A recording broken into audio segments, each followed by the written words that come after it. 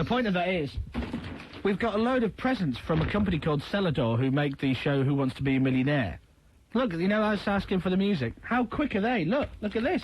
They've sent 2 big bags over. What have we got? And they're upstairs. No. But they sent... Do you want to see these, Reese? All right. Because it's not often we get nice prices to give away on the show. We've got... the board game! The board game of Who Wants to Be a Millionaire? The chocolate game! The chocolate game. The chocolate game again! And then a chocolate game again. The behind-the-scenes book! With me on the front, with a cigar. The quiz book! With some questions in it. You can play at home. An envelope. Hello. And another bag, right? This is great, it's like Christmas Day. And then bear with me, ladies and gentlemen. This might be useful stuff. T-shirts and jumpers and stuff. Hooray! Wow. So we'll give those away on the show then, yeah? Yes, and I will let you have first pick of any of those presents because I shouted at you earlier. Right. As long as you don't have the sweaters.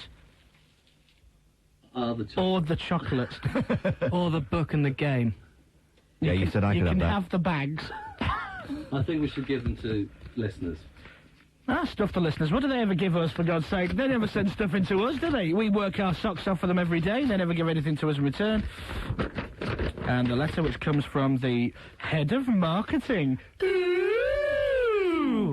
I know you're obviously a big fan of the show, so I'm delighted to enclose the entire range of Who Wants to Be a Millionaire for your enjoyment, including limited edition. It's a crew jacket! Wow! I'll have that. Unfortunately, you have to wait until the shops open on May the 1st before getting your hands on the album.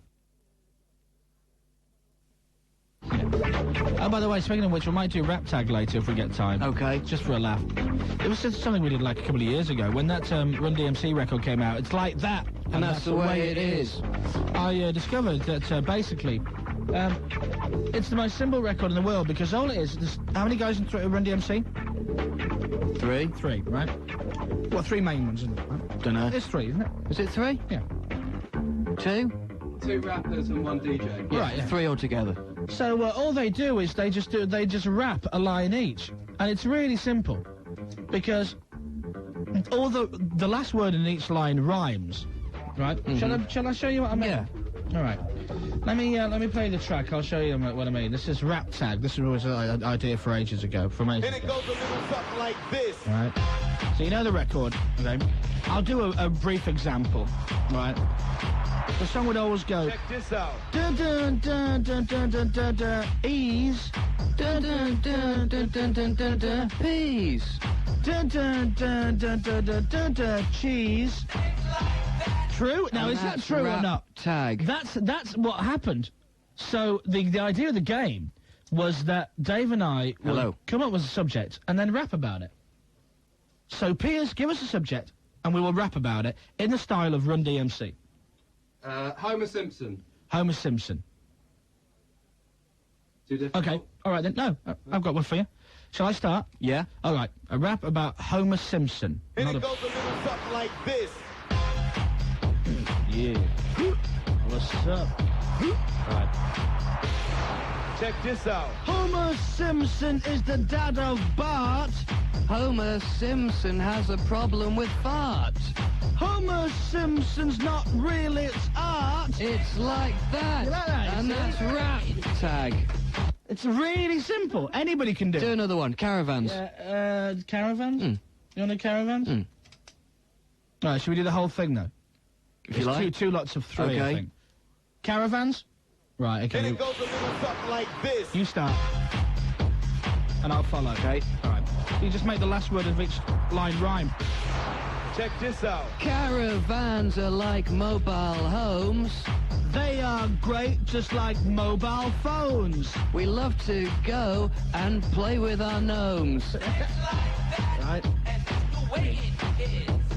Caravans, see them on the road. Caravans can run over toads. Caravans with an extra load. Huh. Yeah, see? Genius, It isn't couldn't be simpler. It couldn't be simpler. So maybe we'll do a little game of that later. Piers, do you like the idea of that? Yeah, let's have a bit of that. All right, baby. Playing with your phone? Yeah, I got a text message from somebody last night, and it only rang this morning to tell me that the message was there. And I don't know who it's from. What does it say? Well, I just sent one back saying, who are you? And they've sent one back saying, I am lying man. I don't know who it is. I just reply back, who are you? Because I've got one of these really flash phones, right? Really cool little things. But the only thing is, when somebody sends you a text message, right, it doesn't say who sent it, it just gives you the number of who sent it. Which is fine if you can memorise numbers, but rubbish if you can't. So it goes, you get a message, and unless they put their name on it. Like, here's one I saved, and it says, yeah, no problem, have a great holiday, Will. So I know that's from Will, who works upstairs. Right. So I'll say that because it's got his number on, and there you go. But then other times, she'll get a message which just goes, hey, what are you doing later on tonight? And I go, who that's from? I've no idea. So you have to go to the number, and then try and remember the number, and if not, go through all your phone numbers to try and find a match. So yours will go, oh, I got a text message, press a button and it'll say who it's from before you read it. Mine doesn't do that. You sent one to me, it just says Fatty on it. So I'm under your phone as? I'm not, am I? Am I really? Yeah. Give me your phone now. It's upstairs. Oh, hang on, here we go, message coming through. No. There you go. How did I know that? What does it say? All right, yeah. It just says who it is. Who is it? Well, I don't really want to talk about it on the air. Well, I can. Well, say it cryptically. Computer somebody. Oh, him. We're discussing you on the radio. Get a life.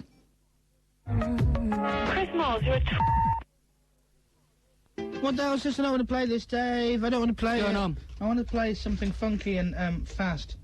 And that's Tony Braxton. We'll do something else then. Like what? Like New Generation and Your Arms Rescue Me? Yeah. Did it like that and now we do it like this. Did it like that and now we do it like this.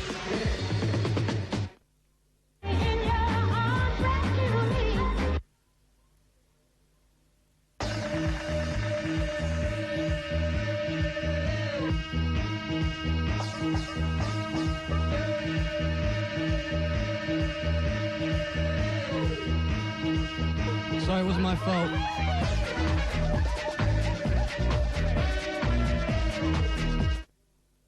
Now comes the news that every radio listener's been hoping to hear. We do not need to be especially endowed genitally or otherwise to enjoy the supreme satisfaction of sexual union. Disgusting. I think I want to know. So apparently I'm below average. Oh, look. Oh. Wow. Courage. I apologise, and I promise that he'll never do it again. Honesty. It doesn't matter whether the critics like us or not. And justice. I love it when our listeners grass up the jocks. It's good, isn't it? Chris Moyles. What a palaver. I leave Dave in charge of the equipment for like 5 minutes. The whole thing goes completely breasties up. The minute it stops in the machine and everything. It looks like it's my fault. It's not. I'm not one to pass the buck, but the little gap was Comedy Dave's fault, not my fault. I am a professional, as you well know, and it was Dave's fault. Piers, whose fault was it? Dave's. Do you know how pleased I am? It wasn't my fault. Very pleased. Very. So because of this, I've punished Dave by getting him to run an errand for me. I wouldn't say what it is, but he has to run an errand. What's up? How you doing? What's going down? Where Sounds to your good. mother? Now, when I see him, all right, how you going? I'm all right, thanks. It's not the same. It's not our English accent prevents us from being cool. Hello, mate. Yeah, exactly. Watch this, watch. Okay. Hi, Dave, you all right? Yeah. What have you been up to? Not a lot. See, that's it? That's Okay, well, let me show you how we do it. All right, okay. All right. Yo, C, what up, dog? What's up, man? All right, everything cool? Yeah, You chilling? I'm chilling. It's all good? All All right, one. All right, okay, let's do that, right? Okay, your turn, your turn. Oh, what's up, dog? Yeah, chilling. Yeah. All right, now we're going to try it your way. We're going to try it your way. Okay. Hello, C. Hello. How's it going, mate? It's all right. It's like you're from Jamaica. It's all right. Ain't terrible. Okay, so... All right, let me teach you some English phrases. Okay, some English phrases. English stuff. Obviously, you've got to say in it a lot. In it? Yeah. Okay. What about knickers? I just found out yesterday knickers? that that's drawers. Yeah, knickers. That's underwear. What else? Does that constitute? I mean, can knickers go in the same category as that thong, the thong, thong, thong? Knickers, Knickers. So a thong is a thong, is a string is a thong. Knickers are big, baggy. But things. knickers is like Pampers, so it sounds like it looks. They're nappies. They're nappies. Nappies? Yeah. What's that?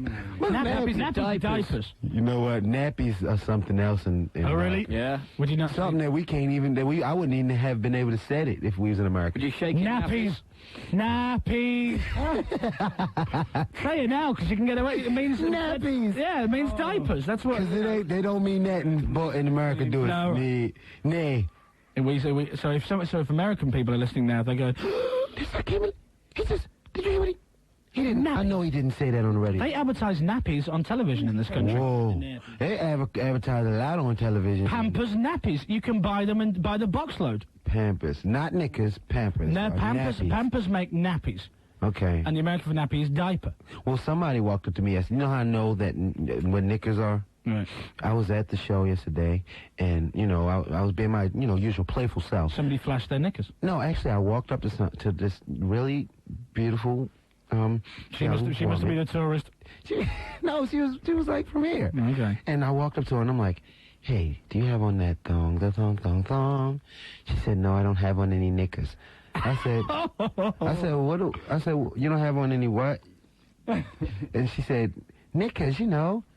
Underwear. Yeah. She didn't say underwear, though. She just kept saying knickers. And I didn't know what she meant. And then I went and asked one of my dogs, what... No, what's up, dog? What knickers What was. the hell are knickers? And when I found out, I went back over to her and... Said, show me them anyway. I went back over to her and I said, you're a naughty girl. Can you go with me? No, let me stop. You are such a slag, aren't you? What is that? See? Keep it in your pants, you punk. What is a slag? Slag, you can't keep it in your pants. It's dirty dog. It is. It's in the pants right now. No unleashing the I dragon. certainly hope it's in the pants right now. I don't want it jumping out the pants. Yeah, unleash the dragon, not here. No unleashing here. That leaps out of your pants, you're leaping out the studio. I look at how big your man is. Man, unbelievable. No, we don't need that. We don't need that. The dragon won't unleash the dragon here. Do not unleash any dragons. No kind of no matter dragons how here. big or scary or small No they may matter be what. at this time of the day. Okay, all right, so we'll kill him off. Thank you very much, Cisco, for coming in. Unleash the Dragon, the Man, you are something else, Chris. multi-platinum, 3 million Yes. albums sold in the stores today. Go and buy it today. Why not buy it today? Yes, man, I'd just like to say thank you for having me. I had a ball. Pleasure. And you guys, and you, Dave, are something else. Yeah. Big up yourself. How do you like them apples? Hey, gone delicious. Well, I'd just like to tell everybody that my single Thong Song is out Monday. So Monday. Pick it up, guys.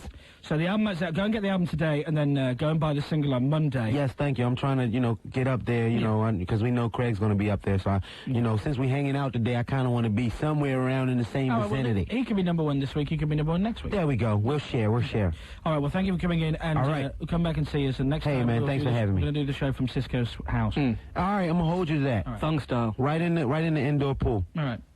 Emma B is coming up next. Radio. Sorry. I thought you were going to speak to me. You will like Emma B because she's very, very sexy.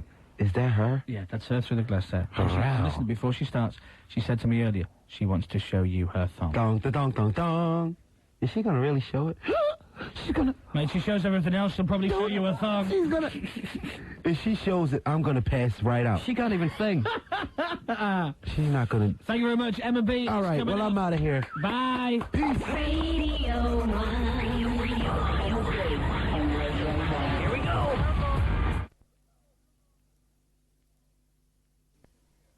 Maybe he's in here. Who are you? I'm a great big fat blob of mess. Well, come on, Big Daddy. Give us the word. I'm all woman. It's absolute rubbish. Yeah, that's great, though. I'm a dreamy big boy. Thank you very much. You're fantastic. Just wonderful. Come Come on, just read the weather. You're supposed to be professional. I'm a bit bored with it. Hey, listen, Amy, listen. Bye-bye. Oh, we lost the call. Chris Moyles. I was confused earlier on, by the way, because we were talking about the BAFTAs, and I thought the BAFTAs were the British whatever film and television, right? Yeah. And I think I'm right in that assumption. However, the BAFTAs the other night were just films.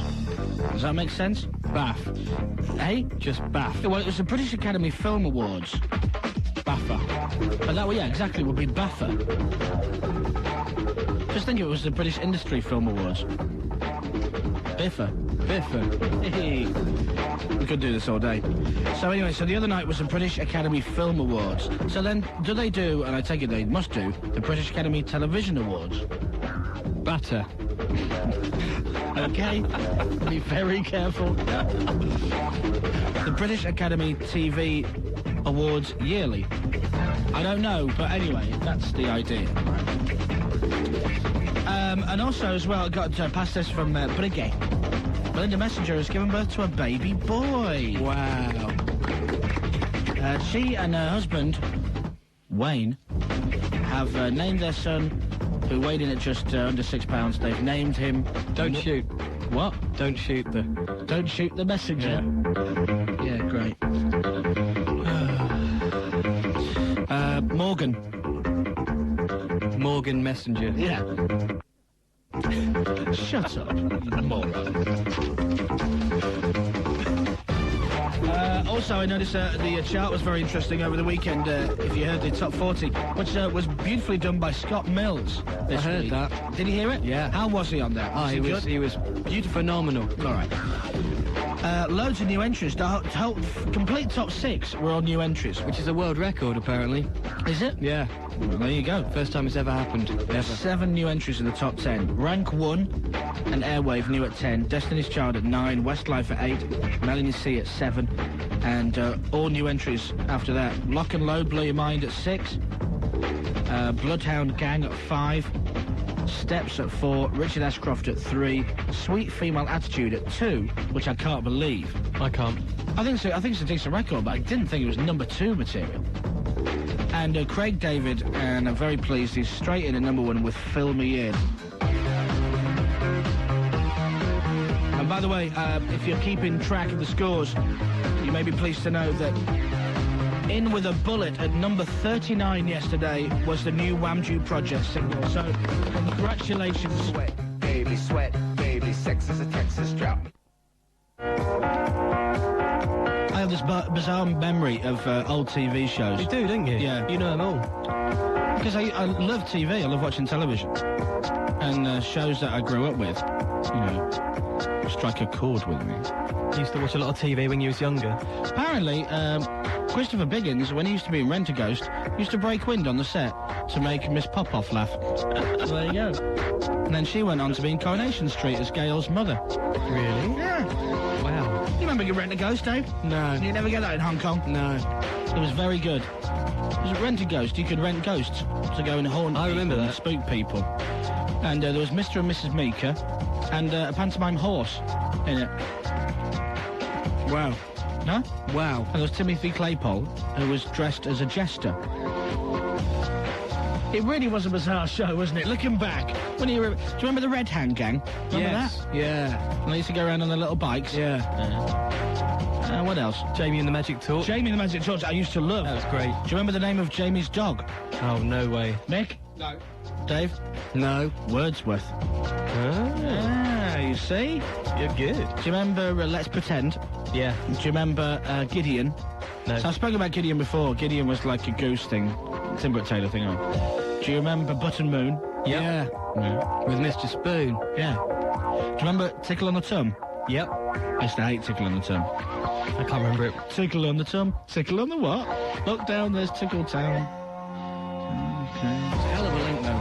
Well, it's reminiscent. I'm talking to my audience of 20-somethings who will remember these shows.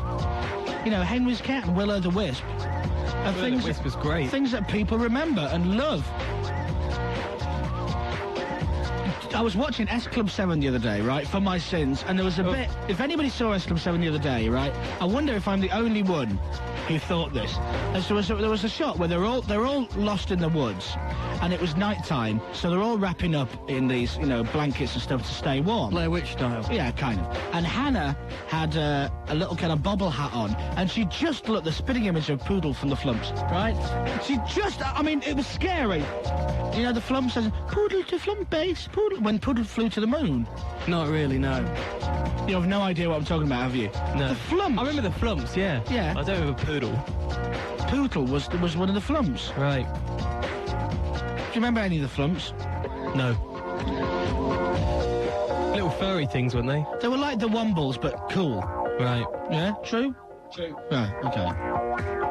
You're not interested, are you? No, really not. I just had a phone call from somebody who shall remain nameless, ladies and gentlemen, and this particular person has just been to a supermarket in London, and there's a couple of people filming outside the supermarket, and apparently these people were being a bit rude because they were asking people to stop talking and stop making too much noise because they were trying to film, right? Don't know what they were filming.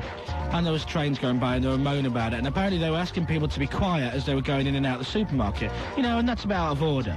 You know, kind of, you know, barking orders at people. So this person in particular, when they moved their car around, they drove up outside to where they were filming, they wound the window down of the car and turned the radio on really, really loudly and just played it out for a few seconds, which basically resulted with the people who were filming coming over and saying, excuse me, we're trying to do some filming, and all we can hear is bloody Chris Moyles. It's 23 minutes past. Now that's scary, that really... I told you I don't do impressions. No, you certainly don't. It's not my skill, it's not my art. What skills do you do? Do you have? Excuse me. I can swim. You do your lifesavers? No. Did you do treading in water for 20 minutes wearing your pyjamas? Yeah, I think so. What do you mean you think so? I think I did. You never forget swimming for ages in your pyjamas. It wasn't for 20 minutes, though. Did you do that? Yeah. I had to get like a big brick. I was talking about this the other day. How long is it for? When you're doing your bronze, silver and gold in the swimming, and you have to... It's 5 minutes. No, it was longer than that, wasn't it? It was only 5 minutes. Shows up with every badge. Well, I did my gold. So what does that mean? I remember one of the things you got to do with gold is, in your pyjamas, you've got to inflate them or something. Inflate your pyjamas? Yeah, go on, Mick, what? Tie knots in the end. That's it, you tie knots in it and you throw it over your head? Yeah. Yeah. Inflate it by throwing it over your head then. Yeah, there you go. But how long, and you tread water, but how long do you tread water for? You say 5 minutes? Yeah. But I never understood it, because when would you ever have a situation where you're lying in bed and then suddenly you'd have to jump straight out of bed and then go and rescue somebody from a swimming pool? Do you know what I mean? In your pyjamas? It would never happen, really, would it? Yeah, but what if you live on a houseboat and you're in your pyjamas and your houseboat sinks?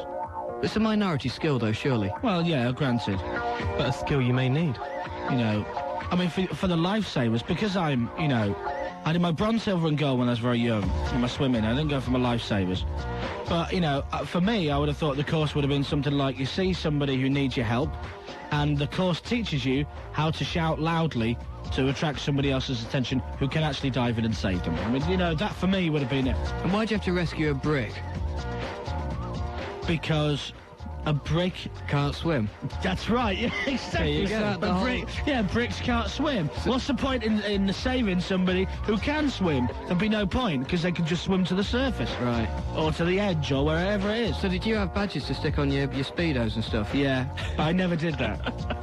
But I also got the little medals as well in a little box, and I've still got them. Put them on your Speedos? No.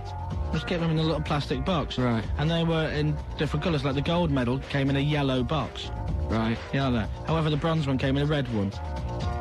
Not a bronze box? No. Only little plasticky things. You're taking this link way too seriously. But if anyone can tell us, 08700 100 100, or email chris.moyles@bbc.co.uk. When you're doing your, I don't even know what you call it. I just refer to it as bronze, silver and gold in your swimming. Personal survival. Personal survival. I never called it that. Is that what you called it? Yeah, but you probably took yours years ago when there was only 4 swimming pools in the country. 08700 100 100 or chris.moyles@bbc.co.uk is the email address. chris.moyles@bbc.co.uk. If you have recently passed your bronze, silver and gold, or you know, if you have passed it ever, tell us what you had to do, as far as you can remember. I remember treading water in my pyjamas for a really, really long time. Melinda says it's only 5 minutes. I'm sure it was 5. Anyway. If you can help us with that, 08700 100 100. Call and put us out of our misery. Literally. Right. All right, well, let's make that first contestant. Bring it on. She's called Melanie. Hello, Melanie. Hello. How are you? I'm fine, thank you. How are you? Very good. Where are you calling from? Prestatyn in North Wales. Very, very beautiful. How old are you, my darling? I'm 20. Oh, that sounds beautiful. Oh, it is. What colour hair have you got? Blonde. Do you have blue eyes? No, dark brown. Are you wearing any socks? Pardon? Doesn't matter. Am I wearing socks? Yes, I am today. Oh, that sounds lovely. Right, so you know how to play, don't you? Yes. Okay, well, what we'll do is we'll, because it's a brand new original quiz, so you don't know how to play, obviously, because it's unlike any quiz you've seen on television. Of course. Right. You can choose 8 letters, right. Obviously, vowels or consonants. Right. Right. And then we give you 30 seconds. You can use all the time, my darling. And then you come up with a word featuring as many of those letters as possible. Okie dokie. Okay? If you're thick, you can just use one letter, and that will be one word. I need it, definitely. Right, something like that. Okay, do you know what I mean? Yeah. But obviously, the more, the bigger the word, the more... You know how it works, don't you? Of course I do, yeah. Okay, so first of all, we go to you, and then we get yours, and then we go for Melinda, and whoever gets the biggest word wins. If it's a tiebreaker situation, I'll be very surprised. No, I'm only joking. Then we'll have a tiebreaker question. And people should play at home as well. I'm just about to say that. Right. All right. So Melanie and Simon, they're our contestants. Why don't you play along at home? Nicely read. I haven't even been drinking today. Why don't you play along at home, or in the car, or in the office area, as we play Get Down? Yeah. Okay, Melanie, you can choose your letters. Right, I'll have 6 consonants and 2 vowels. No. Right. What you silly tart. What you do is only joking. I'm eating a strawberry cake now. You say it in order, like vowel, consonant, vowel, blah, blah, blah, that kind of thing. And then we do it as we go along, Dippy. Okay, sorry. Right, here we go. Do All right. apologise. Right, I'll have a consonant then, please. C. C. And another one. C. And a vowel. A. And a consonant. W. And a vowel. A. Again. And consonant. S. S. And consonant. P. P. And another consonant, please. Y. Y. Okay, 30 seconds. Here we go. For those people playing along at home, her letters were C, C, A, W, A, S, P, and Y. Let's see how well she does. Playing along at home. See if you beat her.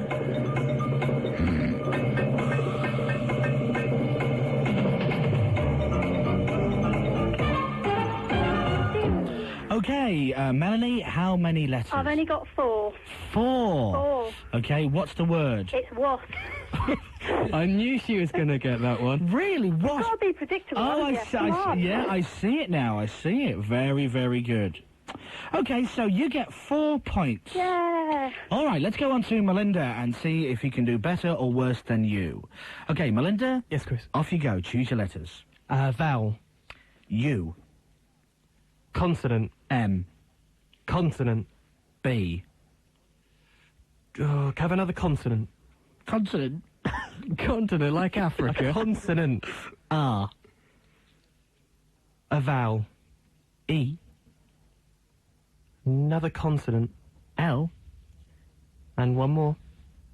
It's another L. And a vowel. A.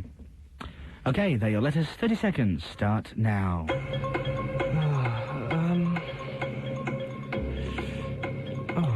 If you're playing along at home, Melinda has the following letters.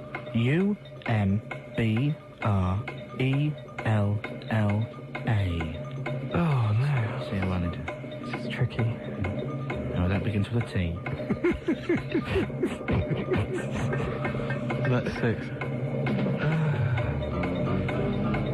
I've got it. 8. Oh, so you're going for what? I've got 8. 8, okay. What word have you got? Umbrella.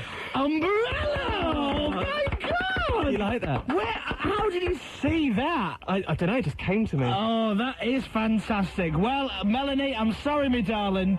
He did get an 8-letter word. He did. Lucky thing. It's all in the luck. I know. It's what... I mean, personally, I couldn't see it from the letters that he pulled out. Well, I was having a go and I couldn't see it either, so he's a better person than I am. It's a proper div, then. But don't worry, you did very well by getting 4 points because you got the 4-letter word, wasp. Yeah. Of course, you could have had waspy, which has a Y on it. Well, I don't think that's such a word. Yes, it is. Because I had wacky with 2 C's, but I don't think that's a word either, is it? Listen, love, if you're having an argument with me, right, I won't be happy. Waspy's a word, so shut your gob, right? I could argue for England. Shut your face! Well, unfortunately, you do need to be nice to me to win prizes, so you don't win anything. Get lost. Bye. Right, which means Belinda is the current reigning champion. Thank you. Of The our Iranian top... champion? What? The Iranian champion? He is the Iranian champion of the continents. Please give your appreciation for Melinda, King of Get Down.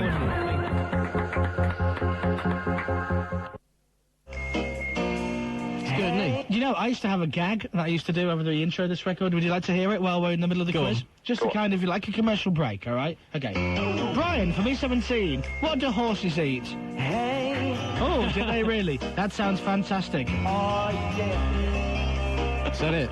No, it goes on. I can do the whole thing if you want. No. Oh, I'll do it again. Brian, for me 17, tell me, what do horses eat? Hey. Oh, that's very exciting. Well done. You're clever, aren't you? Oh, yeah. If you're on a horse, what do you say to make it go faster? Come on. What do you say when you fall off? You like that?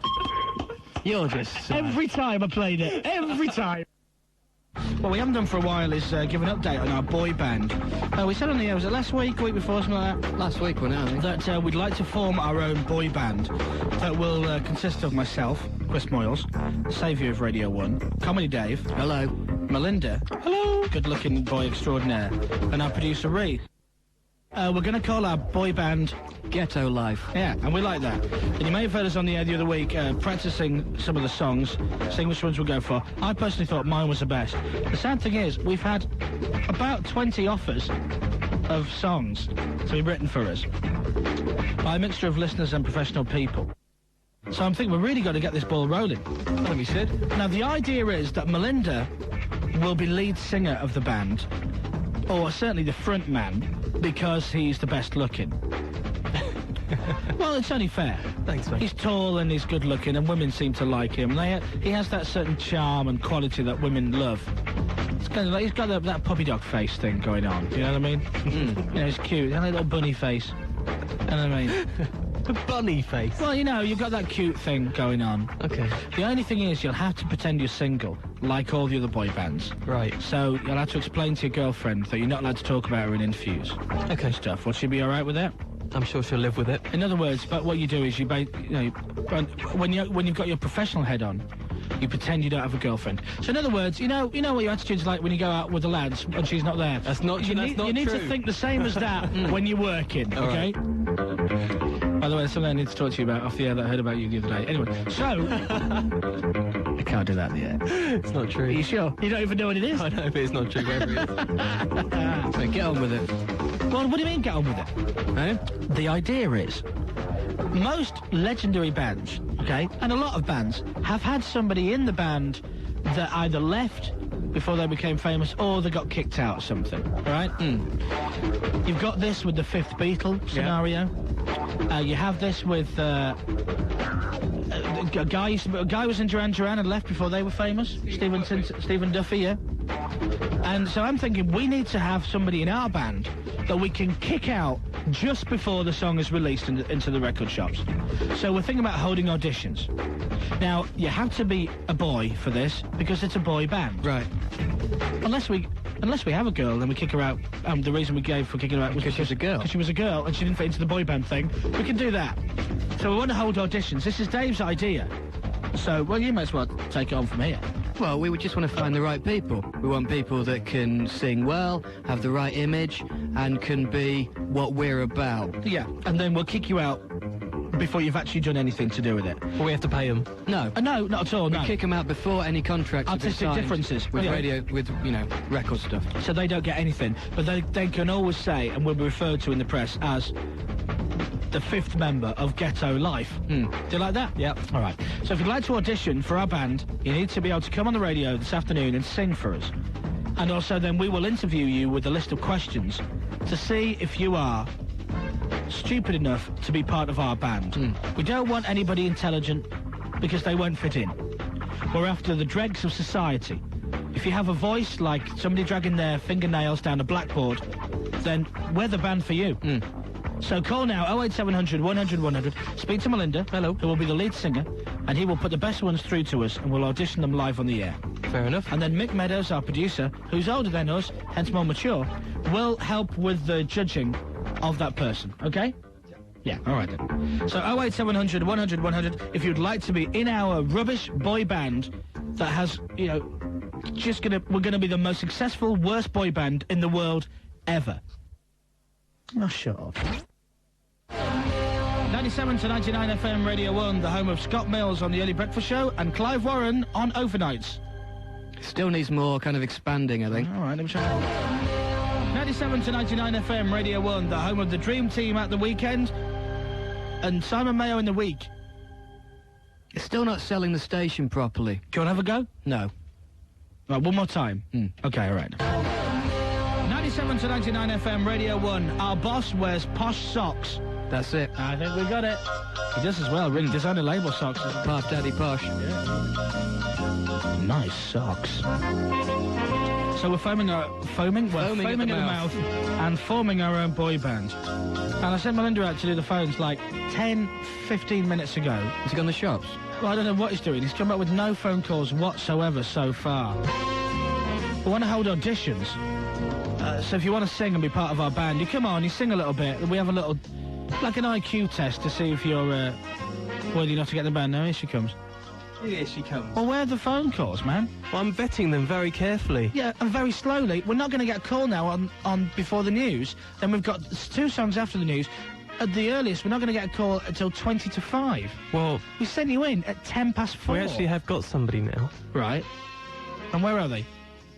Are they on the line? No, not yet. Well, when are they going to go on? I'll get it up now. Can you get them up now? Yeah. Yeah, go and get them now. All right. No, I love him, but it's not the sharpest knife in the rack, is it?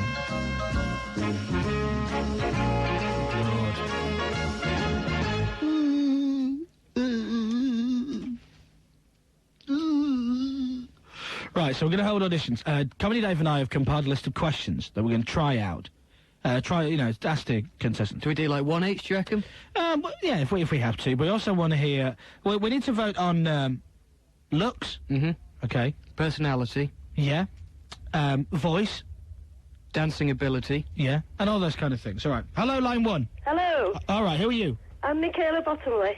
Michaela, so you'd like to be part of our boy band? I most certainly would, yes. Right, well, it looks to me, and I'm not being funny, love, but it looks like you're going to fall at the first hurdle. Does it? Yeah. Oh, no. Because you're a girl. That does cause one small problem, I suppose. Well, yeah, and the small problem is actually what we're after. But you don't have that small problem, so you can't be in the band, because you're a lady. Oh, my, no, I can't. But I've set my heart on it now. I don't care. Melinda, she's a girl. Yeah. We're having auditions for boy band. Yeah, but you did actually say girls could call as well. Yeah, but really obviously... joking. Yeah, but obviously they fall at the first hurdle because it's like, are you a boy? No. Thanks for calling. And then I move on to somebody else. Now she's the only caller we've got, so I go, are you a boy? No. Thanks for calling. And we don't have anybody else. Oh. Needs a bit more work, this, doesn't it? He's going to be our perfect lead singer. He really is. He's perfect for it. He has all the attributes. He's got all the qualities of being a lead singer. Look at all the lead singer of boy bands around the world. Melinda fits that role perfectly. Good looking. He's got not a bad voice. And you know what I mean? Go find me boys. For the first time ever, I want you to go and bring me boys. Go get me... Not the first time. Go get me boys. Shut your face. Get me boys. We're going to have auditions for our boy band live on the air. Run. Go on. Run. All right. Run. And then, you won't need to take orders from me anymore because then you'll be a millionaire lead singer of a boy band. Right, more auditions for our top boy band coming up, and music from Craig David and Whitney Houston. Right now, news to sport with Carolyn and Bob. It's 4:30. Hello, sorry. Over to you. No, I'm here. I'm sorry, I'm here. Good. I was just... We're just getting some boys ready. And Melinda suggested that maybe when we get the shortlist... You know they were doing the boy band thing? Yeah. Well, we're thinking about getting them down to a shortlist of 5. Yeah. Bring them into the studio, maybe at the end of the week. And then you come in and tell us what you think. Because they need to be attracted to women. You know, the women need to find the boys in our boy band attractive. I've got to scream loudly, have I? Yeah. Well, okay. yeah. Would you be up for that? Absolutely. Throw your socks at 'em and stuff. Yeah, you've got to test for, you know, good looks, floppy hair, muscles, that kind of thing. Okay. All right? Singing? Hey? Singing? Oh, that's not important. Who cares about that? Boy band auditions. Dave, run through the essential qualities for somebody phoning up if they would like to audition for this boy band. Well, they need to have floppy hair. Right. They need to be able to dance in a cute and sexy style. They need to appeal to ladies. And they need to embody our whole sort of theory behind the group. Right. In other words, we'll take phone calls from anybody. Yeah. Right, okay, good. It's our boy band that we're forming called Ghetto Life. Let's start the auditions. When, Mick? Right now. Now. No, say right now! Right now. You're supposed to get everyone enthusiastic about this, Mick. When should we start the auditions, Mick? Right now. No! Right now. He makes Reese sound enthusiastic. Line 1, hello. Hello. Hello. Hello. Yes, who are you? It's Dave. Yes, Dave. All right, so where are you from? I'm from St Helens, Merseyside. Right, how old are you? I'm 20. Are you Irish? No, I'm English. Okay. Right. Can you wink? Oh, I can. Ooh, yeah, that's I can, good. yes. Right. That's quite good, actually. Yep, okay. Do you have floppy blonde hair? I'm afraid not. Would you be prepared to dye it and get it cut so it looks blonde and floppy? Oh, I can. Oh, that's good. Okay. Would you describe yourself as wholesome? Wholesome. Right. What does that mean? Oh, perfect. That'll do, actually, yeah. All right, let me ask you some questions, okay? Right. You secretly hate the clean-cut singer of our band. Right. Do you, A, never say so because you're too professional, B, be honest, or C, be nice to him until you leave the band and spend the next 4 years slagging him off in the press? That's the one I'll do. Okay, right, okay. Good. Here's another one. At a showbiz party, a drunken Emma Bunton starts flirting with you. Do you A, politely turn her down, you're too professional, B, politely turn her down, you have a girlfriend, C, have a dabble, it's great publicity? What? Oh, sorry, your microphone wasn't switched on. Okay, Comedy Dave's going to ask you some potential boy band member questions. Okay. Please answer them honestly for Sure. us, please, if you wouldn't mind. Okay. Do you believe in unnecessary key changes? Yeah, I do. Okay, that's good. And if we were to take you on in our group, would you be prepared to wear some stick-on tattoos in an attempt to look mildly dangerous? All over my face, yeah. Right, very good. Yeah. Looking good. One final question. Have you ever woken up in New York City in a funky, cheap motel?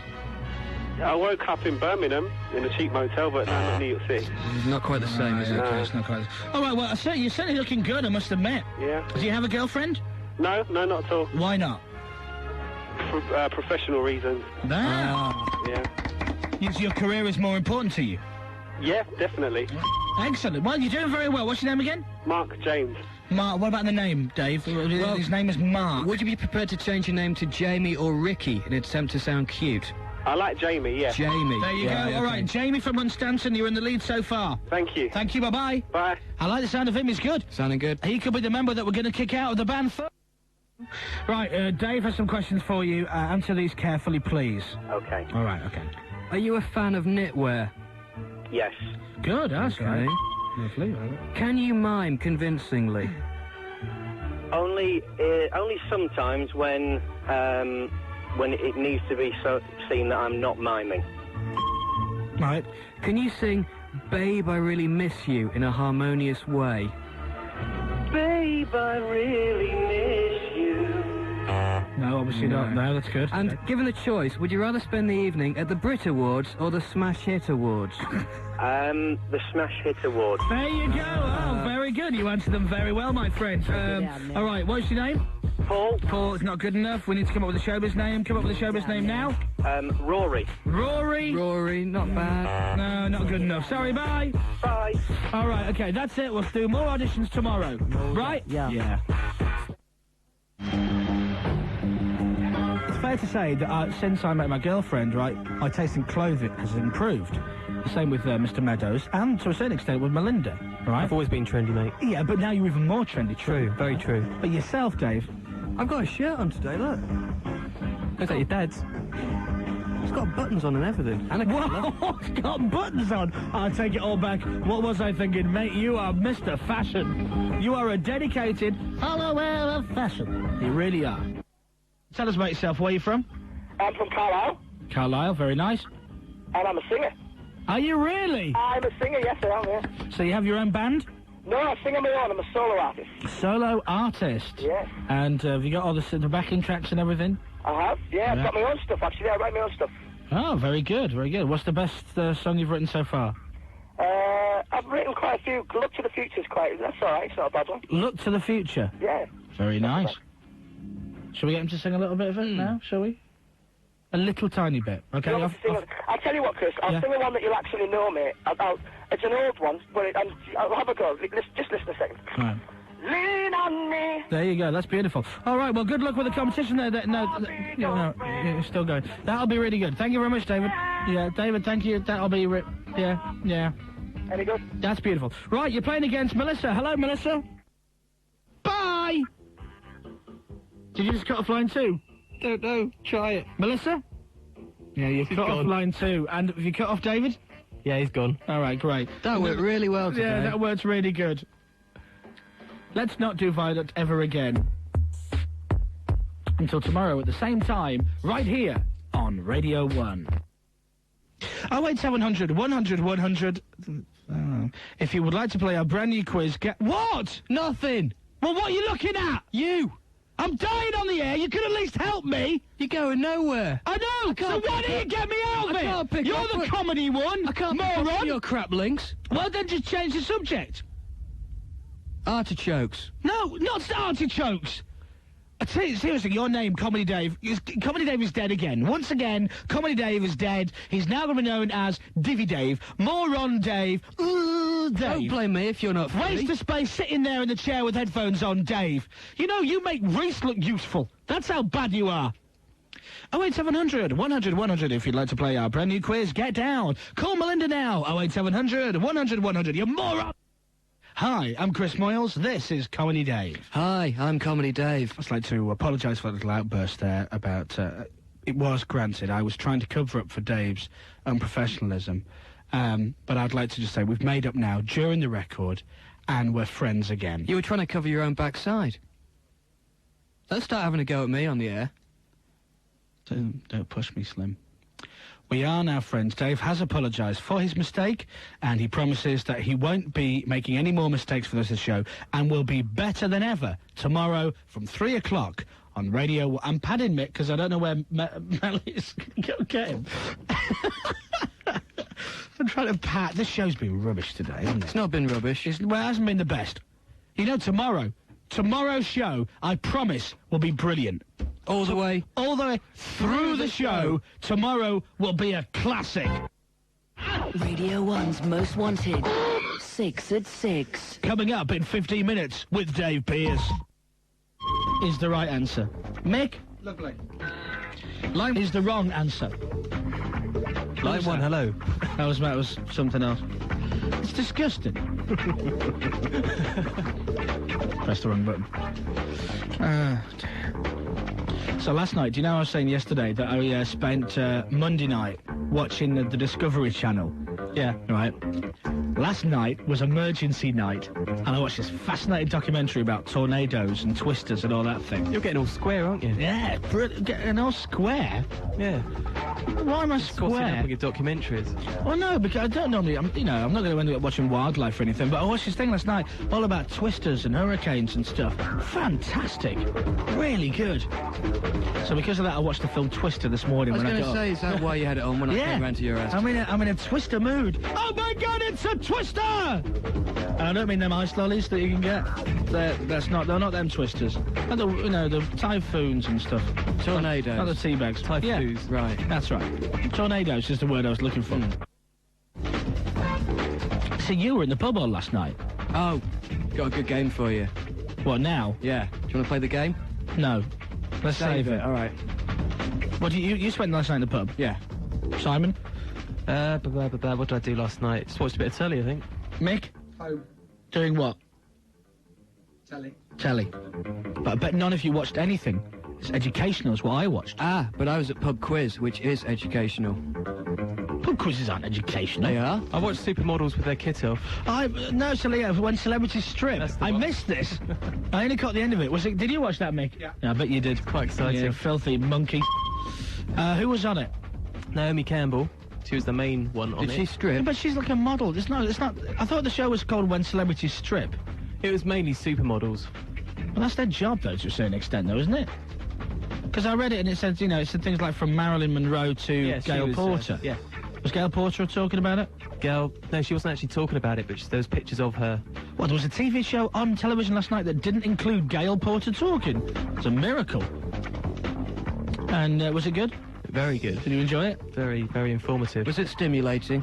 No, just informative. Did you watch it with your girlfriend? Yeah. Snuggled up on the couch together? Yeah. Mick, did you watch it with your wife? Yeah. Snuggled up on the couch together? Oh, nice. You down the pub? I was playing Pub Quiz with my girlfriend. What's wrong with that? We got 8 out of 40. So you got a game to play? Should we play it next? If you want. Okay, all right. Let's play a record, and then come... Nicely read. By the way, can I apologise about yesterday's show, which I thought was rubbish? Mick said it wasn't that bad, but I thought yesterday's show, after 4 o'clock, went downhill rapidly. In fact, it was so bad, we sounded like... Anyway, that's how bad the show was yesterday. So I promise, today, it's going to be a brilliant show. Watergate Radio 1, just after 3:15. Mark and Lada off this week and next week. Yeah. We're filling in with that extra hour, especially for you. Right, okay, all you got to do is get 5 right before Dave does, and you win those prizes. You ready, Grant? Yep. Okay. Dave, you ready? Yeah. Grant, when you know the answer, you shout out your name. So you'll shout out... Grant. Dave will shout out... Dave. First track, here we go. Grant. Yes, Grant. And Lee 2 times. Is the right answer. Wow. That is very quick. All right, 1 to Grant. Next, are you both ready? Yeah. Grant. Yes? I'll DJ Better Off Alone. Blimey! How the hell did you get that? Unbelievable. Next track. Ready? Yep. Yeah. Grant. Britney Spears.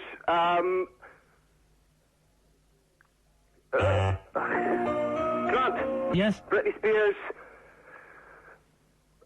Sometimes. No? Yeah, and I'll give it in. Give it him. give it him, all right, then. Hey. Our producer said no. He's been a hard ass. All right, so you have 3. Dave doesn't have any, and it's only from last year. Right, next. Are you both ready? Yeah. Grant. Dave. I'd say it was Grant. Armband Van Helden. You don't even know me. That's the right answer. Armband Van Helden. Is that what he said? No. Disqualify him. You can't disqualify him. All right. Is that 4 now? Has he got 4? Yeah. Good Lord, you haven't even got any. No. You're the best person we've ever had on this feature. If you get the next one right, you've won the prizes. Okay? Yep. Good luck, 19-year-old Grant, who knows Britney Spears records. Here we go. Grant. Adam Rickett, Breathe Again. Oh my God! What an error! Come on. How the hell did you get that? I haven't got a clue. I don't know. You got it from that. Well, you've won the prizes. Absolutely, 5 out of 5. Right, I don't like this game anymore. I'm curious now. I want to play. I want to do more and see how good he is. Okay.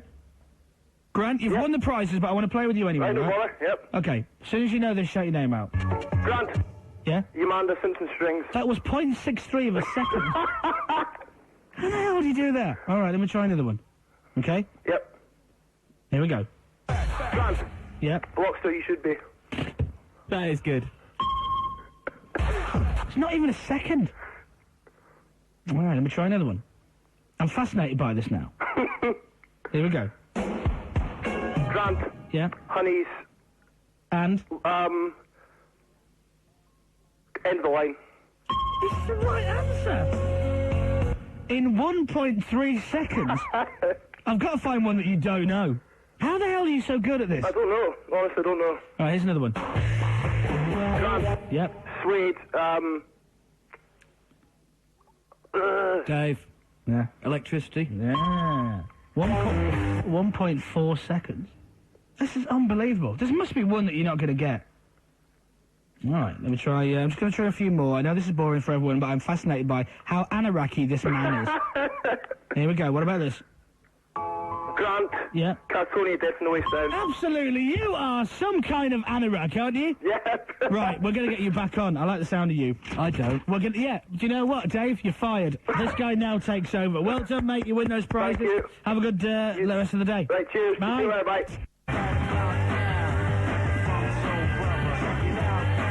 5 Boy Slim at Radio 1 with a bit of wackaday in there. And Melinda's got the cheeks to turn around and go, oh, you just missed a bit out there. And then you pepper link. It was slightly clipped.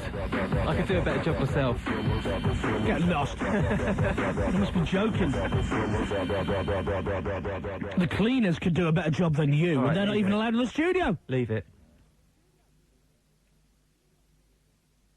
Leave what? Dunno. All right, then, fair enough.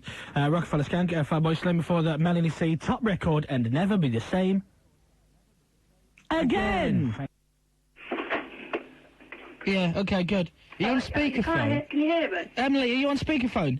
We are, yeah. Take it off. Okay, well, pick the phone up, you lazy thing, and stick it to your ear. Do you not know how to use a phone, you moron?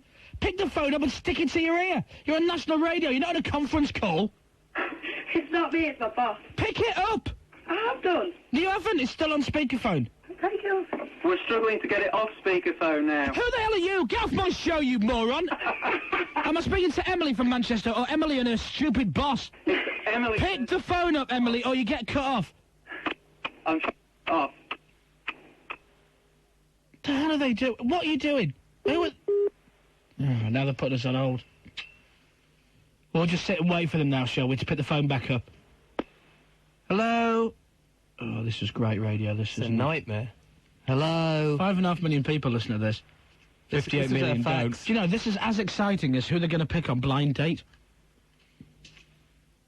No, we've lost her now. What the hell's the boss shouting for in the background? If I wanted him, you know, why didn't he phone him if he wanted to be on the quiz? I didn't know anything about him. Stick it on speakerphone. Really annoyed me now. What do we do now? Play a record and then try and get her back. And we'll give her one more chance. Without a stupid boss? Because it's probably not her fault. It's probably a stupid, dippy boss. Okay. Right? And in fact, if he gives her any grief, we'll give her a job here. All right. Obviously, we won't. Right, go get the Dippian back. Sorry about that, ladies and gentlemen, boys and girls, but that what happens in live radio. You never know. Last night's Most Wanted. Would you like to hear it, Mr. Big Boy? Go on, then. Radio 1's Most Wanted. 6 at 6. At 6, it's a re-entry for Lock and Load and Blow Ya Mind. 5. New entry at 5. It's the Bloodhound Gang. 4. We got these in the right order. This is Britney, though, isn't it? Oops. These were in the chart somewhere. 3. At 3, it's Basement Jacks. Bingo bango. 2. We have no idea what order they were in now. Doesn't matter, does it? Anyway, Craig David at 2 and Fill Me In, and the number 1 of the Most Wanted, Fragma and Toka's Miracle.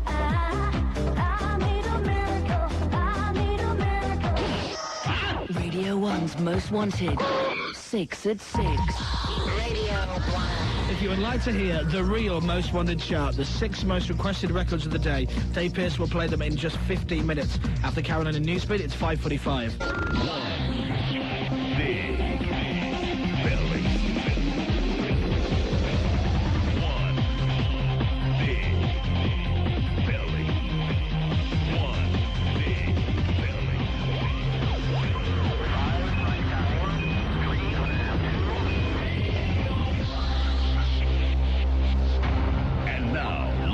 from the Green in Paynton. It's One Big Belly with Chris Moyles.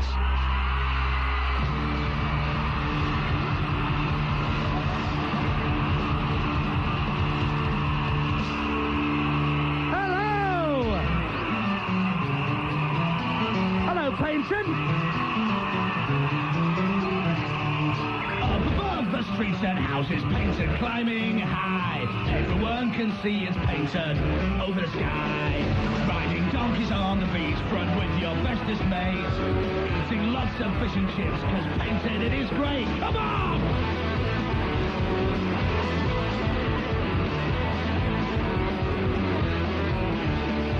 One big belly here in Paynton. Come on!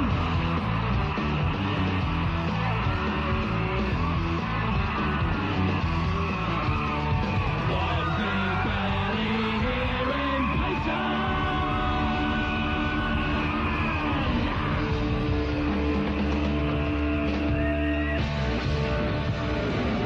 Hello! We've arrived in Paynton. I am Chris Moyles. Are you ready then? All right, let's go down and say hello to some people who have been bothered to come out and see the show today. Because we don't often really get a chance. Hello.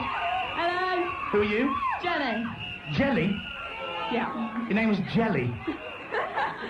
Jenny. Jenny, sorry I did put. And how old are you? 15. And where are you from? Torquay. Ah, very nice, right? And who have you come here with today? Claire. Hello, Claire. Hello. If you touch my breast again, mate, I'm going to kill you. And Melinda, by the way, really keen on dropping his trousers later on. No, I'm not. Yeah, he is.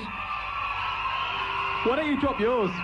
You haven't done it yet. I don't mind dropping my trousers. If they really want to see it, I'll drop my trousers. They'd love to see it. But if I drop my trousers, you're going to flash your bottom. No.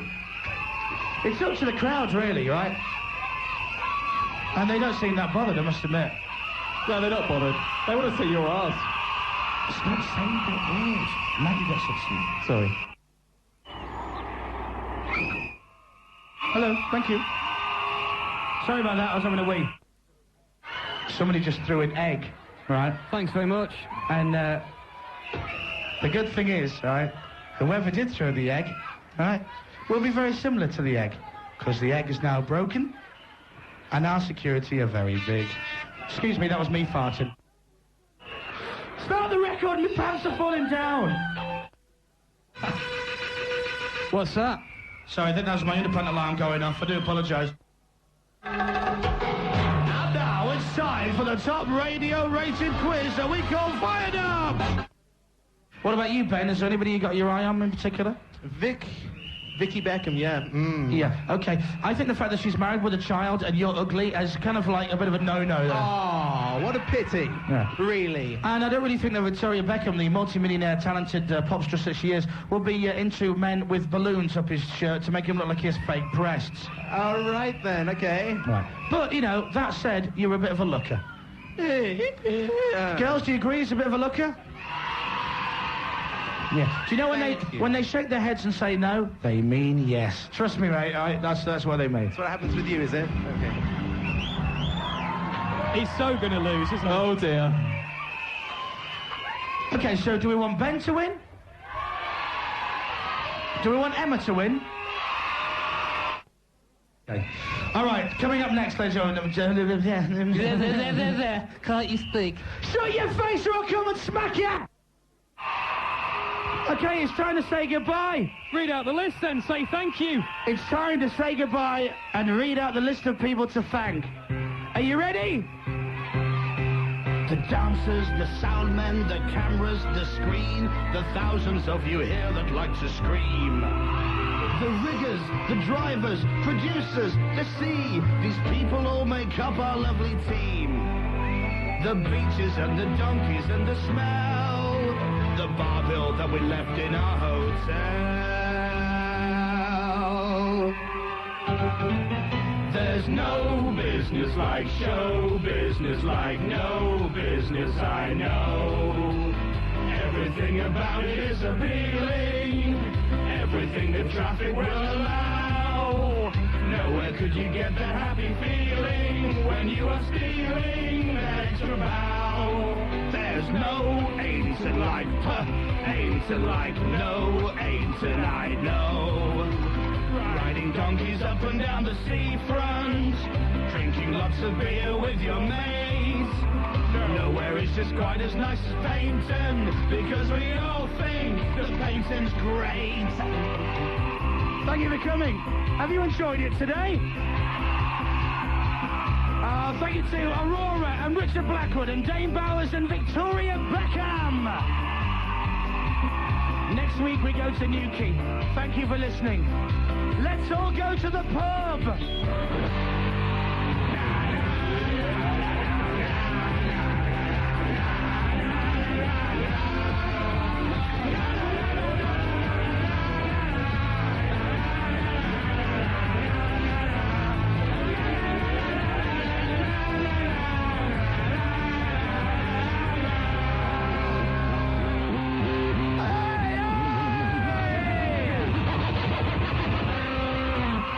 Thank you, Bates, and good night.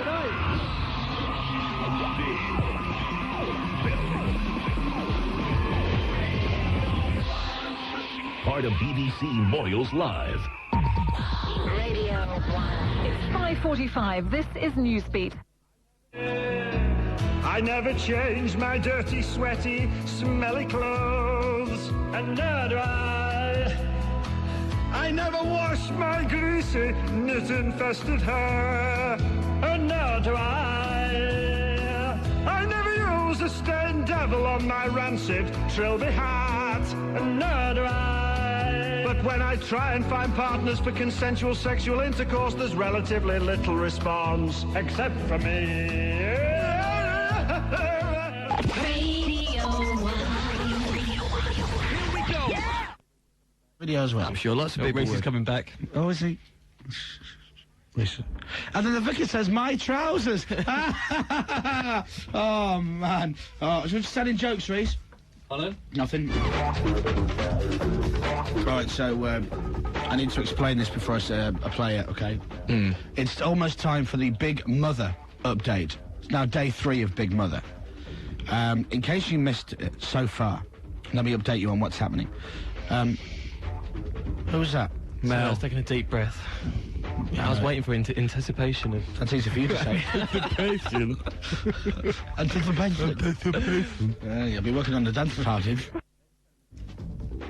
Ladies and gentlemen, here's the Big Mother update. As Big Mother has only been on the air since Monday, please pretend that you actually care about the contestants you're about to listen to. Thank you. 10 DJs, 14 microphones, and no jingles. This is Big Mother.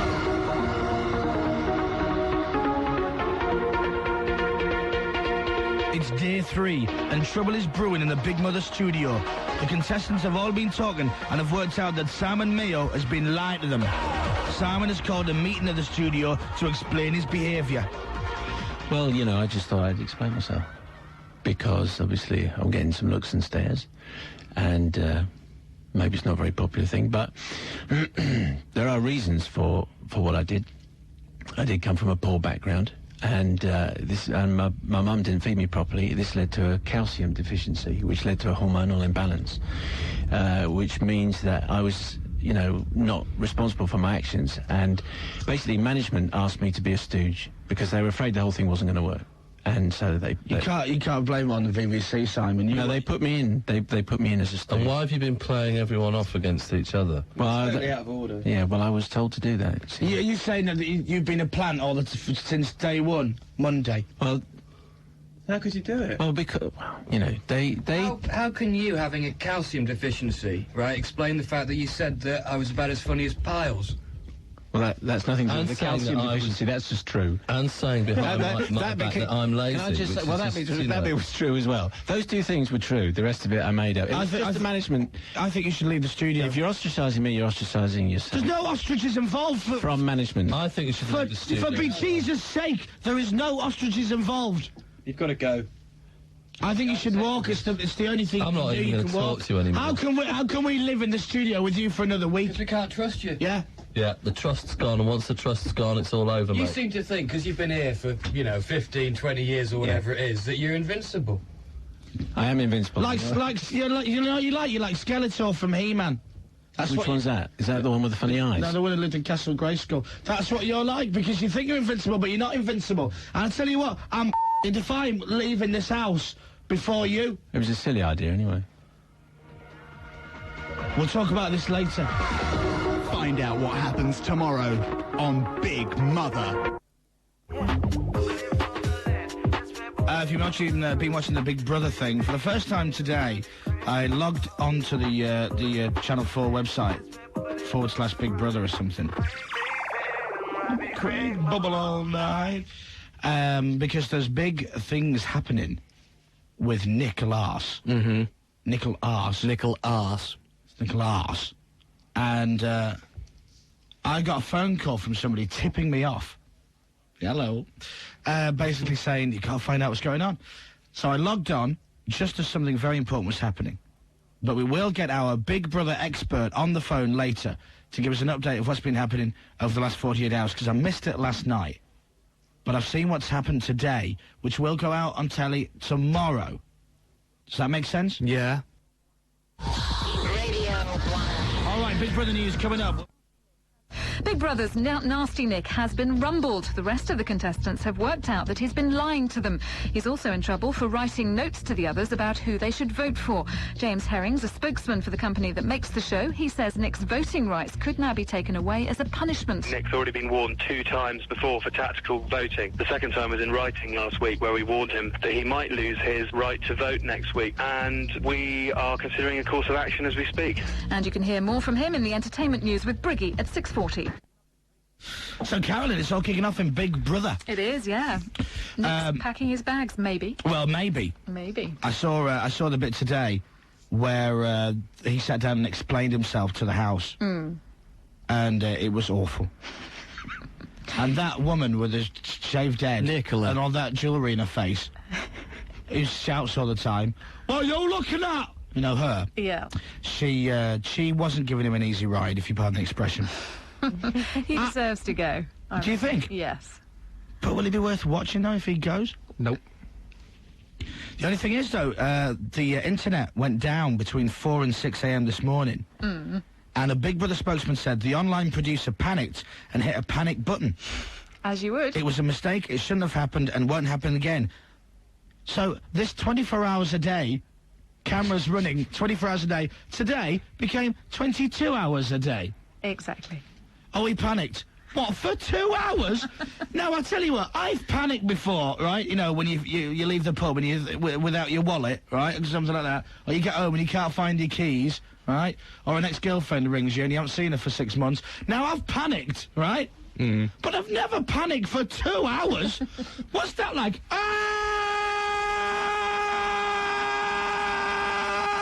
2 hours later. Oh, it's all right, I'm all right now. What is that all about? That's ridiculous. Radio 1. Radio 1. Radio 1. Radio 1. Radio 1. Radio 1. We will find out what happened. We have our Big Brother expert on the phone later on, right?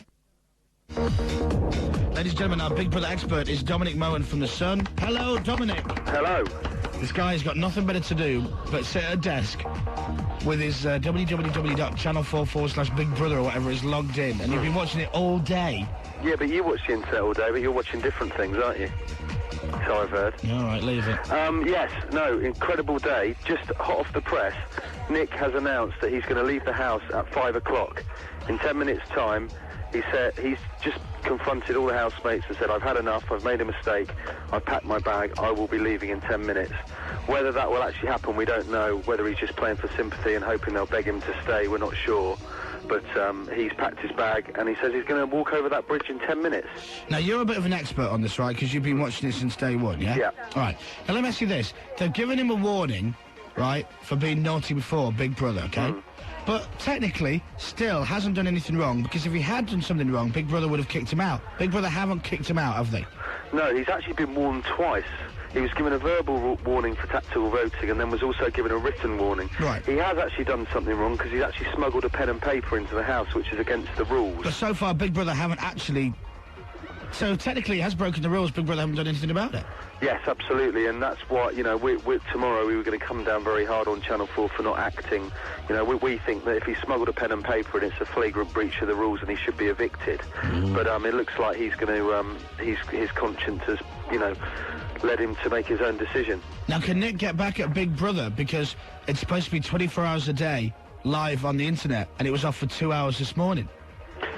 Yeah, they're claiming there was some sort of technical fault, which they've apologised for. Apparently it was all getting quite heated last night when, you know, Craig discovered that Nick had been secretly plotting against him. The operator of the computer at Channel 4 panicked and pressed a panic button, which ceased transmission for 2 hours. For 2 hours. Was there an actual fight, though, Dom? Because we've heard... The rumour was that Craig smacked him. But also heard that Darren punched him as well. Yeah, there is a rumour about... We haven't actually managed to confirm that at all. Certainly Nick has got no sort of physical signs of any bruising or cut or anything. No. Not quite Finley Quaye style, anyway. Not yet. No, wait till he gets out. Yeah, exactly. Officially, they're denying that there's been any kind of physical fight, but whether they're covering that up or not, we don't know. So in 7 minutes, then, he might be leaving the house? Yeah, we're keeping a very, very close eye. All right, OK. Keep logged in. OK. Is that the right I'm going to log off now. Huh? I'm going to log off now. I'm sorry to hear that. OK. Bye-bye. Bye. Do you know, I think that's a great plug that we've just given them. Never believed it yesterday when we phoned up, tried to get all the ones that get kicked out of the show. They asked for money. Would you believe it? Anyway, right, so... You can't mention that. Channel 4 don't give us one of the Big Brother contestants now after the plugs we've been giving them. Radio 1. Sorry about that. Will Nick leave the Big Brother house? Will Comedy Dave wear some decent clothes? Will I ever lose weight? Those questions and maybe more answered after news and sport with Carolyn and David. It's 5 o'clock. Right, okay, well, Big Brother's getting all excited. We've heard, don't know, can't confirm it. We just heard it. Can't just confirm a rumour. Yeah. UK Plus, I... Sounds like a Richard Blackwood song. We just heard it. Can't confirm it. Yeah, wiggity whack. That Nick has left the house, out the back door, in a car, gone. He's gone to see person to see if he's all right. Because he's might have gone a bit loopy juice. Yeah. I don't know what I'm talking about. I'm getting half the information from bloody Humpty upstairs who's sitting at his computer because he hasn't got any work to do. You know what I mean? He just phoned down and gone, yeah, Channel 4, right? I've just got this email from Channel 4 saying that blah, blah, blah. Why would Channel 4 be emailing him? Do you know what I mean? Some fat fella upstairs at Radio 1 who puts records together. OK, right, well, Nick's just left. Who shall ring first? Shall we ring the national press? No, let's ring Chris Humphreys at Radio 1. Chris? Charles here. Yes, you're right, yes, the mad one's gone, yes. Toodle pip. Yes, well, I searched him very thoroughly there and couldn't find any lump. No phone at all. No. Ta-ra! Bye-bye.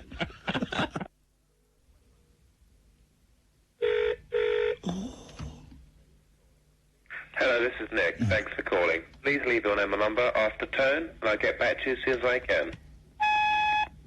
Nick, it's Chris Moyles from Radio 1. You don't actually know me, but I know you very well. I've been watching the show, and I believe you just left, so I hope you get this message soon.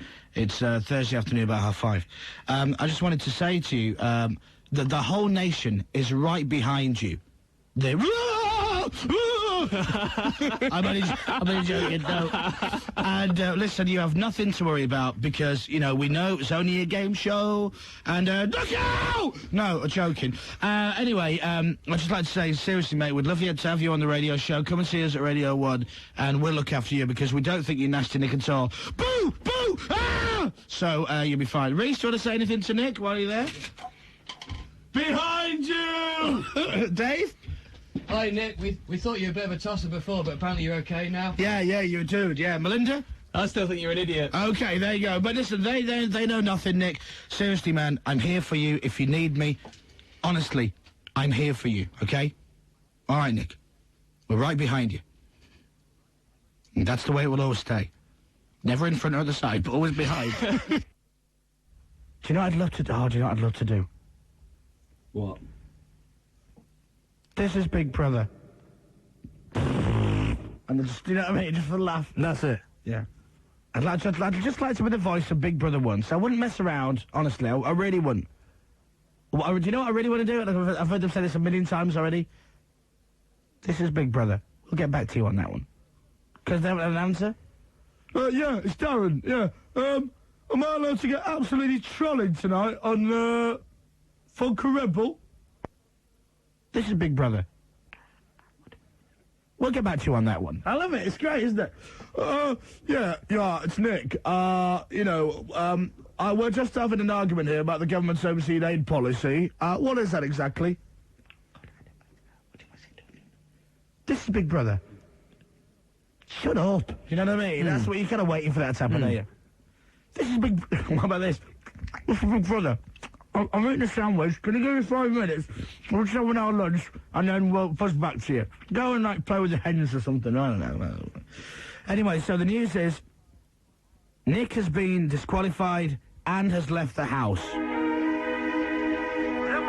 Now, does that mean that the whole Big Brother run is going to be 1 week less than it should have been? It's an interesting point. Does that mean that they will still get rid of somebody tomorrow, or will they use Nick's disqualification as that person? Who knows? Only time will tell. Right, so Mark Goodyear is in Studio 2, and he's about to go on 5 Live right now to talk about the battle for number 1. Right. Now, the guy who's presenting the show on 5 Live goes, well, there's a battle for the number 1 song in the pop parade at the moment. But it's dead serious. And I'm thinking, all I had to do is open that door and go barging run in and shout, Big Mother Radio 1, come on! Nicky Campbell can eat my... whatever. Sandwiches. I could ruin that. Do you know, but these studios are not really that soundproof at all? Come on! Shall I just do that for the next minute? No. Yeah, pussy. Radio 1's Most Wanted. 4. Number 4, who's that? The Britney Spears. That's it. Sorry, Britney. 1's Most Wanted. 6 at 6. What do you want, Dream Team boy? Oh, I'll speak to you later.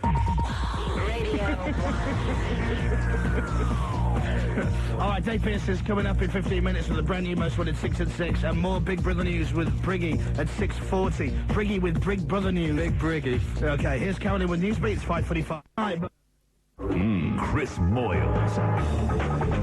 I thought Big Brother last night was ace. So did I. I really did.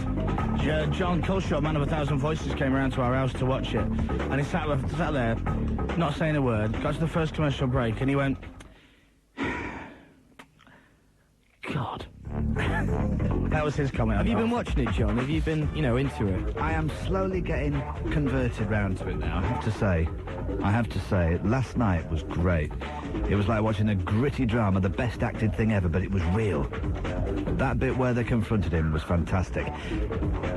I've got to admit, I'm turning into a Big Brother saddo now. I got home last night, and I haven't done it so far, but I actually logged onto the website last night and watched them doing nothing for a good few hours. This is the thing. So pathetic. I went to bed this morning at the same time that Mel and Craig went to... Mel and the other guy, the Irish guy. So you're waiting for them to go to bed before you could go to bed? I thought something might happen. That is sad, I know, actually. It's pathetic, isn't it? Shall I tell you something else that's really sad? I actually found myself posting some comments on one of the message boards. You should be ashamed of yourself. Did Nick ask Mel out before he left? Oh yeah, I think he did. So who are you talking to? Just other people who are watching the net? Just other geeks. Other fellow sad losers who have nothing better to do. Found out loads of stuff. I don't know how true it all is, right? I've heard there's a new contestant coming in to replace Nick. Okay? Is this Charlotte? Yes. Right. That's what I've heard. Yeah, I've heard that as well. And she will arrive at the house on Saturday. And she's not allowed to talk to any of the other contestants about what she's seen, because obviously she'll have been watching it on telly. and all the other contestants are not allowed to ask her any questions about the... In other words, they're not allowed to talk about the outside world when it comes to Big Brother. But that can't possibly work, surely. Oh, I don't think it'll because, work either. You know, how many weeks are left?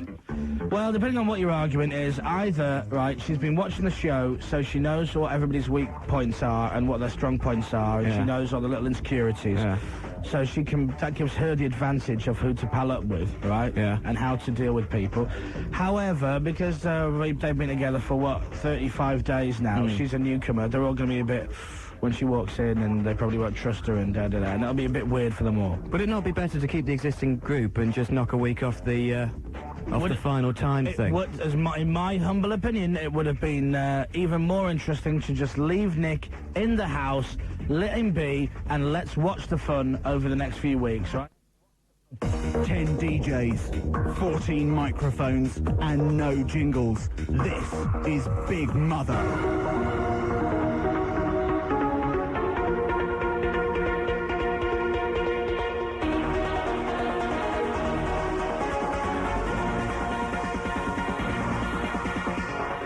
Day 5, and Chris, Reese, Dave, Mel and John have finally had enough of sneaky Simon Mayo. So Simon, why did you do it? I don't understand how you could be so duplicitous and not appreciate that you were going to get rumbled. It's a competition, and I'm a very competitive person, and I like to win. And £14.50 is a nice prize. So you only bothered by the money then? And that's what it's all about. Is it all about the winning? Yeah, so, well, you know, how come you've got the moral high ground all of a sudden? You know, £14.50 will be very useful. So you want to win? And I do want to win, you know, and you sitting there, you know, trying to take the moral high ground really sticks in my throat because, you know, you look at you. Look, all of you in here are the most materialistic people I've ever met. Don't start making this personal. I'm not materialistic. You know, and you're all pretending that you're shocked and outraged that I wanted to do it for £14.50. Well, I did. I wanted to win, and you all wanted to win, and I had a good scam going, and you happened to run it. Well, you know, tough. Jesus. Yes, but don't you appreciate that the sort of the feelings of the other people? I don't care about the feelings of the other people. There was £14.50 on offer.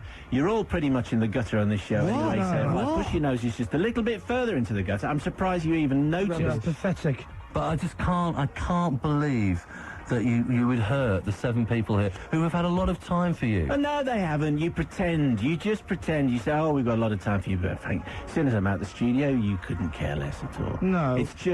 It's just a big act, and I wanted the £14.50. The fact that I haven't got it means I get out of this studio quicker, and frankly, it's not soon enough. I want to get out of here as soon as possible. Well, I personally had a lot of time for you, actually. Frankly, I don't believe a word anyone says on this programme, ever. And now, you know, I'm never going to listen again. So when are you going to be going then? Listen, I want to go now, frankly. Well, it's been none too soon for the rest of us. Yeah, well, thanks very much. Well, you brought it all on yourself. You have nobody to blame but yourself. Yeah. And we're all dreadfully disappointed in you, and we just want you to leave. Simon, do you not realise that people listening to this now at home are going to f***ing hate you? People listening can hear the hypocrisy oozing out of every pore of your body. Well, if that's what you think, okay, but we really want you out of here. Done right. Yeah. None too soon for me.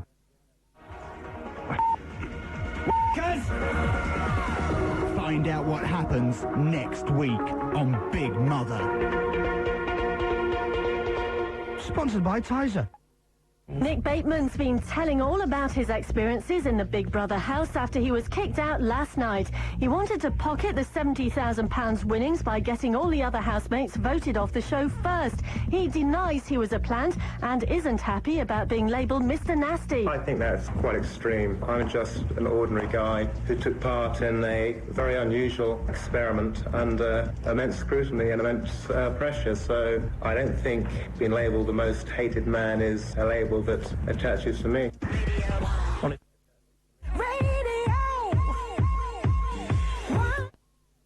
Pete Tong will be on live on the radio. I've played this a minute early, I decided. Doesn't matter, does it? Not really, no, but I'll stop it halfway through and I'll do something. I'll play a minute of the Benny Hill theme tune, right. Something, just for a laugh, you know. Many days, many nights, we've been searching for a good time.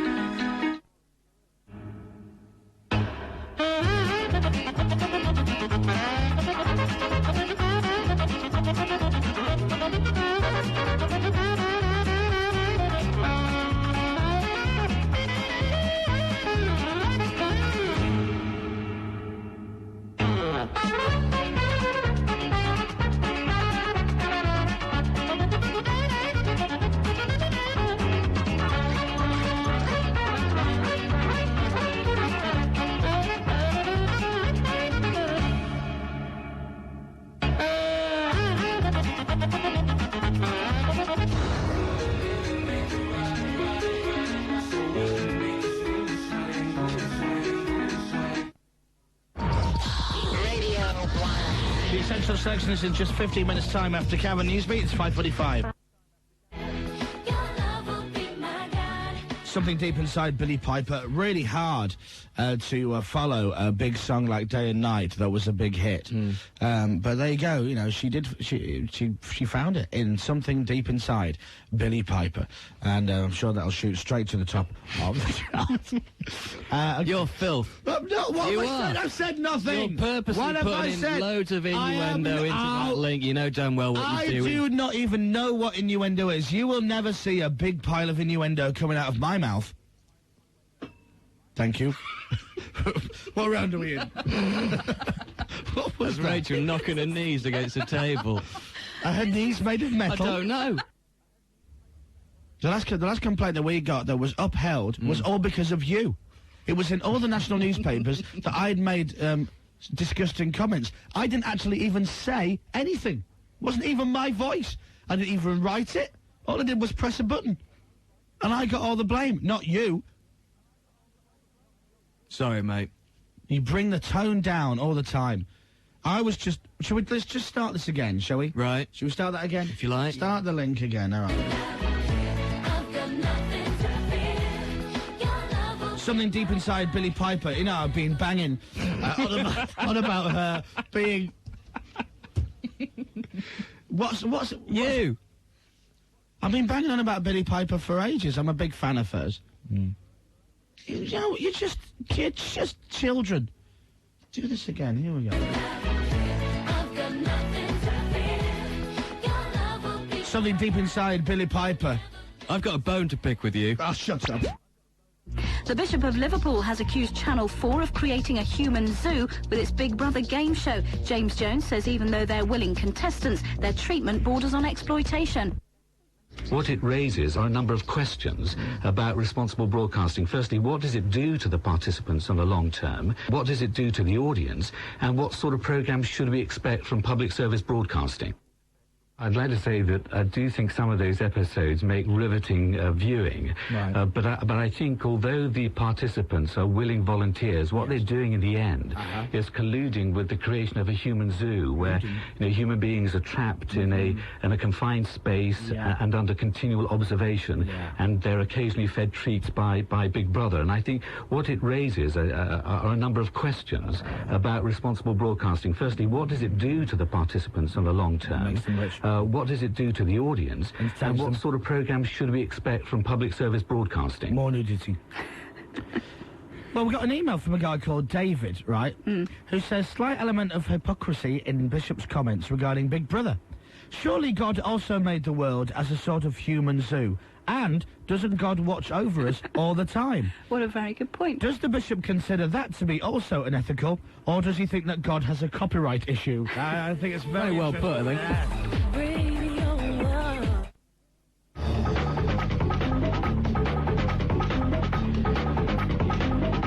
Get down.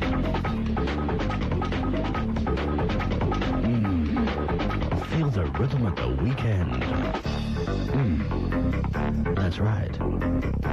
Yeah. Rock your body, rock your body. Yeah. Come on. Yeah, get busy with it. Yeah. Come on. Let's get down.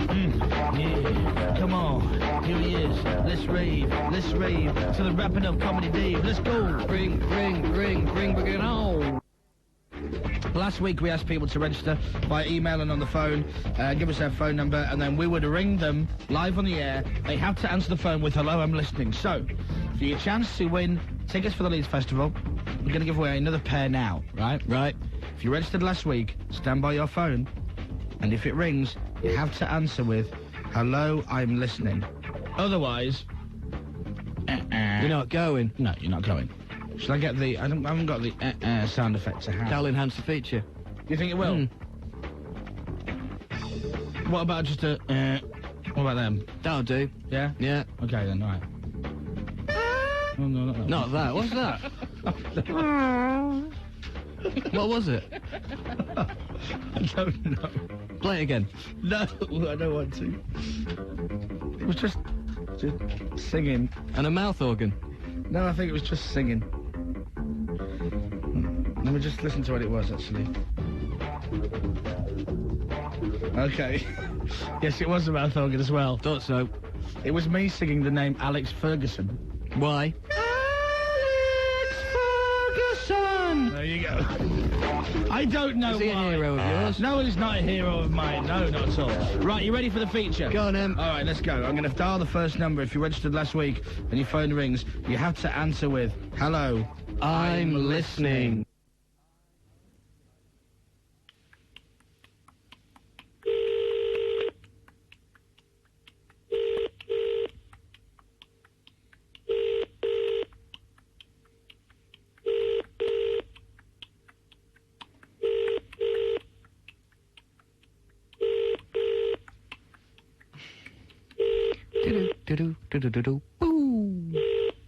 The phone will be still ringing when the bloody festival's going on. Two more rings. Ooh. Oh, not even one. There's mobile phone. Not around right now to take your call, but if you want to leave a message, Shall I leave a message? Yeah. back as soon as I can. All right. Yes, bye. If you want to re-record your message... Yes, I know, you stupid woman. Any time. Yeah.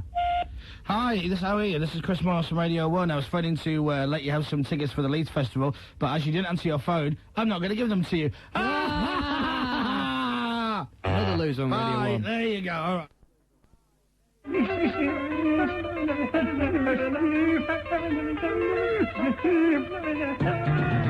I once ballooned a penalty over a stand in a crucial footballing game. So did I.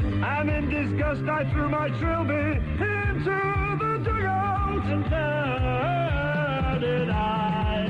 Then just recently another spot kick opportunity presented itself in Worksop. And to me also. And not only did I embarrass myself in front of my new teammates, but also smashed someone's windscreen and left a skid mark in my footballing shorts. So did I. The UK's official number 2 on the UK's official top 40 station, Radio 1.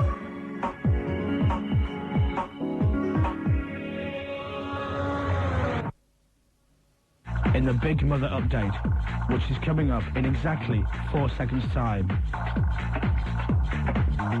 10 DJs, 14 microphones, and no jingles. This is Big Mother.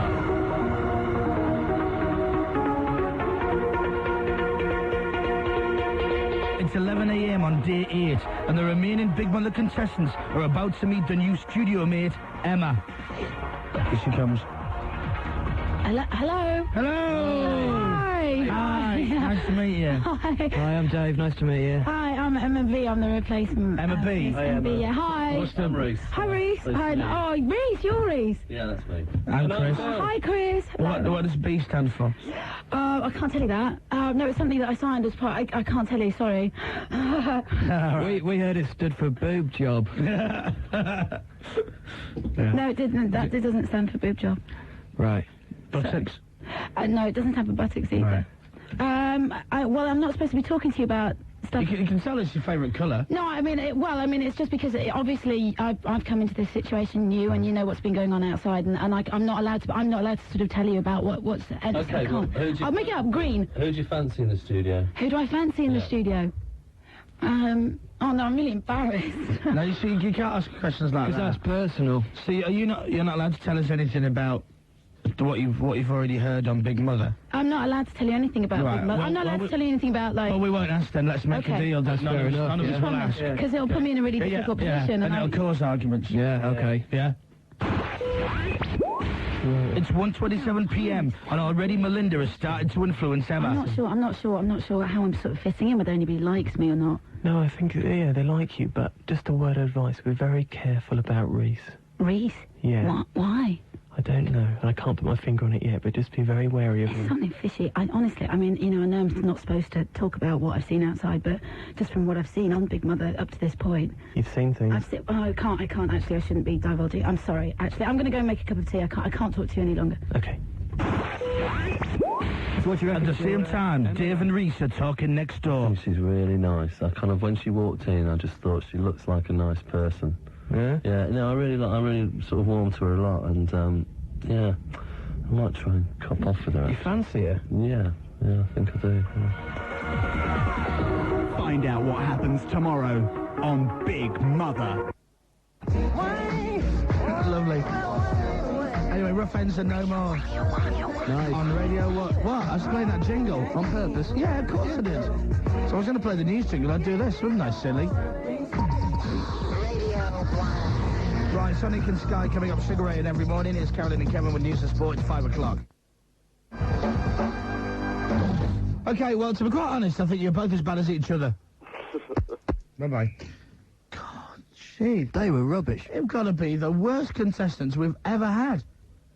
Reese? Hi, Mel. No, Melinda said that. He goes, Mel, get in here. Mel goes, I am really sorry. They're the best two callers we got, and they're both thickos. What you said? They were the best of a bad bunch, believe it or not. Can you imagine what the rest of them are like? Imagine the worst call being put on the air. Let's talk to Bob. Hello, Bob. It is like that. You ready to play the contest? I'm on the telephone. Yeah, but you ready to play Viaduct? Birds, cows, fields. My head hurts. Should have gone for him, it'd been more fun.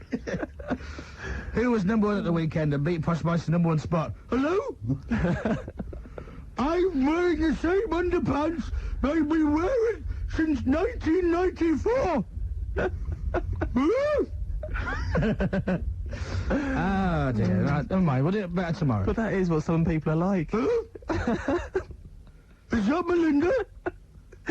At that point, you put the phone down. Really? Yeah. I used to find it, when I used to answer phones for a radio station, I used to find it really, really funny when you'd answer the phone, right? For example, Radio 1, and you'd go, hello, Radio 1, and the person on the other end would go, hi, is that Radio 1? Yeah. No, I just answer the phone like that because I find it funny. Hi, you're ringing about the competition? Yeah. Can I enter the competition? Yeah, what's your name? Bob, where you from? So-and-so, so-and-so. What's your phone number? What, do you have to phone me back? Yeah. What's the problem? Well, when will you phone me back? I don't know. We'll have to choose one person to phone back. It's like, you know, they're on the run from the police or something. They don't want to give out such personal information. Everybody thinks that I am you. Do they? Is that Chris? Yeah. Do you think he answers the phones as well? The majority of people as well, not the majority, but certain lot of people as well, think that there's one phone, you know, like one of them old-fashioned phones, right, with a dial, and then the phone, you know, sits on the cradle or whatever like that, and that's it. So when they get the ringing tone, they go, oh, it's ringing, and they expect it to, and they're, seriously, furious if the phone is not answered within 2 seconds. Yeah. It's true. Hello, Radio 1? Is that Radio 1? No, you got the wrong number, I'm afraid. Bye-bye. You should do that. It's a belly finale. It's the belly, one big belly finale. Do you like that, Melinda? It's good. Yeah, thank you very much. And we have on the show New Generation. Yep. And Stephen Gately. Mm-hmm. And Billy Piper. And Reef. Thank you very much for the cue. About that? Genius. Nice. Yeah, you see? Can you do that again? Billy Piper, New Generation, Stephen Gately. And Reef. Yeah, see? Every time you say that, you know, the name, the record starts. And Reef. See? Very good. Nice one, mate. Reef. Yeah, all right, then. There you go. Right. Reef. Yeah, all right. So, they'll be on Reef. On Wednesday. Don't say it anymore now, because I'm getting bored of pressing the button. Come with you, Dave. What? Would you like to hear how the current Most Wanted 6 at 6 chart is currently hanging? Yes, please. The biggest songs of the day. Olé! Radio 1's Most Wanted. 6 at 6. At 6, it's Robbie Rivera with Come On Baby, Bang-a-ding-a-ding-dong, bang-a-ding-a-ding. Come on, baby. 5. I don't wanna ride Robbie Williams. DJ, but you're making me feel so nice. 4. Madonna.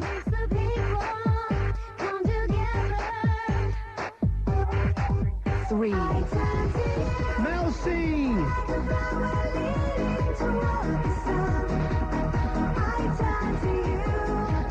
2.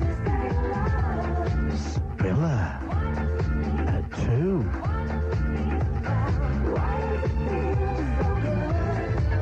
1. And True Stabbers featuring Victoria and Dave. Number 1 with Out of Your Mind.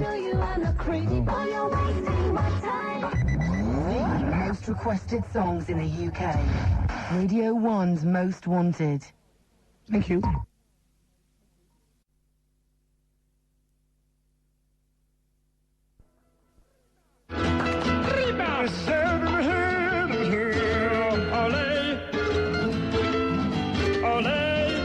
I'm a hot-blooded, rampant bullock of a man approaching middle age, as so am I use with sex drive and appeal from my trilby hat down to my clogs. Me too. And I've acknowledged the natural rhythm of the male menopausal body clock. And so I wouldn't mind doing it in the stationery cupboard with that 21-year-old fit young piece gainer from accounts. I have.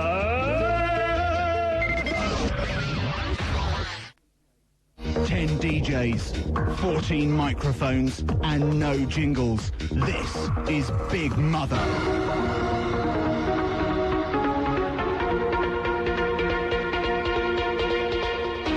Day 9. Emma, the new member of the studio, is chatting with Reese, but Reese is after more than just a talk. So how are you finding it in the house then, Emma? Yeah, it's okay. It's all right. It's better than I expected, actually. I'm having quite a lot of fun. And do you like sort of most of the people that live in here? Yeah, most of them. I like some of them more than some of the others. Yeah, but that's going to happen, isn't it? You know, when you get a group of people together. Yeah, it is. I mean, what's been quite interesting is the way that we've kind of got on with each other. We've all started kind of giving each other massages now, which is quite nice as we sort of got to know each other. I know. Actually, I had a massage from from Melinda. Yeah, I had a massage from Melinda yesterday. He was. I think we're getting on really well. Actually, we got big, strong hands. I was really chilled out by the end of it. Oh right. No. Yeah, it's nice. Yeah. Okay. All right, well, I was going to ask you if you fancied a massage tonight, but seeing as he's already there, it doesn't matter. Yeah, it's okay, actually. I'm fine. He said he's going to give me another one this evening. Thanks anyway. It's okay. It's okay. It's 12:27 and Chris is now chatting with Emma about Dave. However, she's more interested in talking about Simon. What do you, what's your view of Dave? Which one's Dave? The good, kind of cute-looking one with the shorts. Oh, yeah, I know. He's all right. Yeah. He's okay. Can I ask you a question? Yeah. Has Simon said anything to you about me? No, nothing really. Do you think Dave's kind of open to new things? Hang on, remind me, which one's Dave? The one with the shorts. All right. It's just because Simon was trying to find out if I was going to be around tonight, because he was saying something about massages or something tonight. I just couldn't remember whether he'd booked a time or said that we should meet at a time. Did he say anything to you? No.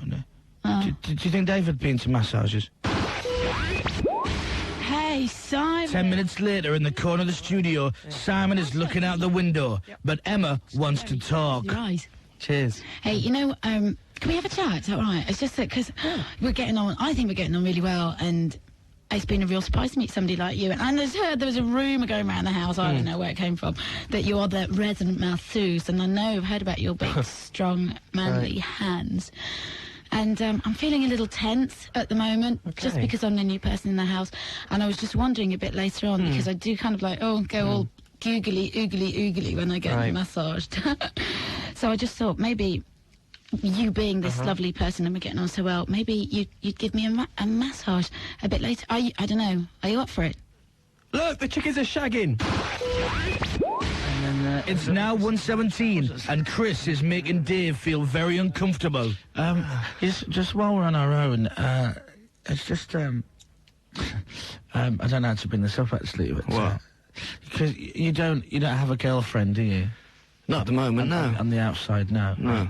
And I think what you were saying to the guys the other day, it's been a while since you had a girlfriend. It's been a couple of months, yeah. Okay. Well, I was just wondering, when we get out at the Big Mother studio, if you'd fancy maybe going out for, maybe fancy going out with me for a drink one night. I'm just gonna... Melinda says something about the chicken shagging. I'm just gonna go and have a look. Find out what happens tomorrow on Big Mother. Do you want to know something really sad, right? Yeah. You know when you order too many takeaways when you watch Big Brother and the new girl arrives in the house with a Chinese takeaway, and I recognise the Chinese takeaway that it's come from because I know the logo on the box. It's very sad. And then my friend rings me, and she sends me a text message going, "Oh my God, she's got Chinese from our local Chinese place." Isn't that sad? Very. Yeah. So there you go. Will she get kicked out, do you think, next week? No, she's taking her top off. I don't think so.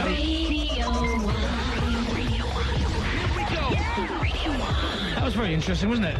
He said, will she get kicked out? We both spoke at the same time. You said, no, she keeps bringing Chinese. And I said, no, she keeps taking her top off. Shows the difference. I would have thought it would have been the other way around. Look, as far as I'm concerned, there's my two biggest fantasies. A naked woman with food. God, she can stay. Then you can call our team of experts on the Student Essentials line. What's the number? Hey? What's the number? Why, are you interested in I'm interested, yeah. Why is that? Well, because I think it might be, you know, valuable advice from a team of experts. I'd like some confidential and impartial advice. That's what I meant. Say then. I'd like some confidential and impartial advice. OK. It's 0808 100 8000. Is that all right, do you reckon? Yeah, I think so. Right. That doesn't shut Slev up. I've got to talk about my mum later. She's been bugging me about something, so I need the nation's help with it. Why don't you ring the team of experts? Shut up. Reese, have you got a nervous twitch, man? What's going on with you? No, just get her off. Well, let me finish the feature, man. I was going to say. You really are aren't you?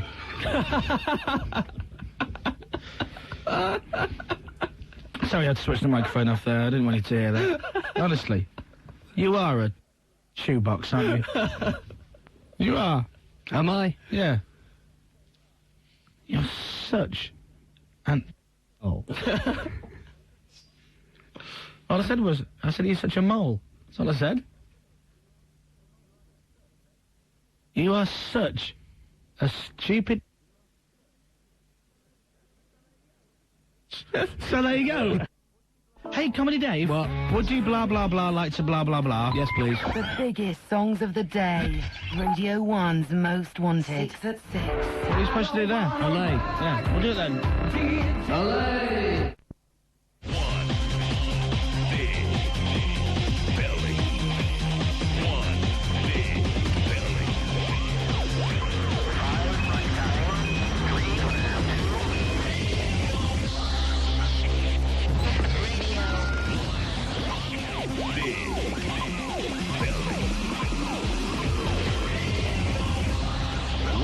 From the Headland Hotel Newquay, it's the One Big Belly finale with Chris Moyles.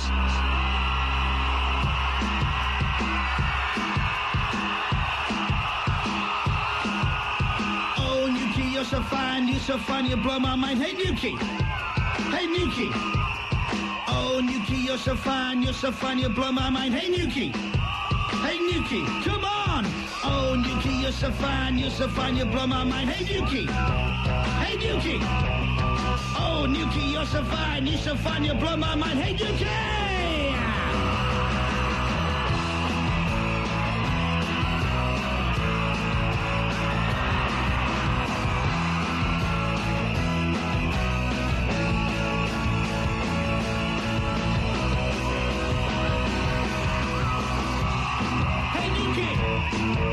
We got here late last night, we travelled very far. We got to the hotel and we got drunk in the bar. We sat around with Billy and she showed us a bra, UK.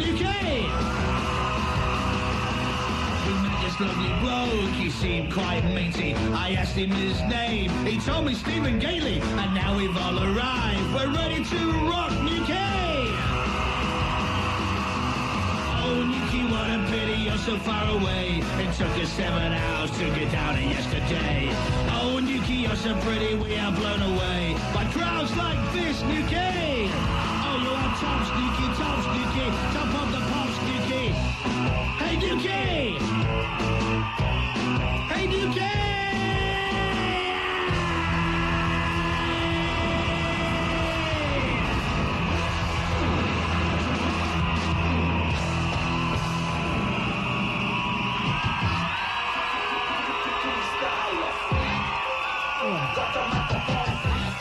Hello! It's the last one, Big Belly. Chris Moyles. Afternoon, everybody. It's the last one, Big Belly, and we're in Newquay. A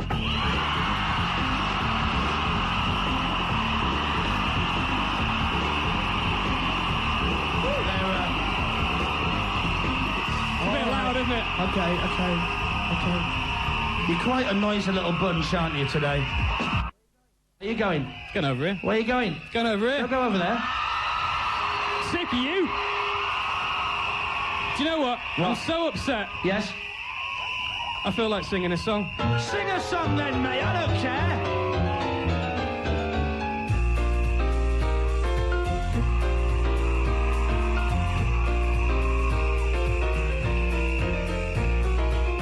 I'm not stupid, I'm no moron, I'm no half-wit, just sometimes a little bit slow.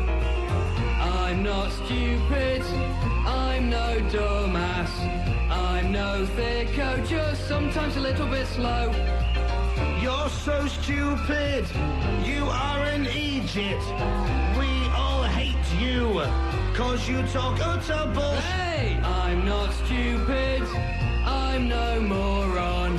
Call me stupid and I'll kick you in the nuts. I'll kick you in the nuts. Ladies and gentlemen, Comedy Dave!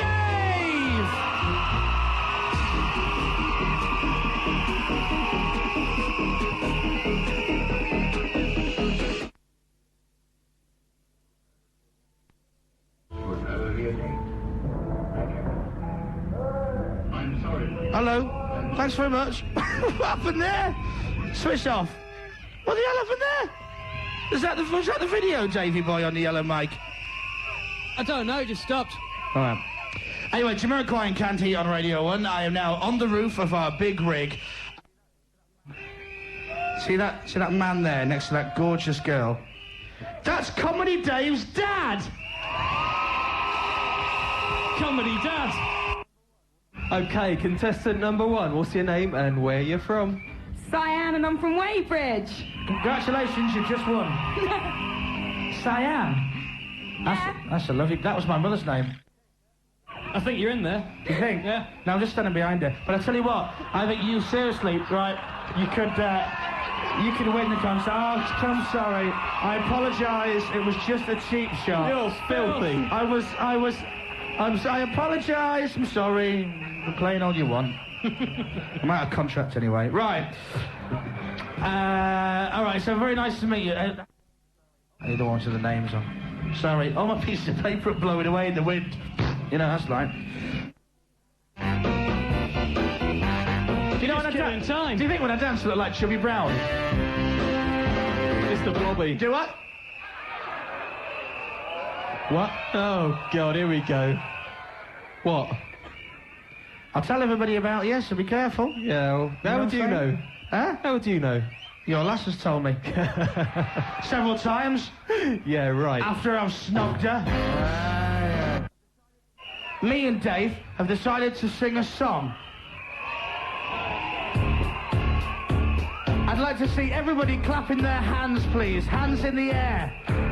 I'm gonna sing a song for you. Are you ready? Are you sure?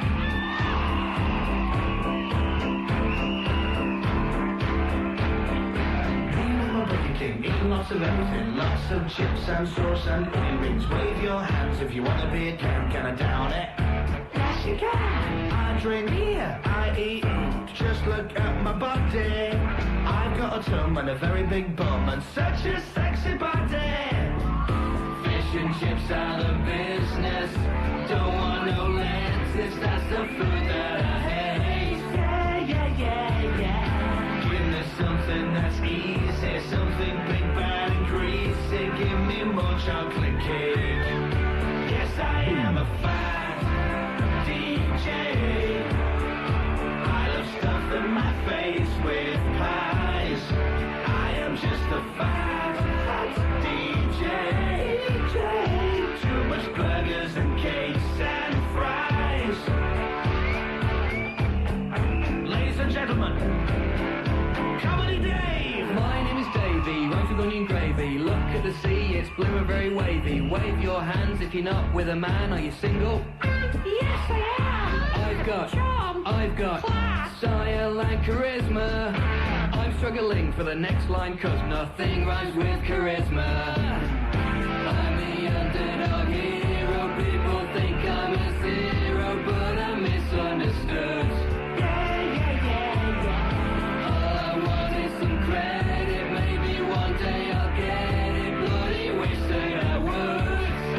Yes, my name is Comedy Day, and I have to work with Chris.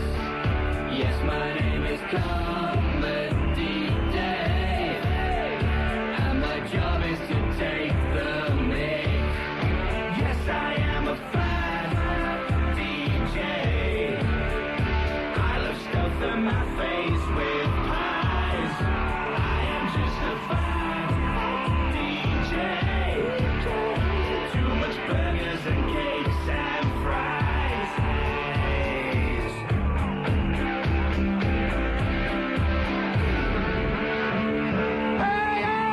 Thank you very much.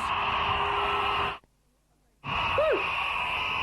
Okay, it's time to say goodbye. So we have to thank everybody. You ready? Yep. The dancers, the sound men, the cameras, the screen, the thousands of you here that like to scream. The riggers, the drivers, producers, the sea. These people all make up our lovely team. The beaches and the donkeys and the smell. The bar bill that we left in our hotel.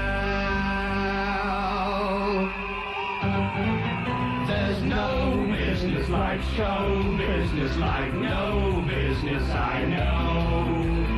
Everything about it is appealing, everything the traffic will allow. Nowhere could you get that happy feeling when you are stealing that extra bow. There's no Newquay like no Newquay I know. Come on, riding donkeys up and down the seafront, drinking lots of beer with your mates. Nowhere is just quite as nice as Newquay, because we all think that Newquay's great. And also, please thank the lovely security boys of James, Malcolm and Brian, who have moaned. James has been moaning that we never sang thank you. So, thank you. Thank you to Reeve and Stephen Gately and New Generation, and thank you, Newquay.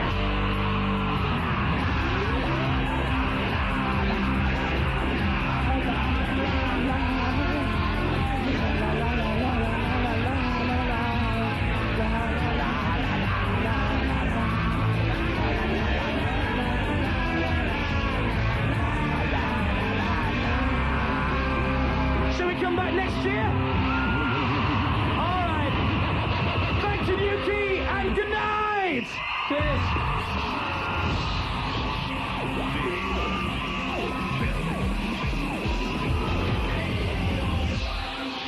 Part of BBC Moyles Live. Radio 1. It's 5:45. This is Newsbeat. The legend that is Chris Moyles. Where does it say that? On my business cards. Right. I'll pay for the cat soup, because I don't care, because I'm rich. Isn't that right, Reese? Just about, yeah.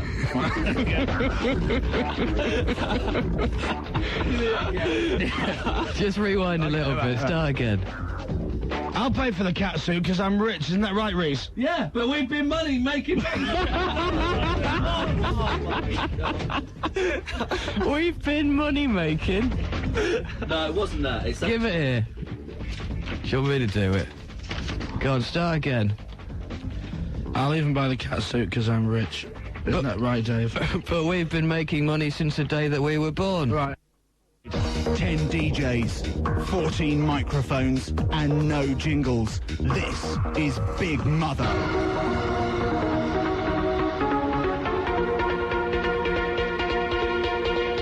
It's Dear 10, nomination Dear, and each contestant has to visit the diary room to nominate one member for eviction.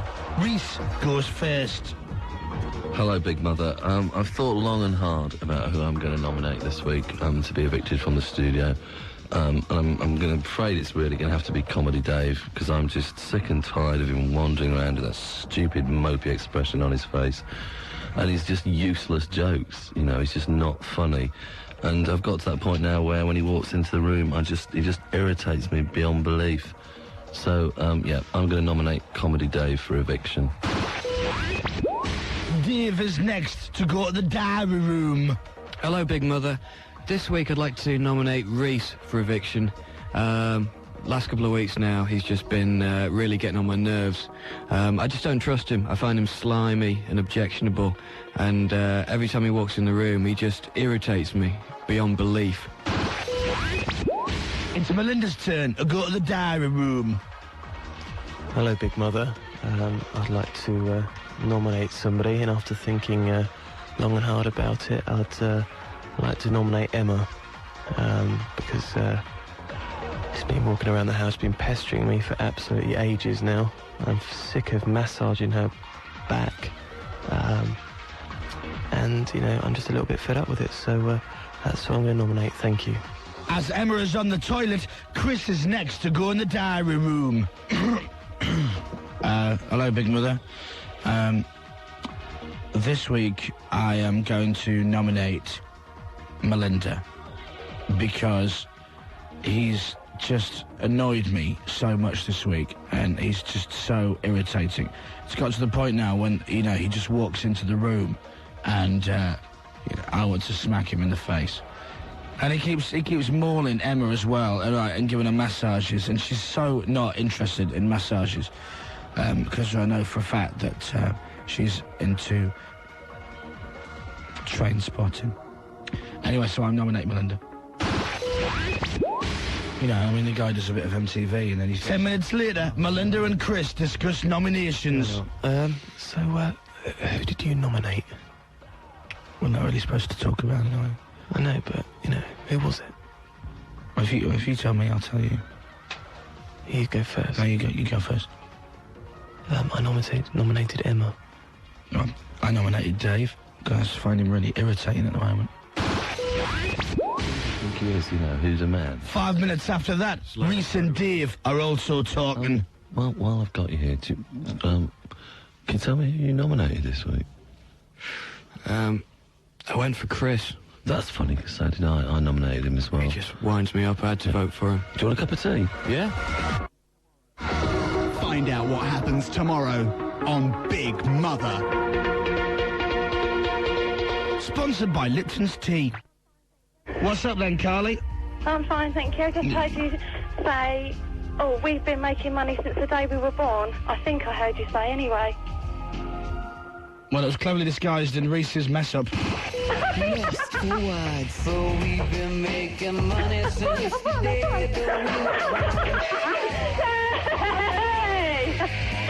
Yes, you have won. Hey!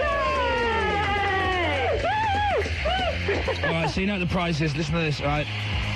Get your ass down to London when we tell you to a secret location that we will tell you about. And you can see Robbie Williams live on stage. Bye. Another winner, it's Radio 1's Lost for Words. Every time you hear a Robbie Williams lyric spoken on Radio 1, phone up and you could see him live. Chris Moyles. So anyway, as I was saying earlier at the start of the show, I was really annoyed because Petrified Billy was scared because an orange juice carton fell off the trolley on the plane or something. Right. So she didn't bother coming out of the show yesterday. And I said that unless she comes in and apologises and lets me spank her, I will never ever play any of her records ever again. And she's here. It was really hard on the plane on the way home. Yeah. I'm sorry.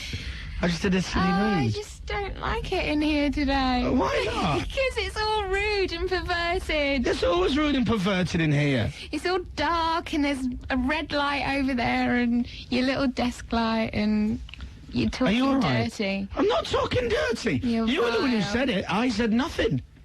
All right, I promise. I will not make any... Turn your phone off. Oh, flipping. Actually, Mum and Dad. Right, anyway. I promise, I will not make any more double entendres or innuendo for the rest of the interview. Promise, right? Yeah. All right. Not even when you introduce my song. Nothing at all. So tell me, Something Deep Inside Billy Piper is the new single. Right? And it's great. I believe the video is one of the raunchiest ever. Have you seen the video yet? I've seen bits and bobs, yeah. Do you like it? It looks okay. Cool. Thank you. And Something Deep Inside was written by you? Yes. Lovely. Yes. I like it. I think it'll be a big hit. I think it'll shoot up the charts. I really do. Shall we play it? Go on! Play it! I want you to teach me the dance. Okay. Yeah. I'm not doing it now. All right, okay. Anyway, this is Billy Piper. Something Deep Inside. Who are you going to vote for this week? Big Brother. I've missed a bit because I've been in Canada. Okay. You need to update me. 4 people have been nominated this week. Anna, Tom, Craig and Darren. Well, that's all of them, isn't it? new girl Mel's coming in. left. Is the new girl in yet? Or Yeah. not? So you get Has she got fake boobs? Apparently. Yeah, That's the word on the yeah. street. I think probably get rid of Anna. I think get rid of Anna. I don't mind her, actually. She's just She's the ex-nun, isn't she? The one that swears like Is a she a trooper. lesbian as well? Well, apparently, yeah, that's another word on the street. Was Nicola voted out? Yeah, she's gone. She's gone. I quite Where like the hell have you been for a month? I've been in Canada, haven't Oh, I? okay, right. And they've got their own Big Brother out there. Is it any good? It's not as good as ours. It's a lot of like ugly old dudes, isn't it? They're in Canada. The one in America. Oh no, so the American one is quite This weird. one, they've got 2, Big Brother and Survivor. Yeah. Survivor's quite good.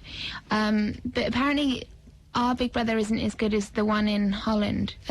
Holland's got one, isn't it? Holland was the first one, Everybody's got wasn't it? They're all over the place. They really are. It's ridiculous. Big Brother.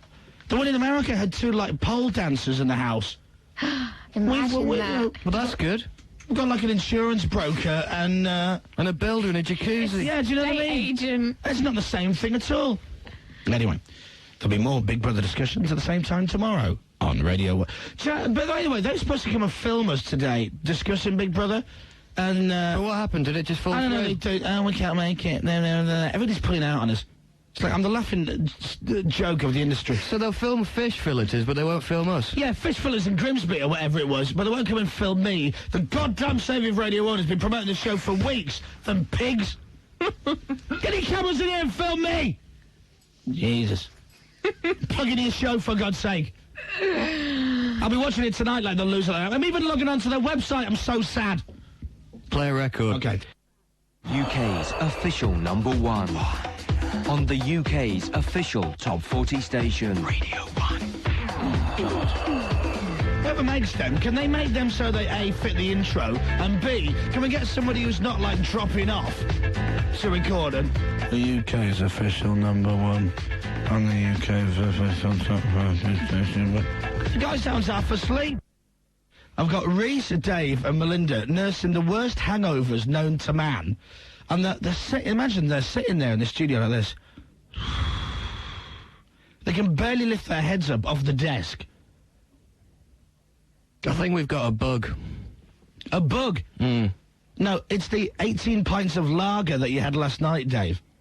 Melinda, last night, was drinking everything that it was put in front of him. Vodka. He had a tequila at one point after several vodkas. Now, I'm no expert when it comes to those kind of drinks, but that can't be good for you. I can't broadcast the punchline on the air, so I'll do half the joke on the air, but the punchline only to us in the studio. Right. And it's John Culshaw's classic from this summer tour. You ready? Yep.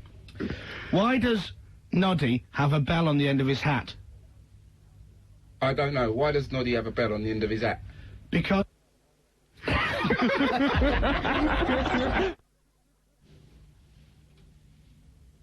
Play a tune then.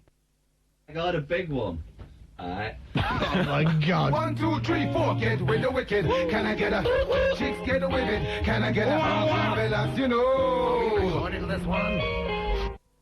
1, 2, 3, 4, get with the wicked. Can I get a chicks get with it? Can I get a fellas, you know? Where were you? How's it? Right. 1, 2, 3, 4, get with the wicked. Can I get a 6, get with it? Can I get a Richard Blackwood filling in for us for a couple of weeks. Starts next Tuesday, 4 o'clock. And that's the song Get With the Wicked. Biggest songs of the day. Olé. Radio 1's Most Wanted. 6 at 6. Radio 1. All right, so we're back tomorrow for the last show for a couple of weeks. Make sure you're listening to us. Blue Jam is on at midnight tonight. John Peel is on before that at 10 o'clock. It's Thursday, so the Session in the Nations is on at 8. And Dave Pearce has Creamfields tickets to give away. And the Most Wanted, 6 at 6. Coming up in just 15 minutes after Carolina Newsbeat. It's 5:45.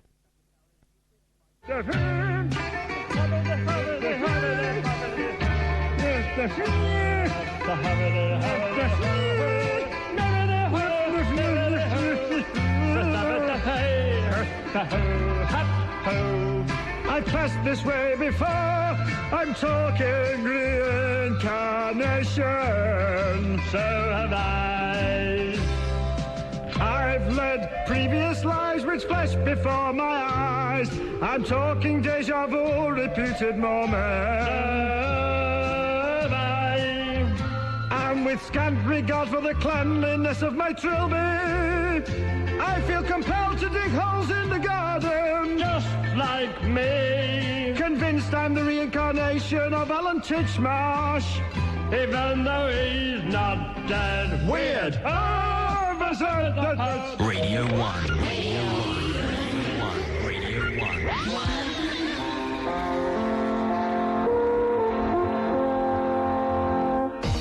1. This week, the Big Mother studio mates nominated each other for eviction. I'm afraid it's really going to have to be Comedy Dave.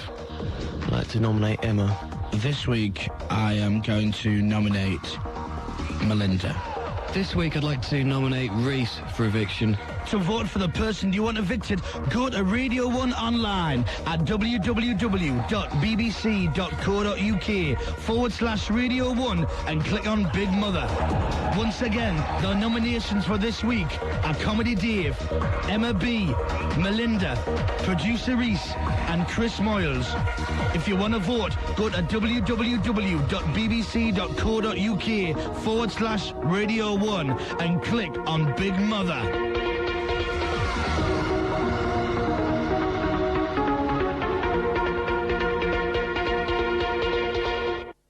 Chris Moyles. Hello, everybody. It's Friday.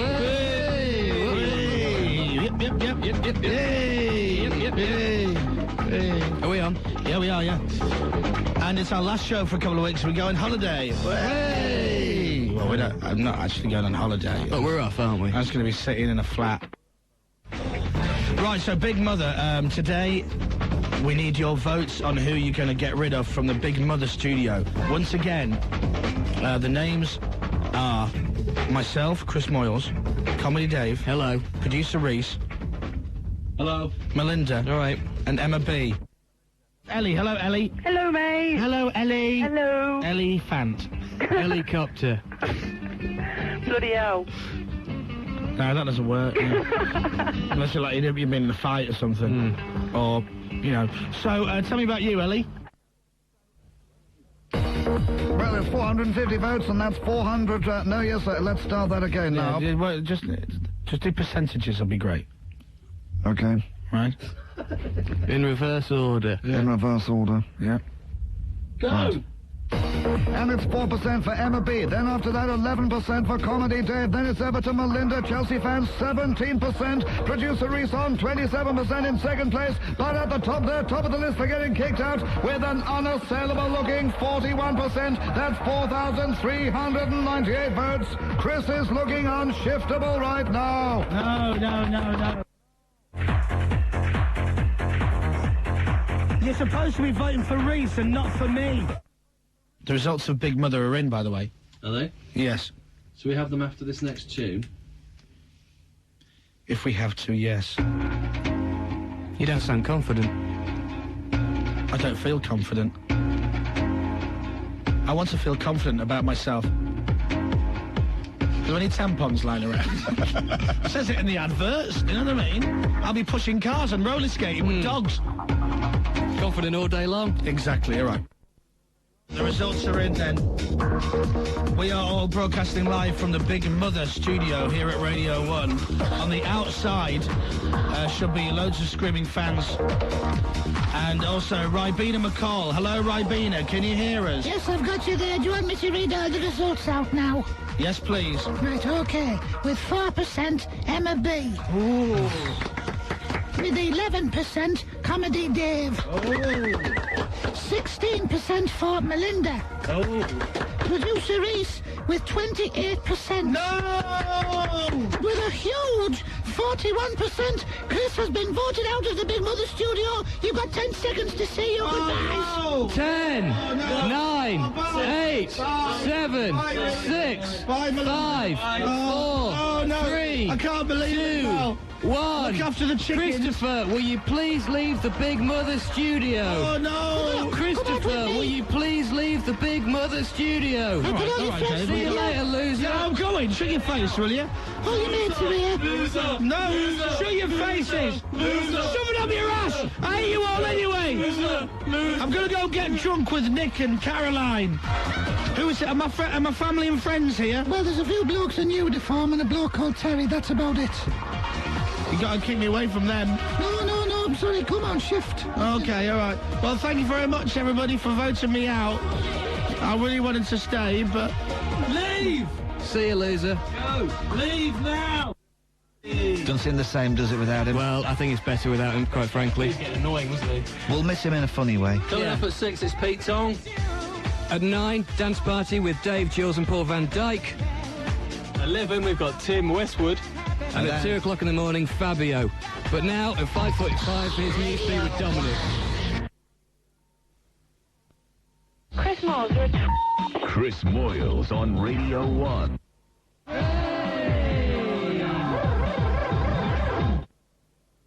Anyway, hello, good morning. We've been off for a couple of weeks, but we're back now. Who's doing the show while we're Scott away? Mills. Oh, sorry about that. But we're back now. Don't worry about that. He's gone back to Asda FM. No, it's not his home base FM. So,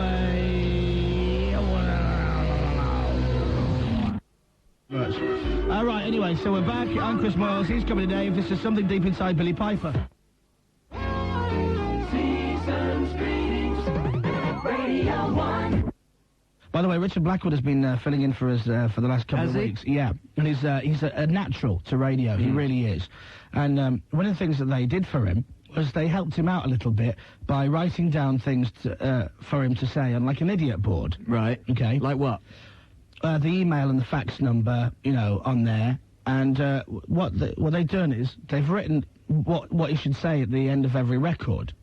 And what it says is time check. Right. It's Richard Blackwood, Radio 1, at time check. So, in other words, if it was now, he'd have gone, well, this is what he'd done here, right? He'd have done this. 22:11, it's Richard Blackwood at Radio 1 at 22:11. Why did they make him tell the time twice in every link? That's just stupid. Chris Moyles, Chris Moyles on Radio 1. What? What? Nothing. What's wrong with you? Nothing. Jeez. What's wrong with me? What's wrong with you? No, what is wrong with you? What's wrong with you? I am fine. There's nothing wrong with me. I'm in a great mood today. Just talking rubbish. That's what I do every week. It's mindless streams of nonsense. Yeah, and the listeners love it. What about you? You bring nothing to the show. I do. I bring pizzazz. Pizzazz. My ass. You bring nothing. You stupid little inane comments.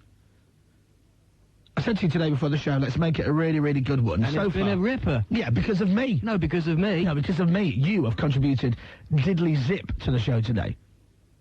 Just the usual old bunkerman crap that you come out with. And quite frankly, I'm disappointed. You're speaking poppycock. I am not speaking poppycock at all. I am neither speaking poppy nor cock on today's programme. There's no poppies coming out of my mouth.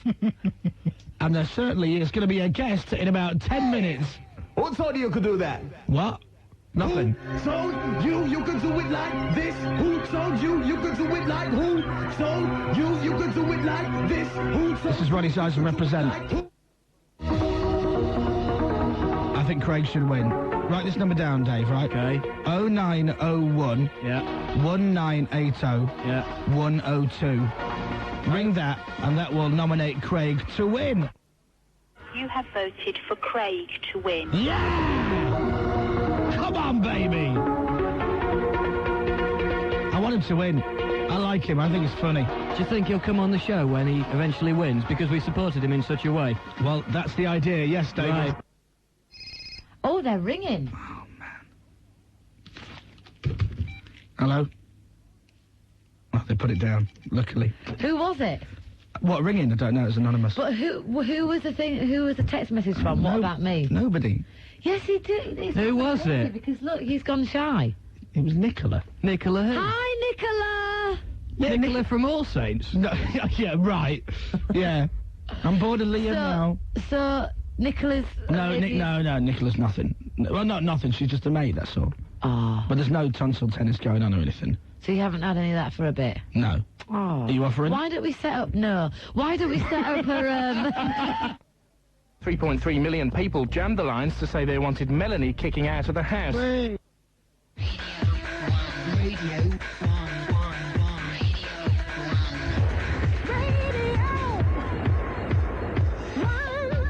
Is this radio station called Radio 1? I think so. I'm just checking. Hey. By the way, you'll be pleased to know, ladies and gentlemen, it's not me anymore. I'm not the jinx. It's Melinda. Melinda is the new football jinx. Hello. How many England games have you been to this year? 2. And what was the result of both of those games? 3-2. To the other side, wasn't it? Yeah. Not to England, yeah? So it's him. Melinda's the new official jinx of England. Thank you very much. Well, we were in Brussels yesterday with Mel C on the show. You probably listened to that. We're back in the studio now. We're back in London.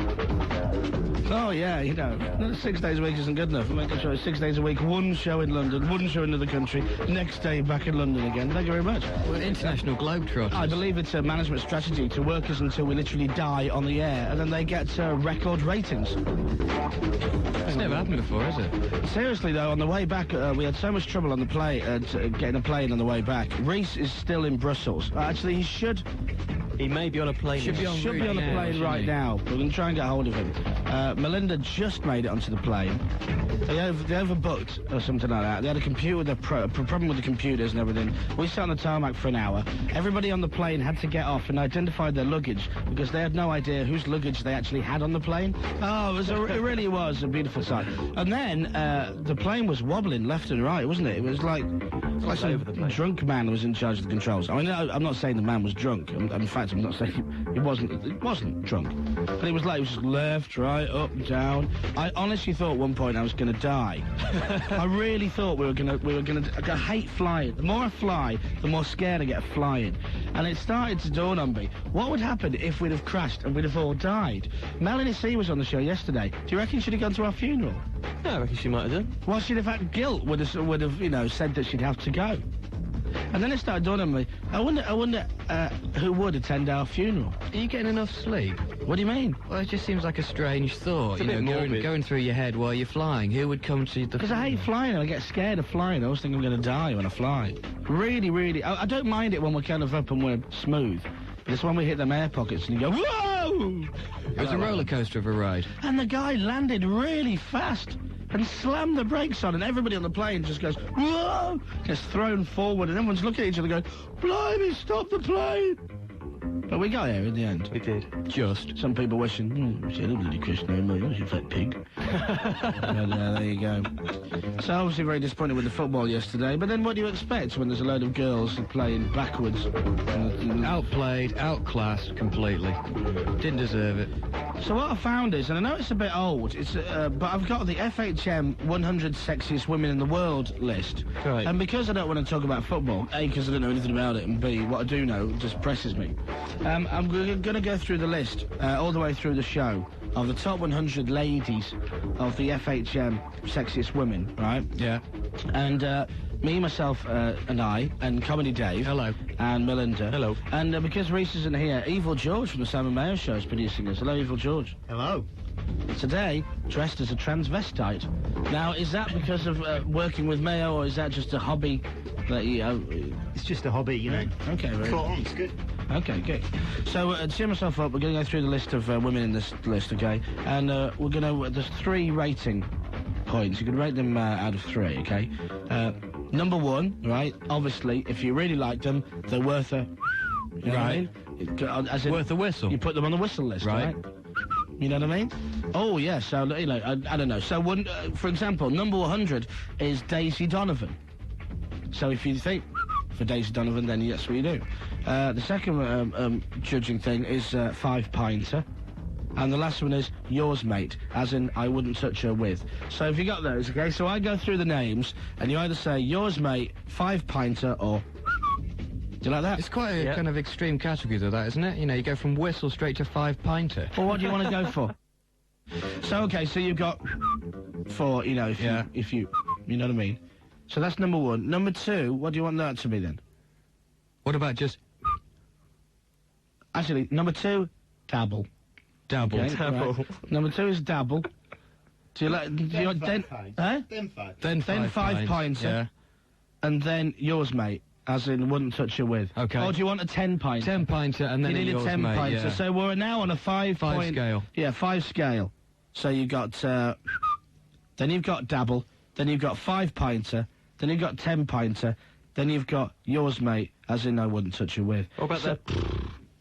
Oh, well, yeah. Well, that's kind of like 5 pinter, isn't it? Okay. No, what, a horse? Yeah. Well, it depends how aroused by horses you really are, Dave. I must be honest. I don't know. Horses don't do it for me. Right. Badgers, on the other hand, yes. But not horses. Otters, I always found quite cute. Do you? Yeah. Meerkats, don't know what it is. I just go all goose pimply when I see them. They're funny little faces, isn't it? The way they pop up. Yeah, the way they just pop up and go back down again. I don't know why, but horses doesn't do a thing for me. Okay. So let's just stick with this. Write these down, by the way, if you've got a penny. I've got it. So number 1. Right. Number 2, dabble. Yeah. Number 3, 5 pinter. Yeah. Number 4, 10 pinter. And number 5, yours, mate. Write them down at home. This is just for the men. And then while we're doing that, all the way through the show, I'd like women to phone up and give us your 5 sexiest men. And then Melinda, with the help of a calculator, and then double-check by George, because he'll get it wrong, will add up as many sexy men as possible. Then tomorrow's show, we'll go through that and we'll get women on the phone doing dabble, 5 pinter, 10 pinter, yours, mate. Fair's fair. Do you like that? Yep. Are you ready? Yep. Okay, men play along at home. Number 100 is Daisy Donovan. 5 pinter. 5 pinter says George. Dabble. Dabble says Dave. 10 pinter. 10 pinter says... it's a bit harsh, Melinda. isn't it?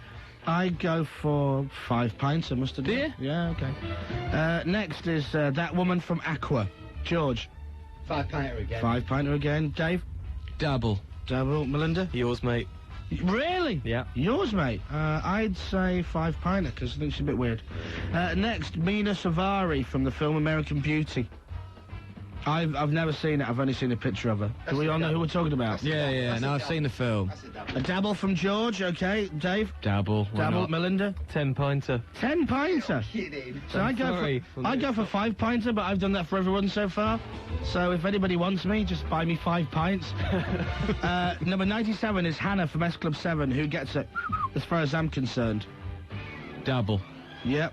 George? 5 pinter, though. You're joking, man? I'm not. What, Hannah from S Club 7? Hannah, not Hannah. Hannah's a big time. No.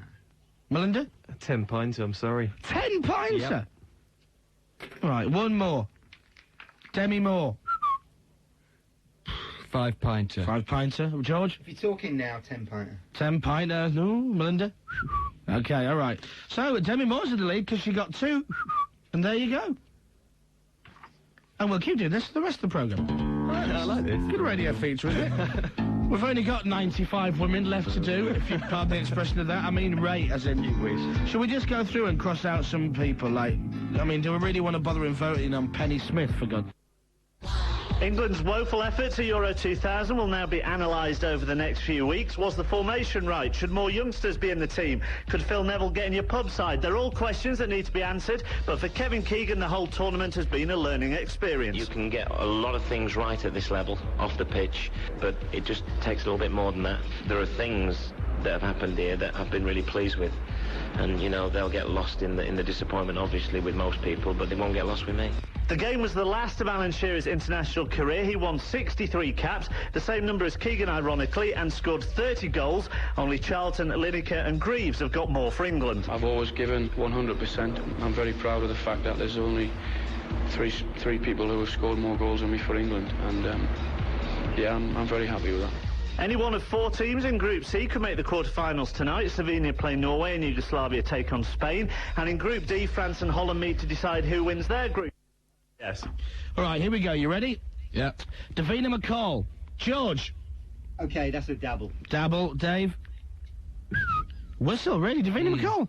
I'd say she's a 5-pinter. Mel? I'd say she's a 10-pinter. 10-pinter. What would you go for, Mark? I'd dabble. Dabble, all right, Davina McCall gets a dabble. Natasha, no, I don't want to do her. On the list. Jamie Presley, never heard of her. Joe Guest. George? 10-pinter. 10-pinter for Joe Guest? Yeah. Dave? Dabble. Dabble. Melinda? 10-pinter. Really? Yep. Mark? I'm sorry, they weren't that fussy last night. Dabble. Dabble for Joe Guest?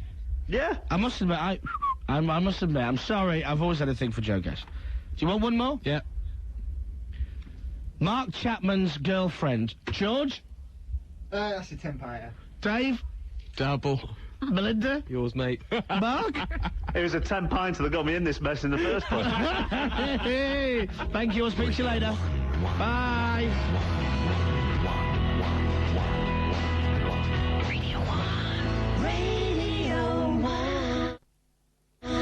Dave's sister.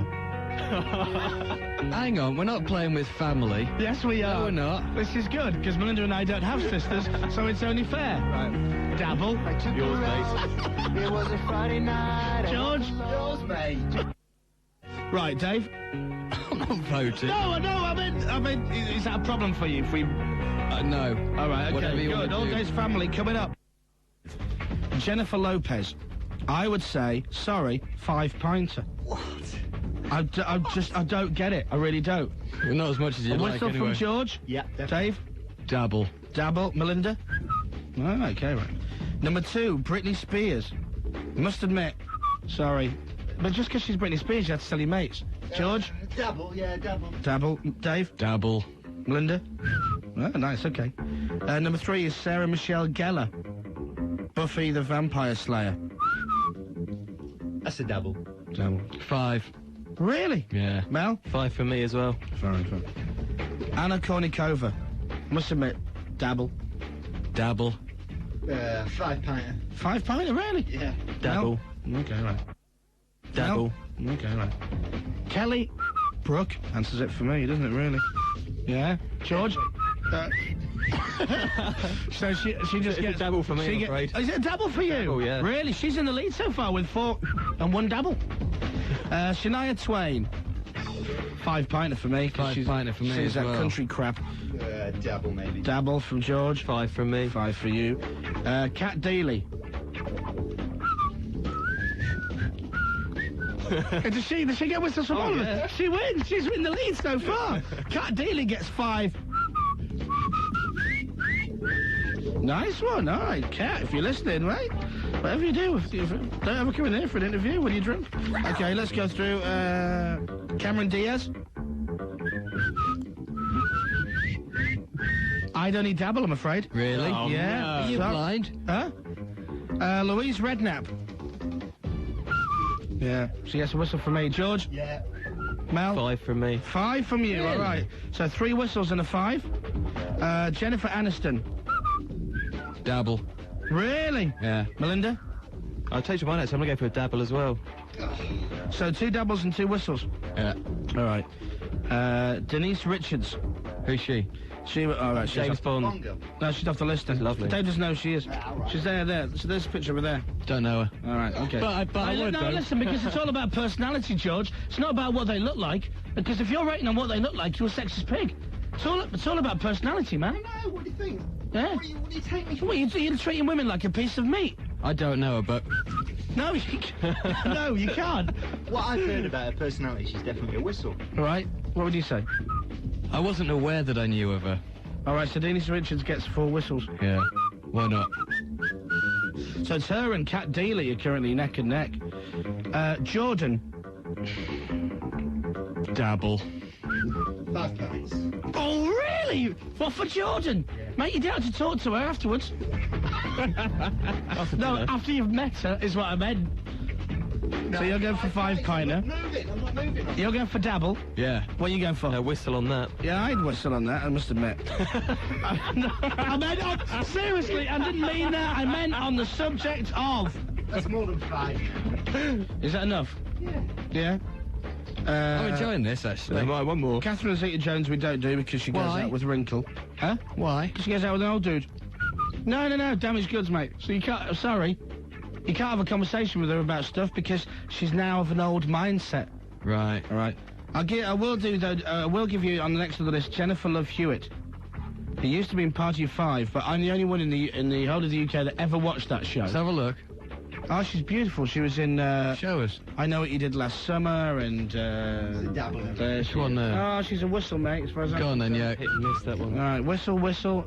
Yeah. Mel? 5-pinter. 5-pinter and a dabble. All right, so there you go. Ladies and gentlemen, by the way, if you just switched on and you've never heard this before and you're thinking, I don't really like the tone of this, I don't like where this is going, tomorrow we will be doing the same thing about men, and I can guarantee that the women will be a lot more harsh than we are being today. I'll put money on it. We'll compile the list of all the sexy men, then we'll read it out, and then we'll get women to vote on Dabble, 5, 10, or yours, mate. It's a highbrow debate. Absolutely, of course it is. We don't have to judge them though, do we? We can join in. Unless you want to, mate. Don't see why not. Well, why not? We can join in. All right. Melinda's cousin Sarah.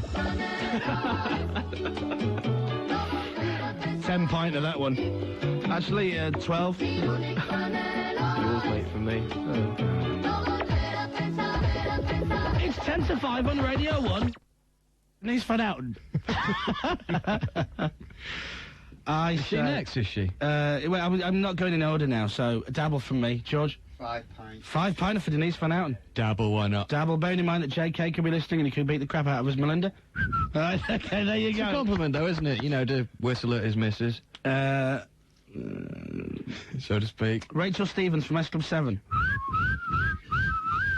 5-pinter. What? You are joking? No, I'm not joking. You have the bizarre taste. I know.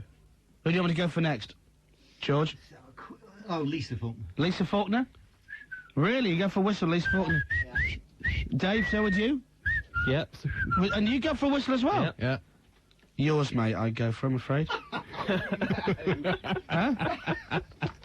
I'm telling the truth. What's wrong with that? No. You're lying. I am telling the truth. You are lying. I am not lying. You are. This is meant to be serious. Lisa Faulkner gets a yours, mate, as far as I'm concerned. As in, I wouldn't touch her with yours, mate. Sorry. You're lying. I am not lying. You are lying. I You am had on not your screensaver. Huh? You had on your screensaver. Not anymore. It's a woman from bikinis.com. Getting out of the swimming pool. I can't believe anything you say now. Well, no, it's true. Besides, I know who's had a conversation with her before, mate. 2 words, Sean Maguire. I'm sorry, she gets a yours. Fragment, George. She's a great singer. She's got a lovely voice, eh? 20 pints. Yeah. 20 pints and yours, mate. And 1,000 pints and she'll still be yours, mate. Yeah. Tucker's Miracle. Would be a miracle, though, wouldn't it, love? Do you know what? Eh? Nice personality. And great singing voice. And I would never, ever take that Great away shot from after her. 20 pints. Yeah, absolutely, mate. George, you're last. You always make me smile when I'm feeling down. That's a disagree with you there, I'm afraid, my friend. Alicia Silverstone. George. 5-pinter. 5-pinter? Really? Dave? Dabble. Dabble? I'd go for dabble. Yours, mate. What? Yours. What? Never in a million years. Yep. Not my type. Alicia Silverstone, yours, mate. She's a mad vegan. Huh? She's a mad vegan, you know. We don't mind where she comes from. I don't care if she eats meat and... Well, actually, I'll tell you what, let's move on. Donna Eyre. George, Donna Eyre. Yeah, Whistle. Whistle? Really? Dave? Dabble. Mel? 5-pinter. No, what? Yeah. Donna Air? Yeah. I go for dabble. I hope she's not listening. So Donna Air gets a dabble, 5 and a dabble. How about that? That's a good score. Claire Goose, who used to be in Casualty. 5-pinter.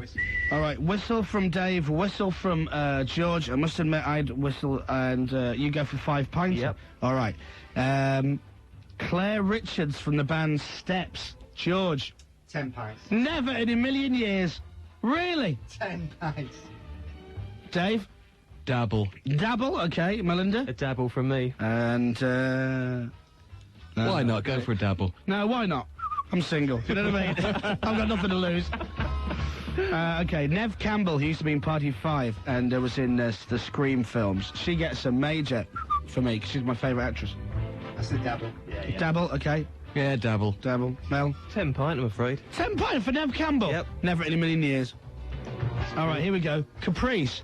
Melinda? Now, bear in mind that your girlfriend used to be her personal assistant.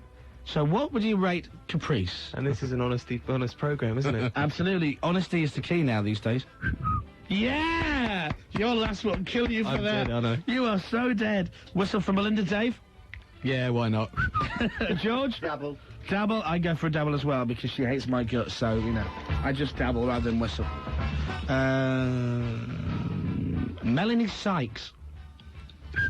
Really? Are you all whistling? Do you know what?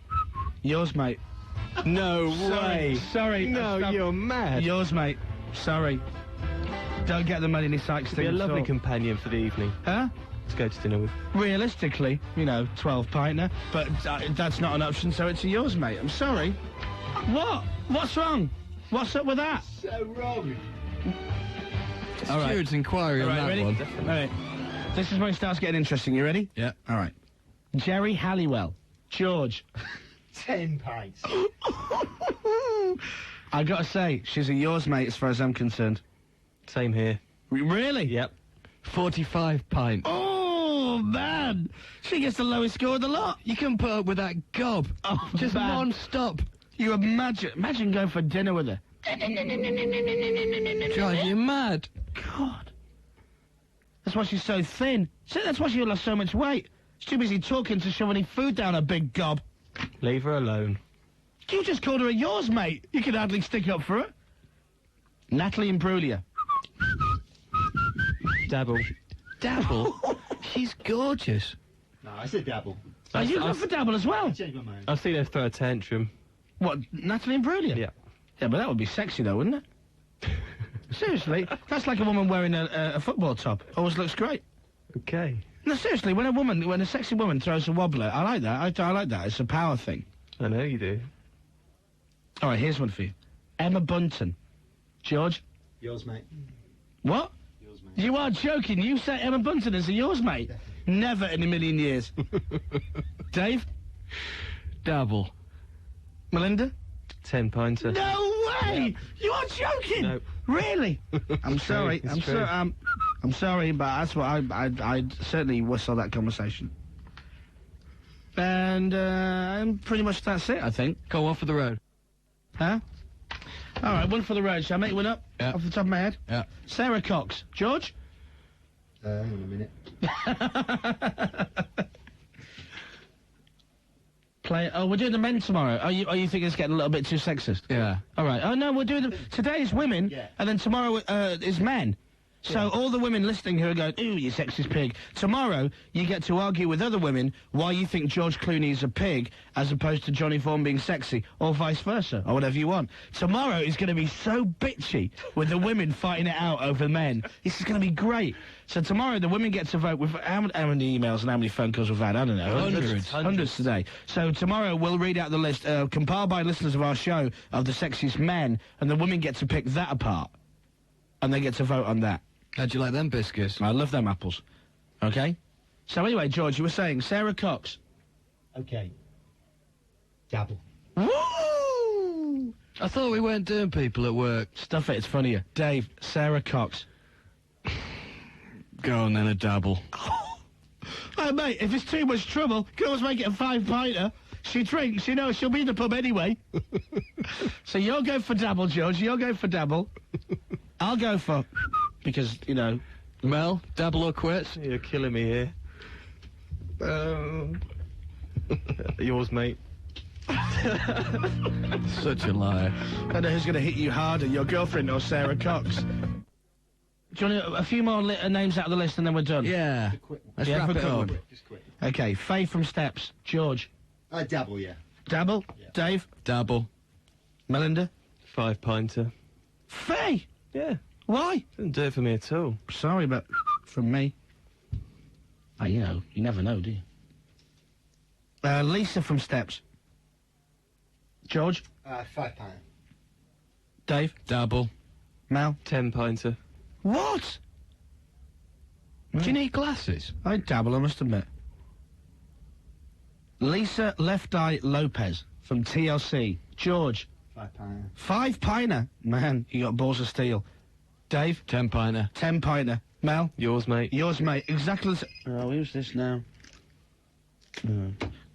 Kylie.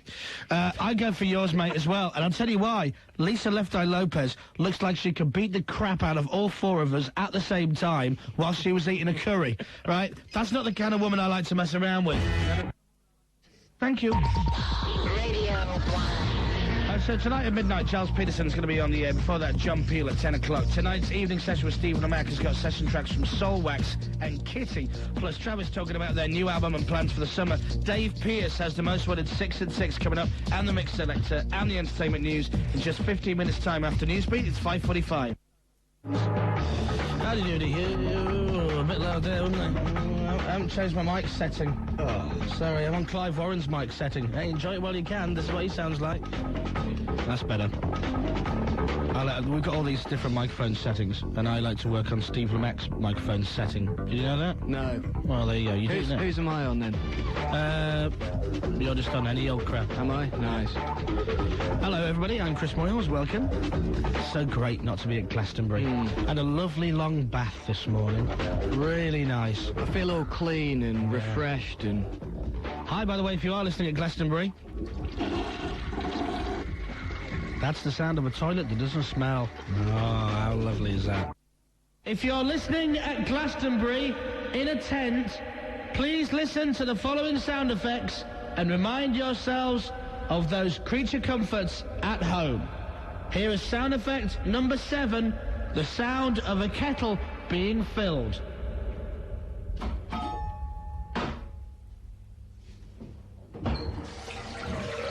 Oh, I think I'll make myself a lovely cup of tea. Fancy a brew? Oh, that'd be lovely. Ah, that's better. Now, you won't be able to do that. The only tea you're going to get is being made from somebody's squeezed-out, muddy, dirty socks. Would you like to hear a kettle whistling? Yes, please. Right. Okay. This hurts, by the way. Does it?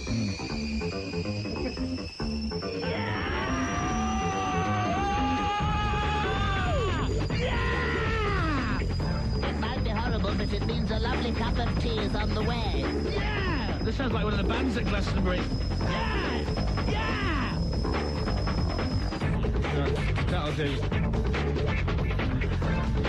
Also for you, if you're getting a bit crusty, the sound effects of a bath being filled up.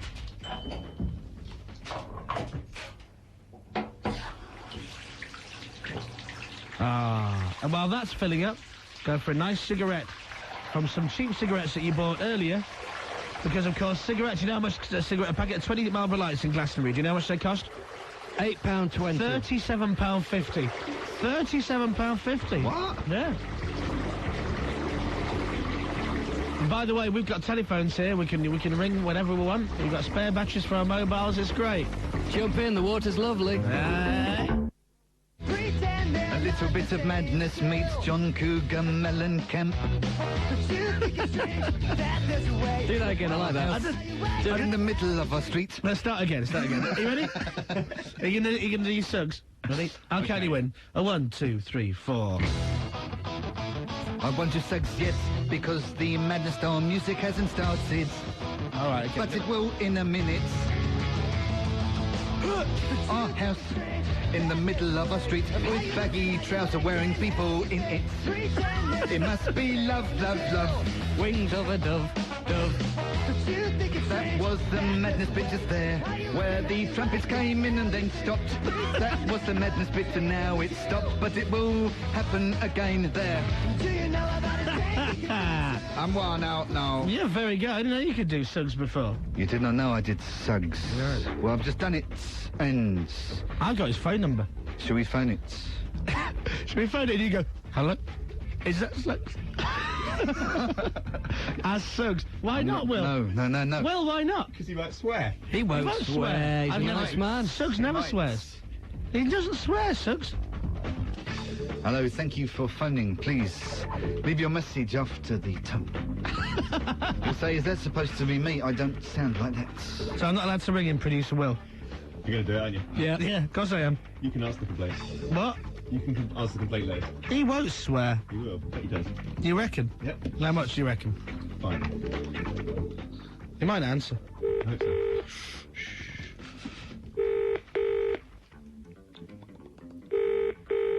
I'm going to chicken out. Stay with it, it's okay. I am ready. Hello? Hello? I can't do it! Again! That was pathetic. Ring him back. I can't. And say what? Just say you're live on the air, I've got somebody who wants to speak to you, and then cue John. I was... Take him next door and record it. I can't do it. It took a while for him to get to the phone. Maybe he was busy doing something. Yeah, he was ironing his baggy trousers. What are you doing with your headphone lead? Why are you doing that kind of lasso effect? He's swirling it around in a circle like some French hooker. You're looking for business? Bonjour, big boy. Sorry, I was just swinging my headphone cable. So, Reese isn't on the show, so instead it's producer Will. Hello, Will. Hello, Chris. And Allard is on the phones. Butch Allard. Allard, come in here in a second. That's an anagram of Dale.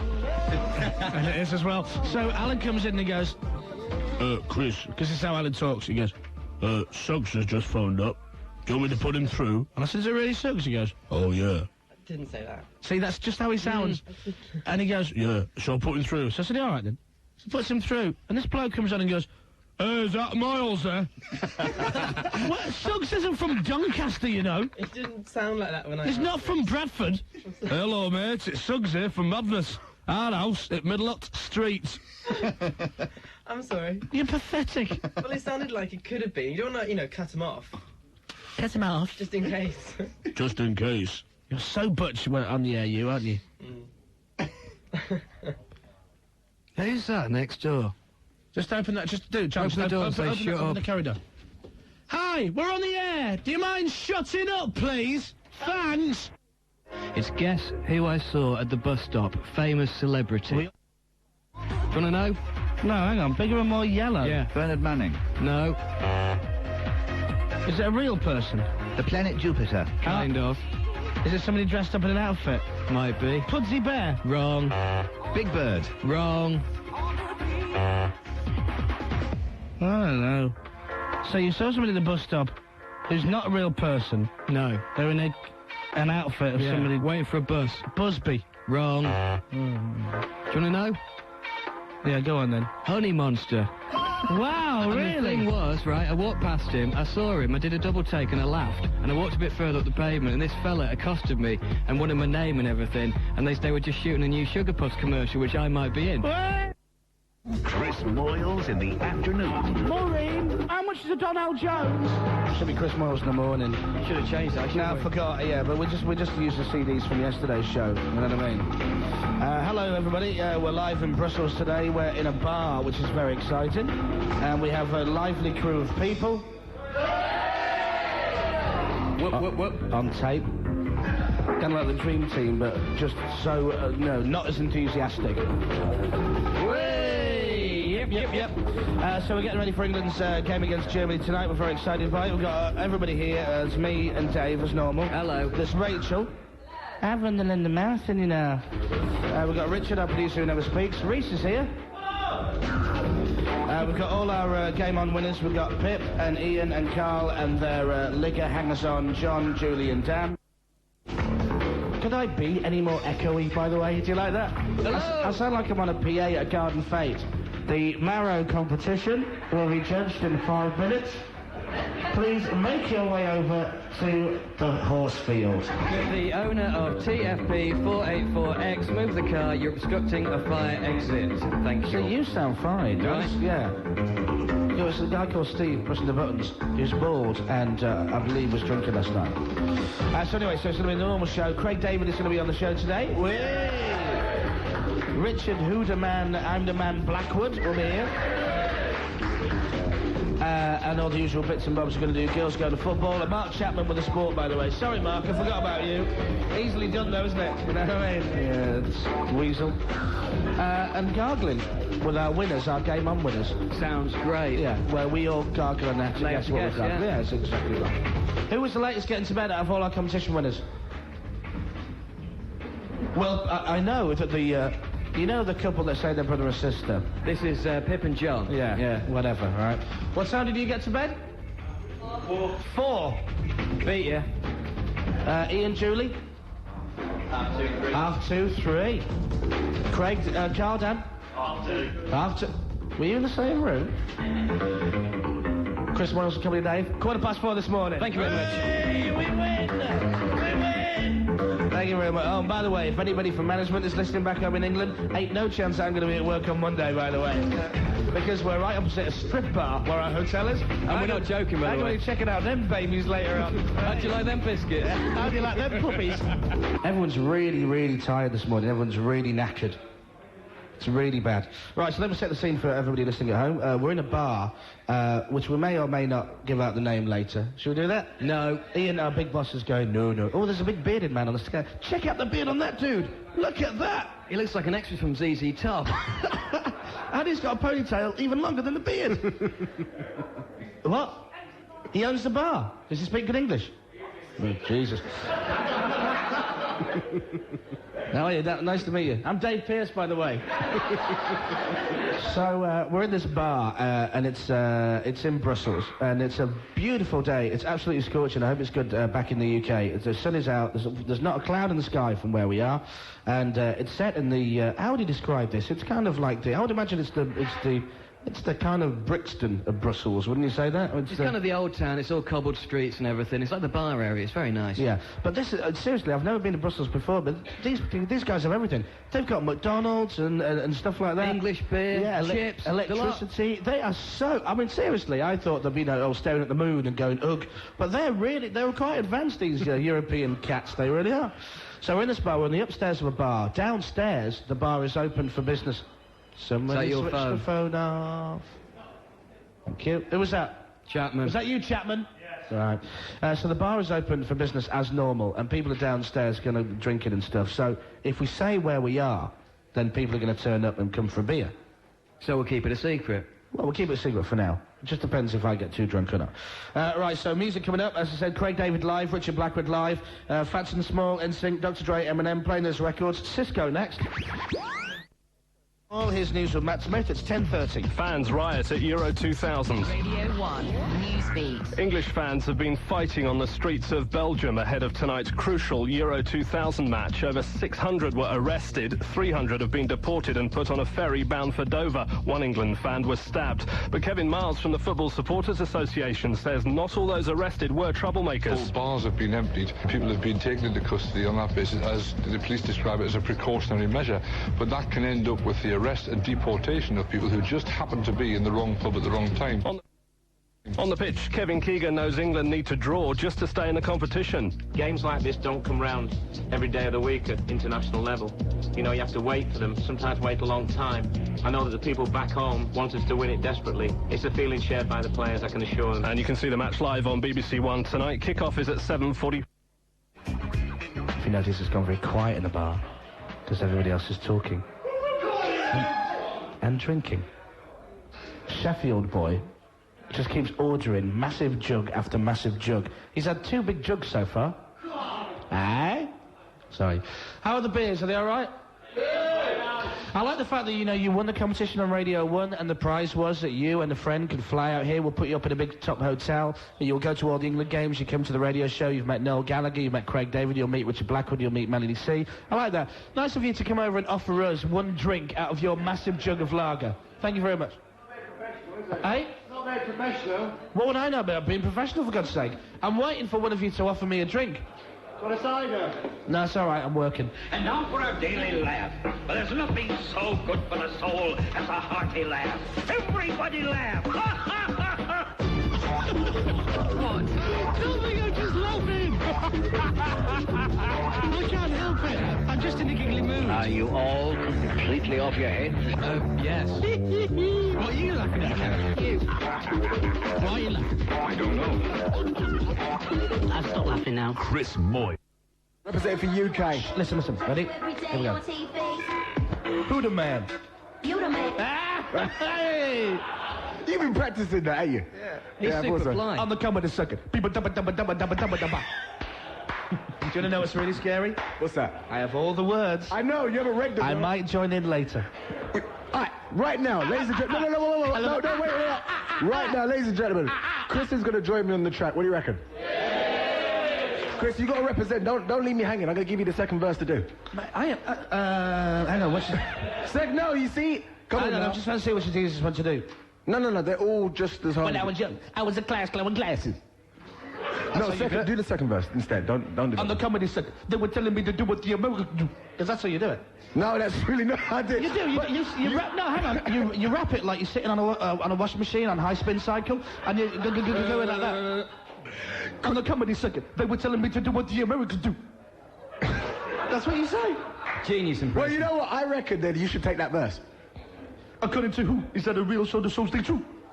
I'm a young used to stay true. You're the brave crew. No. I think you should stick to radio, actually. I don't just leave that. Get a cab, Moyles. Hey, Junior, let me cover one of your songs. I'm getting number 25 in Iceland. All right, Richard Blackwood, ladies and gentlemen, he'll be here live later singing, rapping, doing his thing. It's 20 past 12. That's right, exactly. Right, it's time for our top feature gargling. Let's go to Carl. Ready, Carl? Yeah, ready, Chris. Who do you want to meet? Gargle? Do you want me or Dave? You, please, Chris. Okay, right. Good choice. What's your favourite song on the charts, by the way? Richard Blackwood. Can't gargle that. Okay.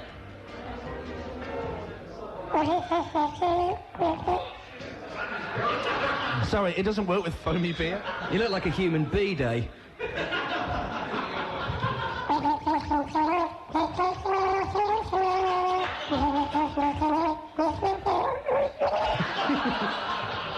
He's drowning. I swallowed.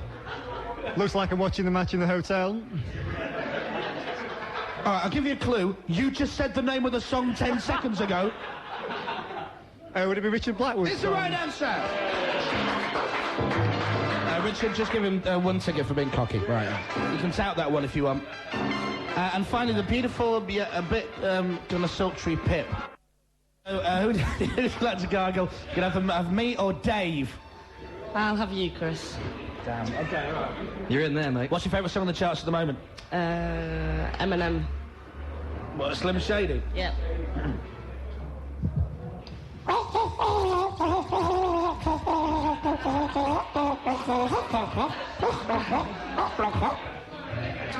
Any ideas? No idea whatsoever. Well, I'll give you a clue. You just said the name of the song! Is it Eminem? It's the right answer! Richard, give her those 2 tickets, and that's mine as well, so we get to sit together at the match. Is that your room number on the back of that ticket? Eh? Is that your room number on the back of that ticket? Yeah, but she knows that already. Don't you, Tiger? I don't know. A round of applause for our competition winners who are going to see England beat Germany tonight in Shalimar.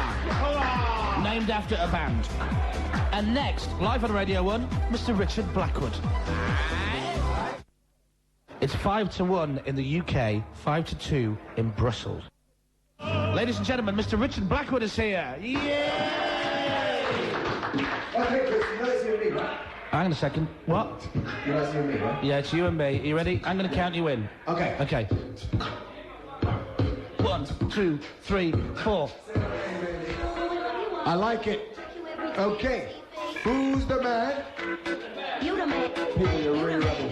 Here we go. When I was young, I was a class guy with glasses. You know the type that you couldn't bear a madman speaking no romance when I was a joke to look at. So I had to be the funny man like, who the man? I know my first day, I watched my car break down. Had to be the decent pounds, needed for petrol. I was petrol, we both had to push that car up the hill to Kentucky Fried Chill. I know that people on the bus down there. Ain't that Richard Blackwood, boy, you ain't nothing. One day I'ma make it eat your words in the back of my mind. I heard.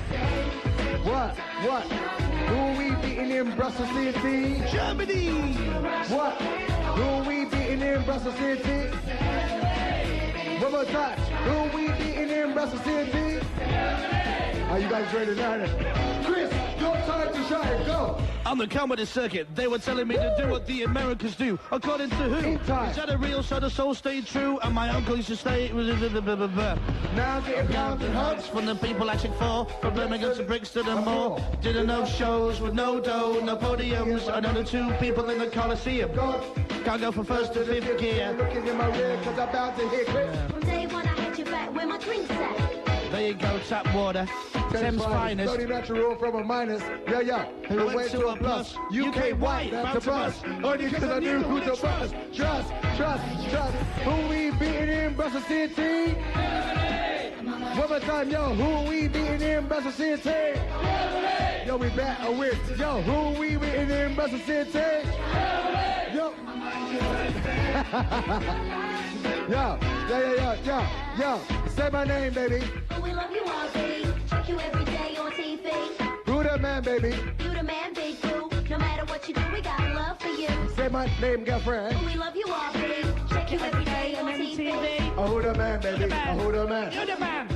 You the man. I'm the boss. Here we go. Look, son, if you want in front of me, I'ma single you out every day on MTV. And if you want more, Channel 4, know the score running with the Richard Blackwood show. Where to go, sky's the limit. Chris, am I like they can't do it? On the silver screen, we're gonna get up in it in a minute. It ain't about the people or the bands. I wanna raise the UK flag like loose ends. What? Yo, what you saying, baby? Oh, what you saying? Yo, make some noise for Craig David. Make some noise for Chris Moyles. Yo, and who we beating in Brussels City? Yo, who are we beating in Brussels City? What? I said who are we beating in Brussels City? Yo, who's the man? Yo, inside, please say a little louder. Who's the man? I said who's the man? Yo, who are we beating in Brussels City? Say who are we beating in Brussels City? We did all things on the Chris Moyles Show. Germany. Oh, sorry. When you want live in Brussels City, we're gonna tear up. There we go, we out like that. Check my single, it's far from whack. Bust a freestyle anytime on the show. Chris Moyles is kind of big, but good to go. We do all things on the show all the time. If you want to link, Craig David, press rewind. This is how we do when we out like that. We're live, yo, we bust it up like that, we're gone. Richard Blackwood,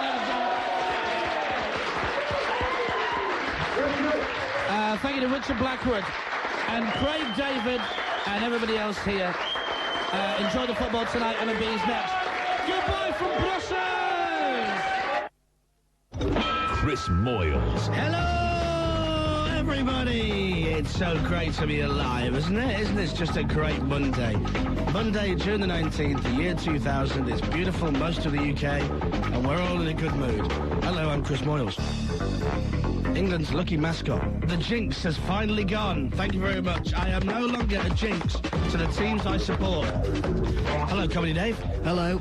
Did you watch the match on Saturday? I did watch it. Where did you watch it, my friend? I watched it at Charleroi Stadium. Wow! Hey, Reese, did you watch the match, mate? I certainly did. Where did you watch it, Reese? Charleroi Stadium. That's where I watched it as well. Melinda. Hello. Did you watch the match on Saturday, mate? I did, yeah. Where did you watch it? The front room. Sorry about that. But will you be watching the game on Tuesday, tomorrow? I will, yeah. And where will you be watching that? Charleroi. Way! With us. Hey! Am I the only one cheering? Way! Yep. Also, I have a very funny story to tell, but I have to ring the person in question first and just tell them that I'm about to tell the story. I hope this is right. Just write a number. Yeah.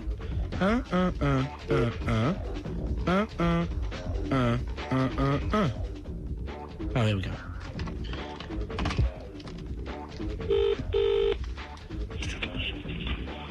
Hello? Hello? Jasper?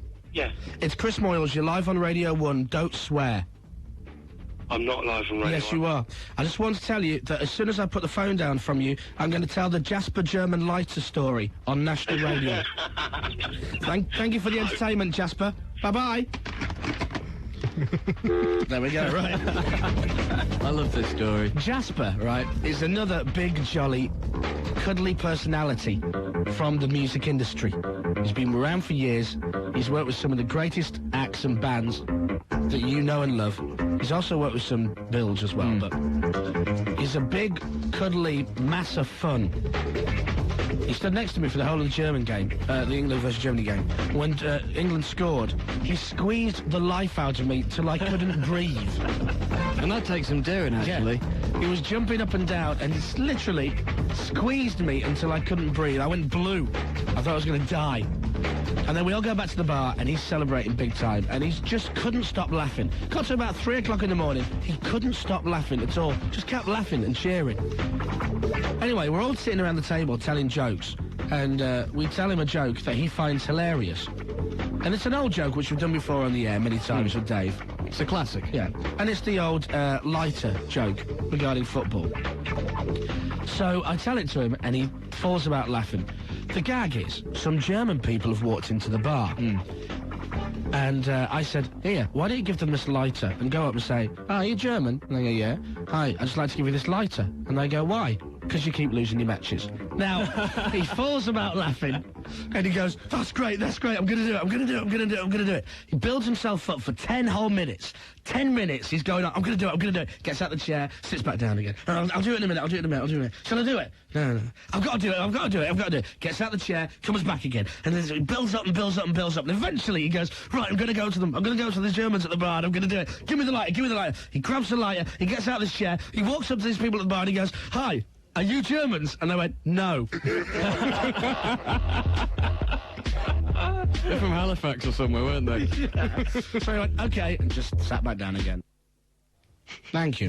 On Friday, the 23rd of June, an irrepressible genius comes to BBC Two. A boy who in the last decade has sent down a criminal mastermind, worked in a strip club, been deported, had 2 chart hits, run a gambling operation, and saved a town icon, all while never aging beyond 10. That's right. The stranger who walks amongst you is me, Bart Simpson. Simpsons Night, an evening of... Caramba! I'll do it this afternoon. And? Wow, Mom, I never pictured you as any kind of authority figure before. Coming to your TV before you can say... Whoa, that's good squishy. On Friday the 23rd of June on BBC Two. Just make it happen. Home Secretary Jack Straw is sending more police to ports and airports to stop hooligans causing further trouble at Euro 2000. He's making a common statement after European soccer bosses warned England could be thrown out of the tournament if there's more violence from fans. Kevin Miles from the Football Supporters Association. What we need to do is to create a culture among England fans to an even greater extent where this sort of antisocial and racist thuggery is completely unacceptable. Do you know what? What? You know how we were at the game in rows about 11 to 15? Yes. And you know how when we got back to the hotel, Reece was a bit worried that he'd been spotted making hand gestures at various players? Yes. Yeah. You know, waving at them. Right. Yes. Well, Chris, you were spotted by somebody very, very big in English football. Robbie Coltrane. Here's Kevin Keegan. All of the Radio 1 lot were in that stand that was bouncing up and down. You could definitely see it bouncing from where you were. Well, the size of some of those Radio 1 people, it's no wonder it was bouncing around. That's Chris Moyles. Yeah, a good diet's in order for a few of those, but we might have to move them to another side of the ground for the next game. He's dead. When I get my hands on him, he's dead. Curly perm boy. Chapman, when did you get that? Yesterday afternoon. Right, he's dead. He's dead. I'll whip his ass. That's it. All right, let me hear it one more time then. All of the Radio 1 lot were in that stand that was bouncing up and down. You could definitely see it bouncing from where you were, Lee. Well, the size of some of those Radio 1 people, it's no wonder it was bouncing around.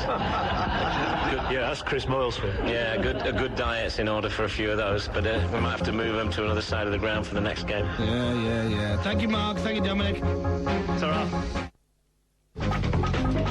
Sad news following the game over the weekend, the good result, obviously.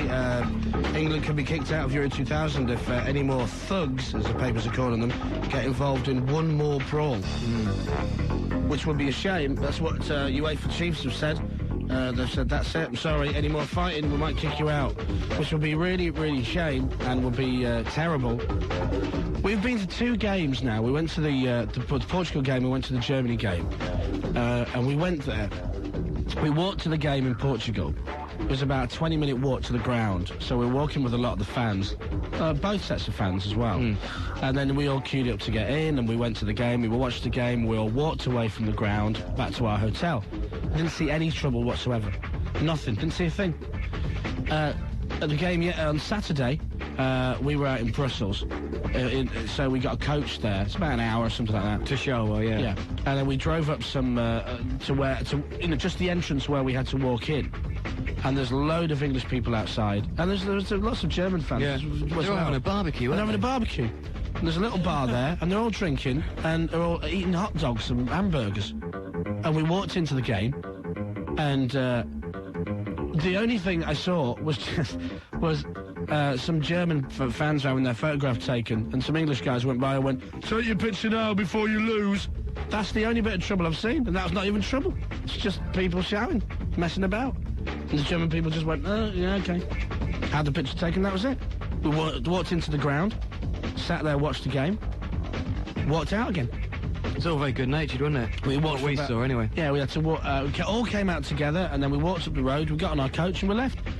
2 games, and we've seen nothing. And seriously, absolutely nothing. See no trouble whatsoever. The only thing we saw was when we were at the game on Saturday night. We're right at the edge of the stand, and you can see 2 of the water cannon tank the hoolie bus. Yeah. Going out to spray people. But we didn't see any trouble. We just saw them go off and then come back dribbling. And that was it. So it would be, well, I was going to say out of order, but then, the fighting's out of order in the first place. And I've seen stuff on the news, but we haven't seen anything. Like most people, right, at the matches themselves, we haven't seen any trouble. Not at all. Nothing. Literally, the same as any other, and I'm honest, I'm not a big, I don't go to football games regularly, but every time, it's exactly the same as any other game I've been to. Leeds play Chelsea or whatever, it's just, a couple of people behind you shouting jolly swear words. Yeah. Reese, thought is one of them, in fact. Oh, was it? Huh? Oh, Leeds game, but that's different. Yeah. Reese was impeccably behaved. But the majority of people, and we know this, but it's got to be said again, and everybody knows it, the majority of football fans, if you're a real football fan and you've saved your money, because it's not cheap to go out and do this, you save your money, you've bought your tickets, you found a hotel, you've worked out the route to the ground, you go there, you do it, right? Did they want to go and see the football? Then they come back again, they have a few beers, and that's that. Most people go to the game, get out again as soon as possible. It's an obvious thing, but, if there's a load of trouble, get out, you get out of the way. And we're all prepared for this. When we walk into the game, if there's any kind of trouble, we'll just get out of the way completely. And we haven't seen anything. Nothing at all. So, that'd be really, really, it would really pee us off. Fingers crossed. Fingers crossed there's no more. It's just a small minority of idiots who go out there. It's a handful of people who just have too much to drink and get a bit leery, and then it's just people who go for a scrap anyway.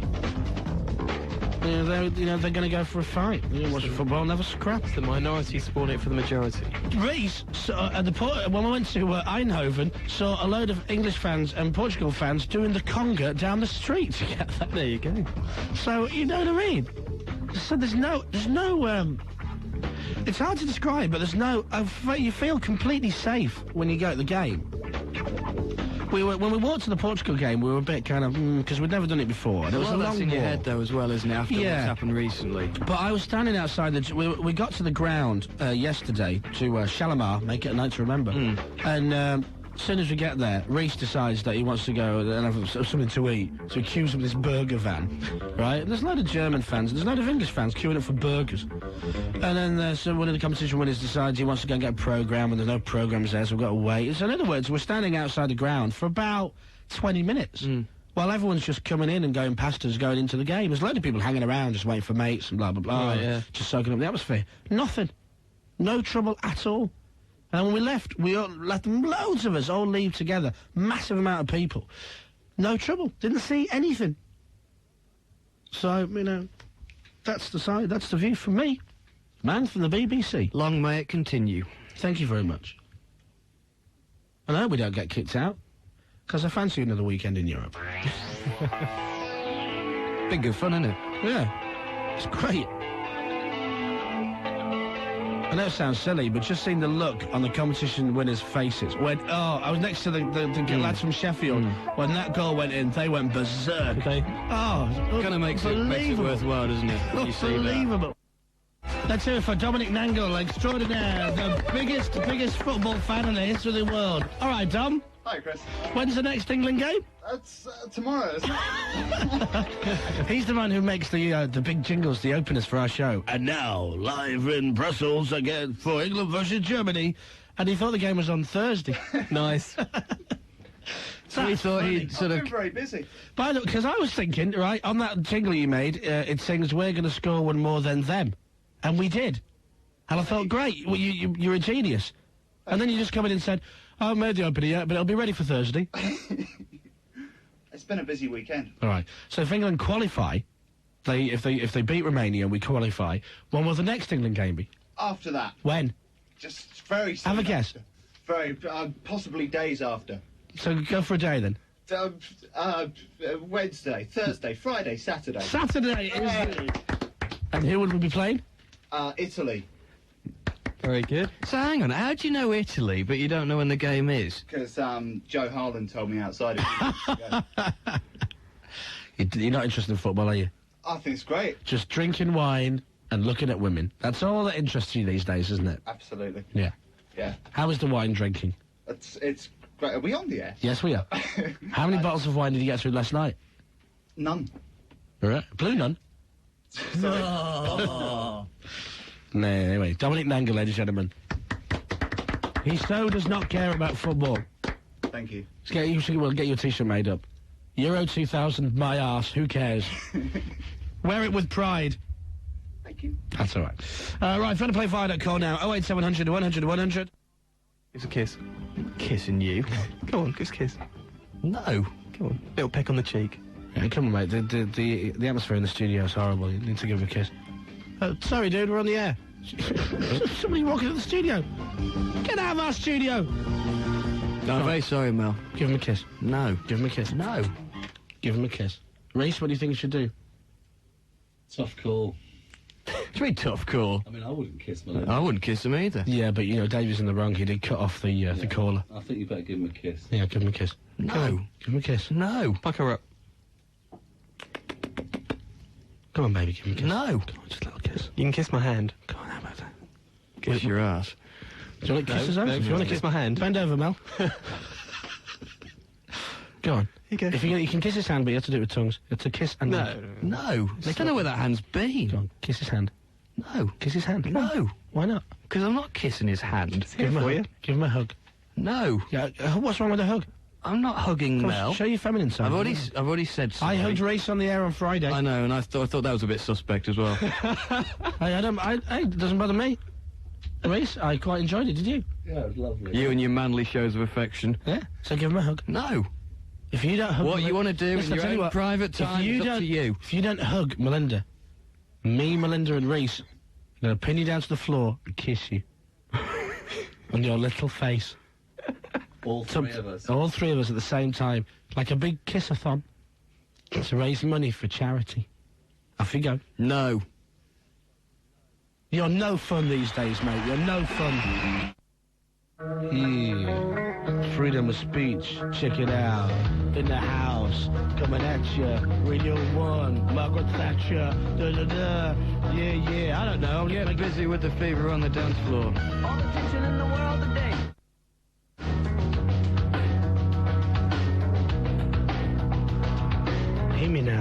provided by Reese Hughes. Can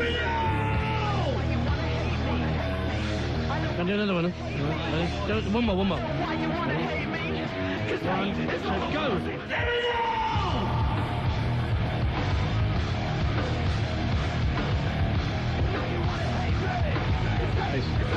Hey? Make an orderly queue, ladies. Don't worry, he's attached. That's why all the women at Radio 1 just melt when he's around. Yeah, he's cute. Limp Bizkit and Take a Look Around. It's the Mission Impossible theme. Would you like to Most Wanted of last week, David? Yes, please. Radio 1's Most Wanted. 6 at 6. Travis at 6 with Coming Around. It's the Most Wanted of last week. Right. Black Legend song at number 5. UK's number 1. I know. This is good. Moby Porcelain from this great album. It's called Play. Thank you. 3. Yes, I'm the real Shady. All the other Slim Shadys are just imitating. So won't the real Slim Shady please stand up? Please stand up. That's S Club 7. Darude and Sandstorm at number 2. And the most requested record of last week was Sonic, It Feels So Good.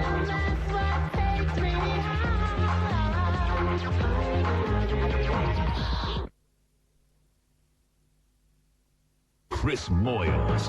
How do you do then? Here we are. We're in, where are we again? Brussels. We're in Brussels. Hooray! Hey, thank God we beat the Germans, otherwise this would be a bit pointless, wouldn't it? We'd all be sitting around here. Mel C would be really peed off, going, "I came all the way out here, and there's no point."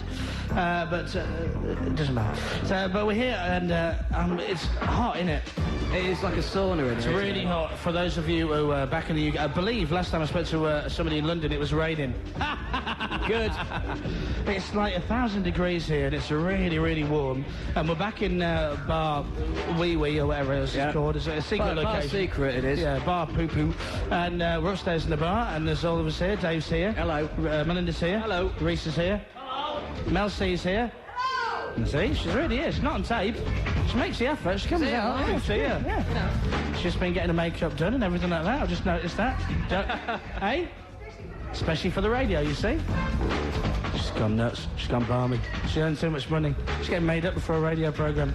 And she's sitting on the phone. Who are you texting? You sending a text to somebody special? Oh, all right. She's a bit feisty today. And by the way, wearing the England top. Thank you very much. Nice. Wearing the England top. Yeah, you're looking good. Yeah. All right. Of course. All right then. Yeah. She was saying to me, Mel C, because she's going to be performing later, she said that if we beat Romania tonight, she's going to get yet another special tattoo on her body to celebrate it. And she's going to let me and you do it, Dave. Really? Yeah. We're not even skilled just tattooers. Stabbing a leg with a biro, right? As long as we get it neat. She said that's all right. She doesn't care. Very nice. That's all right then. All the competition winners are here. Hello. Hey. Even Pip, she's turned up. Normally she's always late. It's 4:15.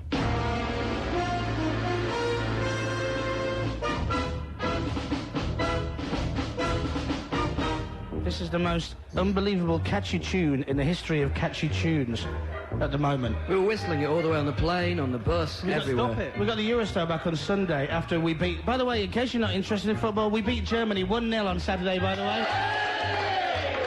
It was a lovely experience, and everybody went berserk, and it was good, and we had a good time, and everything was great. And we get the Eurostar back. We're sitting in first class because we're a bit posh. And on the train, by the way, I saw that one of the fellas from Lock, Stock and Two Smoking Barrels, the film. Huh? Did you? Yeah. Don't say which one, because I don't know his name. Well, I've not seen it, so I don't know either. Have you not seen it? No. Well, I don't want to ruin it for you, but it's a guy who throws the guns into the Thames at the end. Okay. All right, good. Does that ruin the whole plot? Yeah, really does, actually. And everybody started... Some people started whistling it, and we all start joining in, and we get off the train, and we all go for a tube, and then you just find yourself whistling The Great Escape. It's great. It's catchy. Yeah, but sadly Dave can't sing and tune. Or whistle. Do you want to do it? Do you want? All right. Comedy Dave, on his own, does The Great Escape. Off you go there, big boy.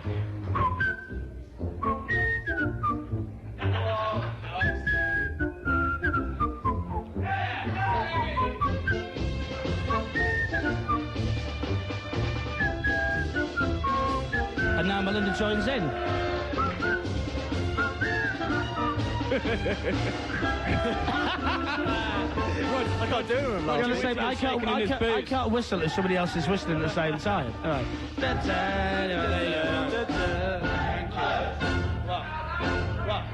One chorus from the bar downstairs. Yeah, you're very good downstairs, by the way.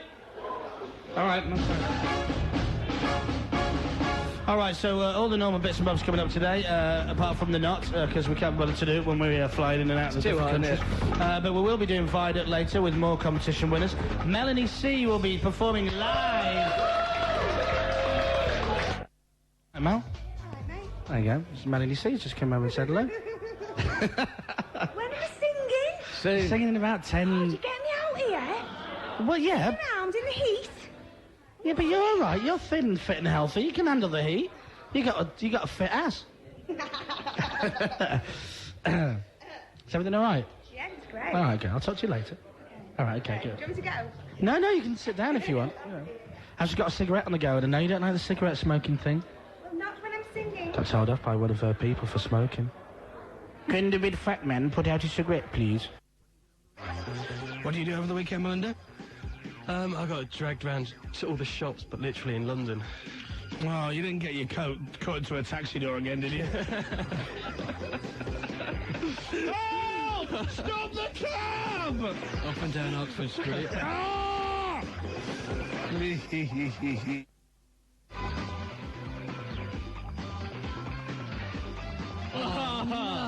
Oh, no. You just coughed and something flew out your mouth. Oh, I need a cloth. Oh, that is disgusting. Oh, I'm sorry, That was horrible. It's a bit of paper. Yeah, I've just phlegmed a greenie. Like an airborne grolly. Right. Let me heat. All right, it's wiped off. Is that a piece of equipment important? It's in the bin. Oh, dear. It shot out like a rocket. Has everybody here heard the beautiful song by Fatboy Slim called Bird of Prey? All he's done is taken the a cappella of Jim Morrison, put a bit of echo on it, something like this, right? Bird of prey. Right? And then he just loops that. Bird of prey. Like that. And then he puts a bit of music underneath it. Or whatever it is, right? So I'm saying, you can be able to mix anything. So I'm thinking, well, how difficult can it be? So we're going to mix this Bird of prey. into as many records as we can today, right? And we'll start now. This is Don't Tell Me from Madonna. Will, now! Now, Will! Will, now! Open the fader! You've got on pre-fade! No, you got to start again. You got to start again. Oh, dear. You did... Oh, It's killed it. Oh, man. Get down, Slick. We're going to get demoted to late drive if you keep this going on. Ray's come back. Oh, no, it's not that bad. All right. Right, so what do you take Fatboy Slim's... Bird of prey. And you mix it with Madonna. Bird of prey. Prey. Bird of prey.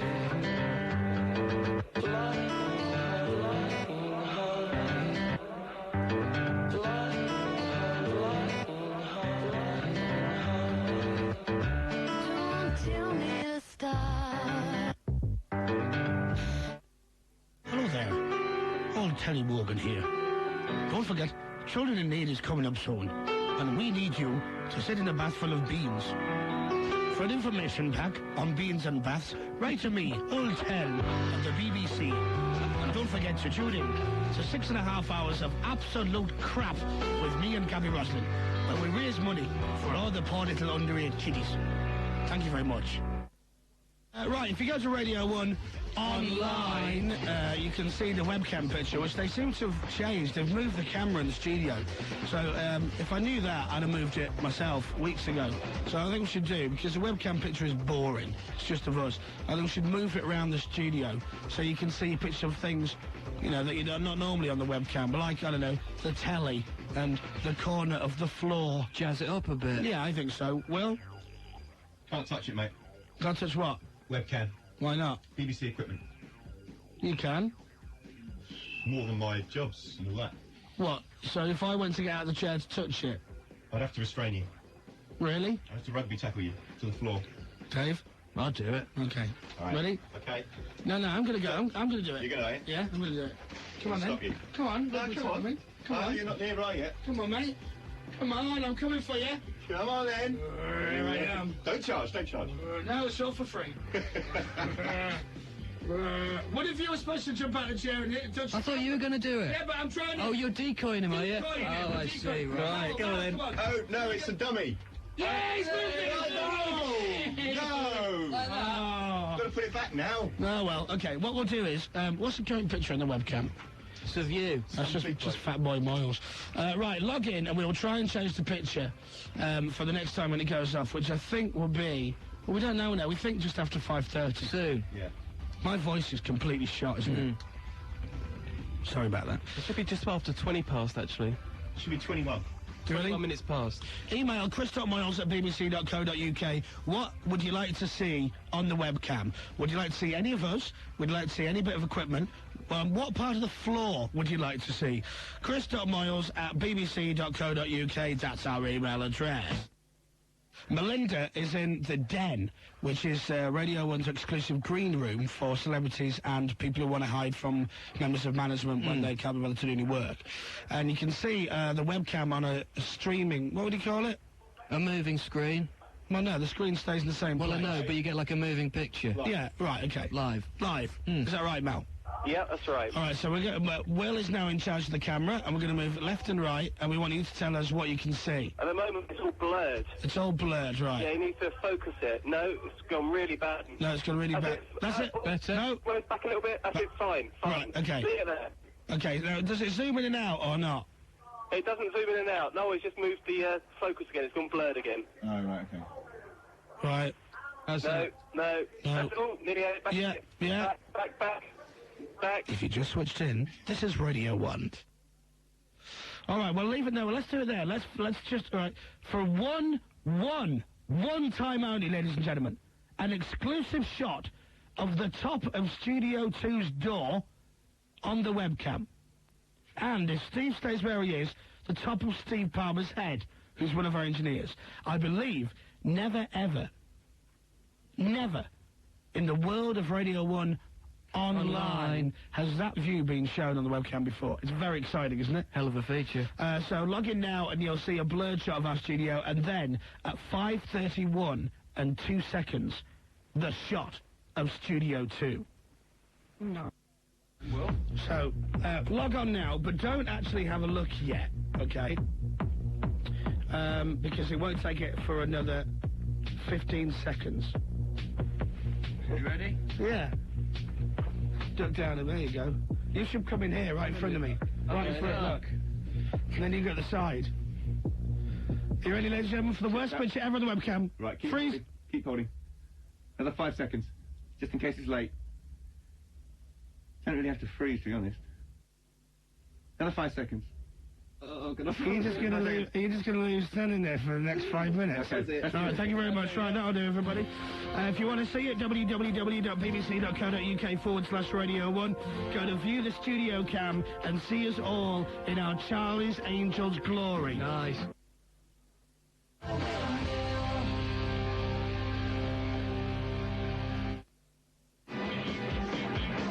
It's the quiz of the week. Chris Moyles, you're Forget that.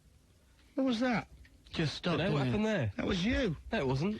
That's how this ends on this minute. It must have been off the other recording.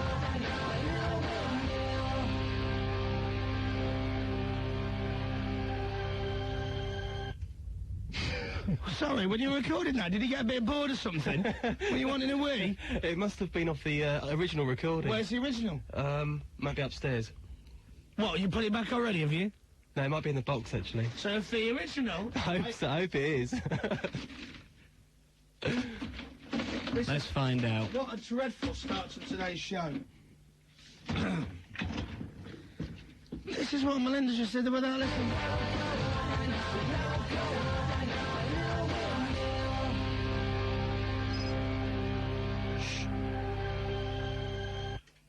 That is dreadful. Let's find out. That is actually dreadful. Let's find out if the original does it. You ready? Please do it. No, it didn't do it. That was you. Okay, I put my hands up. Linda. Oh dear, that's sloppy, that. Are you on the phone when you were doing the seg? No, I was talking to Steve Palmer, the engineer at the time. Ah, blame it on Steve then, is that what you're doing? Yeah. Okay. Frank Skinner last night was brilliant. That's an excellent show. I want Frank Skinner on the show. Today. That's my task. That's my challenge team challenge today. For today? I would like Frank Skinner on today's show before the end of the show. We have an hour and, 25 minutes to sort it out? Nick, you up for that challenge? You, Dave and Mel. What? Give it a go. Well, okay, well, whatever floats your boat. I would like Frank Skinner. I think that's a great show. And I want to talk to him about it today. Okay, go on then. Okay, update me on the where is Frank Skinner. I'll pass you over to my good friend, Mel. Chris, right, you know we never let you down on this team, do we? Yeah, you always let us down. Not all the time. Not all the time. Right. But today we have succeeded. In letting me down? No. We have come through with the goods. Line 1. Hello? Moylesy. Now, is this Frank or is this John? Now, this is a terrible impression it's doing me. But, you know, here I am. Is it the real Frank Skinner? It's the real Frank. Is it the real Chris Moyles? Yes, it is. Because the last time I saw you, you were in a queue to meet the Spice Girls. I'm going to say, yeah, but you were there as well. No, I wasn't in the queue. I was pointing fun at you because you were in the queue. Did you get to meet them in the end? Yeah. Were they nice? They were nice. Have you not met them? I've met them, yes, but I didn't have to queue. Well, hang on a second. If I remember rightly, you weren't, when I first saw you, you weren't in the inner sanctum. That's true. You were outside the inner sanctum. No, I didn't. I don't go into the inner sanctum till invited. And never on the first date. And did you get invited into the inner sanctum? No, I didn't in the end. So I sulked and went home. No. But, you know, I've met them elsewhere. They're always knocking around Hampstead, as you know. Right, I wouldn't know that, living in Brixton, of course. So anyway, I just want to say... Oh, you won that one. OK, you won that one. Your TV show is superb. Oh, I appreciate that. Thank you very much. It is really, really, really funny. But can I just say, it's great to be back on the BBC again. So are you in a ratings war with Invicta or someone like that? You must be joking. Give over. So is it true? Are you beating the new news? Yeah, well, I've completely blown the news out the water. Thanks very much.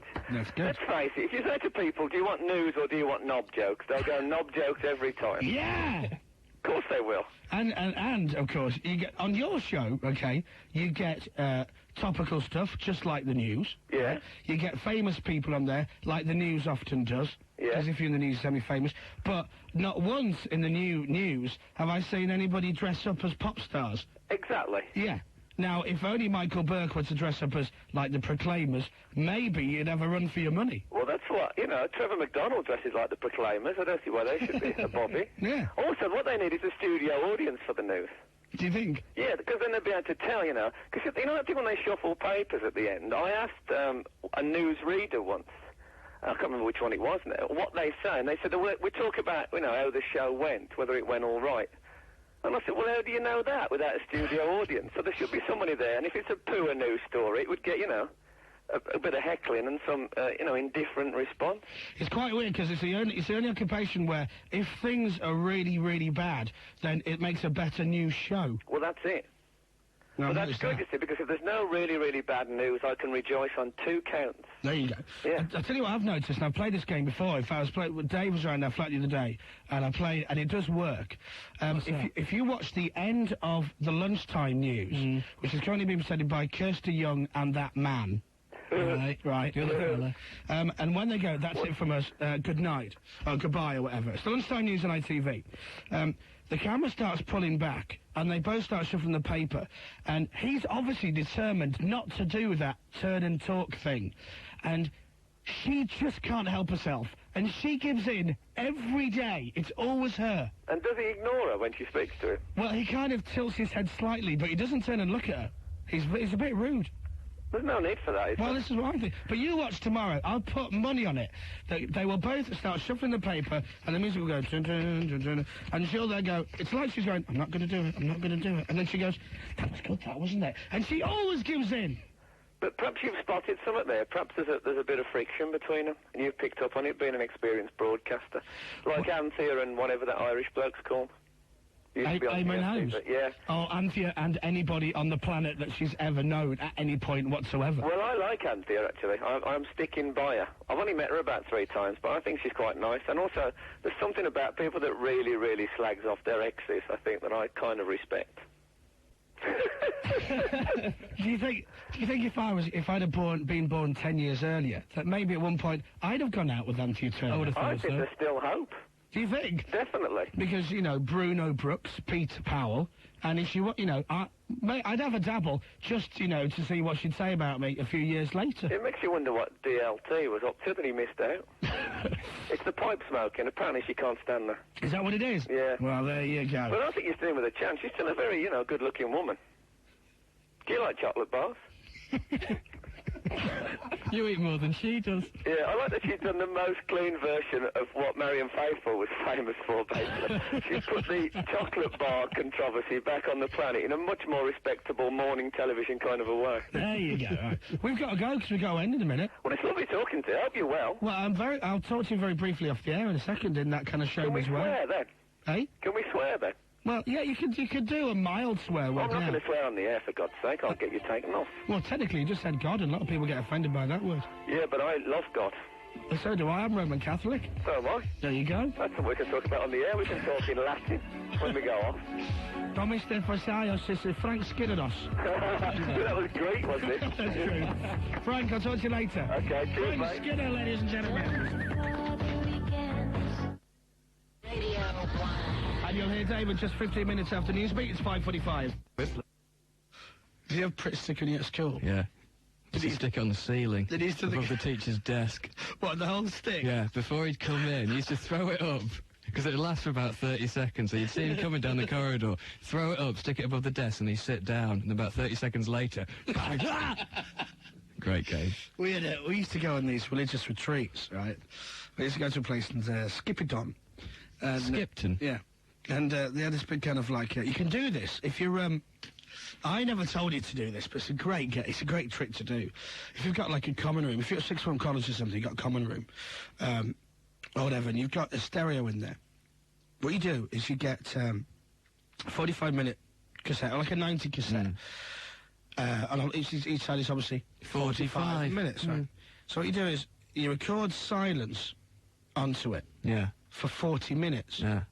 And then you record Megadeth, okay? So what you do is, when you're all getting kicked out, you put the cassette in, press play, and turn the speakers up as loud as you can. Set your watch. And then 40 minutes later, when you're halfway through your class, bang, it kicks off. And there's no one in there. It's a great, great trick. It really is. You should try it. Maybe I will. We did that. Teachers running out the dorms, running upstairs, because the door's unlocked, they have to get the key, it's blaring out. Fantastic. Brilliant. Shall I tell you who did it as well? Who? Wayne. So who said to us the other day, right, I know who said it. Do you know that family, the Slater family? Yeah. You know the woman in it, the big one? What's her name? Mo, right? And she's like, here, shut your mouth. I'll do what I want. Here, Pat, shut it. Someone said to us the other day, do you remember what they said? No. They said, oh, isn't that, you know whose sister that is, don't you? The woman who's, that woman. Who? Well, I don't believe it. I don't know how true it is. Go on. Right? No. A friend of ours said at the weekend, that woman in EastEnders, that Mo character, you know who her brother is. You know who her brother is, don't you? And it's unbelievable. Her brother is Gary Oldman. And it's like, what? The really, really, really, really talented actor. She goes, yeah. I'm going, you, my love, are talking out of your pipe. One more time. She goes, I don't even smoke. Oh, that doesn't matter. Now, today is Thursday, which means that last night was Wednesday, which means it's pop quiz night. None of us won. No way. Somebody else won. And here's one of the questions. This the hardest question from last night's pop quiz. And we will open it up to anybody who knows, right? Here's the question. Which famous person wrote the music to the startup of Windows 95. So here's what happened.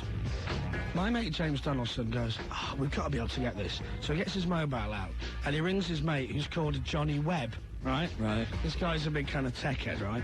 And he's doing some work for Microsoft. And because he's working with Microsoft a lot, he's in contact with an office in Seattle, right? And to cut a long story short, Johnny Webb kind of knows the PA to Bill Gates, right? So you were cheating? No, we still got it wrong. So here's the thing, right? So James phones Johnny Webb. Johnny Webb sends an email to his mate, who is the PA for Bill Gates. What, all during the quiz? Yeah, during the quiz. So we don't get any reply back. So James rings Johnny Webb, okay? Yeah. Johnny Webb then rings Bill Gates' PA. She can't find Bill. He's not at his desk. So she asks where he's gone. He's gone to the toilet. So she grabs it, because you know they go long leads in America, right? She takes the phone out of the office and around the corner to the toilet. And she stood outside the toilet waiting for Bill Gates to finish his business. Joking. Right? While this is going on, it's now time to hand the papers back in. All we've got to do is get this one right, all right? And we've virtually completed the whole quiz. So James is on the phone saying to Johnny Webb, where is she? She's going, Bill Gates in the toilet. What am I going to do? James is going, Johnny, tell her to go in the toilet. Johnny goes, go in the toilet. She's going, I can't go in the toilet. Well, Bill Gates is on the loo. And this goes on and on and on. So basically, because Bill Gates was having a dump yesterday afternoon in Seattle, we didn't win the pop quiz. Larry LePrise, the man who wrote the Hokey Cokey, died last week. This is serious. I've seen this. Larry LePrise, the man who wrote the Hokey Cokey, died last week at 83. And the most traumatic part for the family was getting him in the coffin. So he put his left leg in and things just started to go downhill from there. Radio 1. Okay, right, we'll play Sugar Babes and Overload and Stereophonics after News to Sport with Carolyn and Andrew. It's 5 o'clock. Reese. Yeah? You're not on the show anymore, mate. Bye. Upstairs, Reese. Oh, bless him. Got lost. Huh? Got lost. Reese doesn't realise, he's management. He's not allowed down in the studio complex. Hasn't he got like a big flash office upstairs? Dunno. Has he? Have you, Mick? No. No, you won't have one either then. It's Noel Gallagher! All right, son. Yeah. Is somebody going to give him a chair? Here we go. Have this. Oh, Melinda, you didn't... My guest. Mel, you didn't sort it. You had an hour to get him on. You failed. And Mick got it sorted within 3 minutes. He's a professional, see, Michael. Eh? He's a professional, isn't he? Yeah, just like my mother. Hey. Only joking, Mum. Yes. How are you, Noel? I feel a bit wobbly today, Chris. Why? We've been out on the lager last night. You were? Yeah. Celebrating anything or just out? No, we're just out. Do you want to do my TV show? Oh, here we go. God, every time, John. If you do an impersonation of our kid right now, I'll do it. Okay, well, just, come on the show and we'll, chat together as though we're the same person and that. All right. Top one, our kid. Okay, sorted. You can't drink lager, haven't you? Yeah, cool. Well, we'll just have it all brought to us. All right, man. You get cigarettes and alcohol. I'm there, me, cock. Right, smashing. Top on. That's top on, okay. Yeah, see you in a bit, nice man. one, I could see. All right, man. I hate you. What the hell was that supposed to be? Who the hell was that? That sounded a little more like Morecambe and Wise. The shameless plug there for Carlsberg, I have to say. No. Did I just say Carlsberg? You did say Carlsberg on the air, yeah. Yes, indeed. Ka-ching. Not as shameless as my plug for Orange before, though, I have to say. But that's true. Yeah. You don't say Orange again, though, because that's like advertising and people will complain. It really means nothing to me whatsoever. You say Orange, you have to say every other colour of the rainbow. It's black and white, isn't it, the rainbow? This is the first time you've heard me speak to me, isn't it? Oh, yes, I win.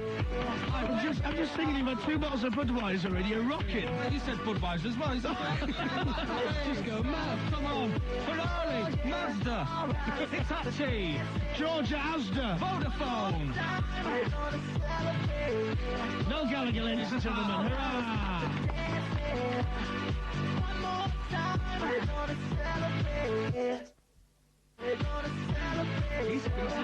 I'm good at... Can I come in here every Friday? Please? No. Come on. No. I'll be in some fish. What?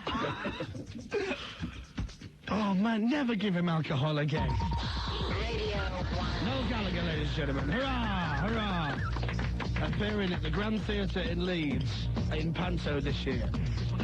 Right, all right, I think you're right. Right, Pete Tong's coming up in 15 minutes after Newsbeat. It's 5:45.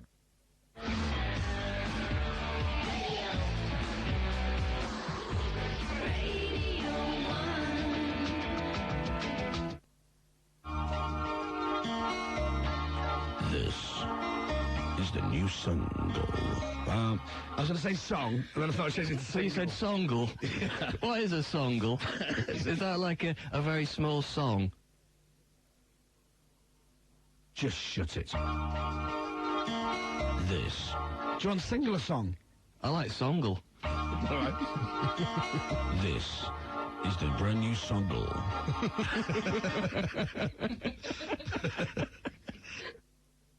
I once did that on a radio station. I was going to say football, and I thought at the last second I'll change it to soccer. This is the new single by Louise. Do you want to talk about this thing that we got sent yesterday? We had this clock sent to us yesterday. And basically, you record a message on it, don't you? Which you then get woken up to the next morning. Except that the one that arrived on your desk already had a message, like a poem about me, didn't it? Yeah. Can I hear it? Which I find a bit spooky.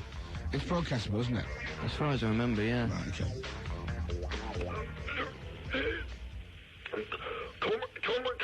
Tordy Dave up a tree. T-O-S-S-I... Well, maybe it's not broadcastable.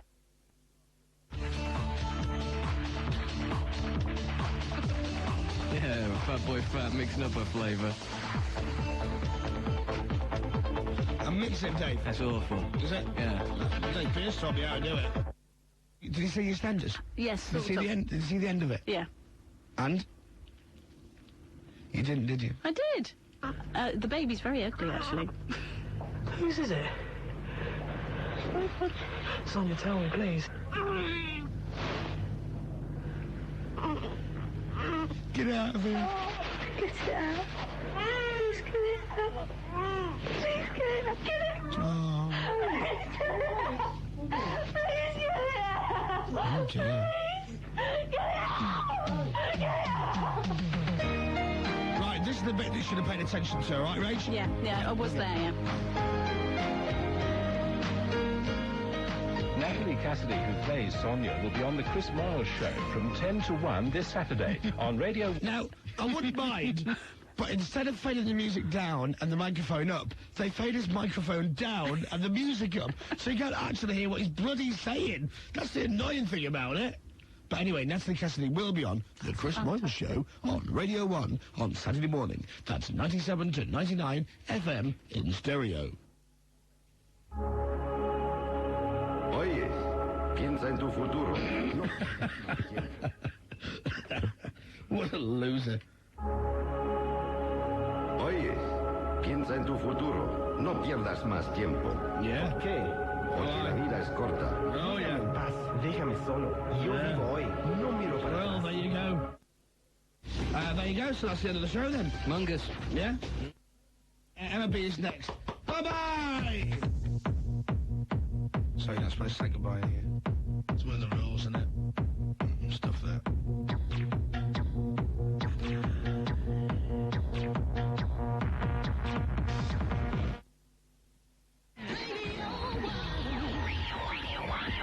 Emma B at the weekend on Radio 1.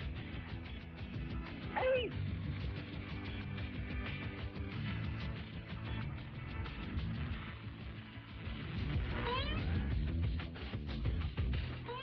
Get off my show, Moyles! What?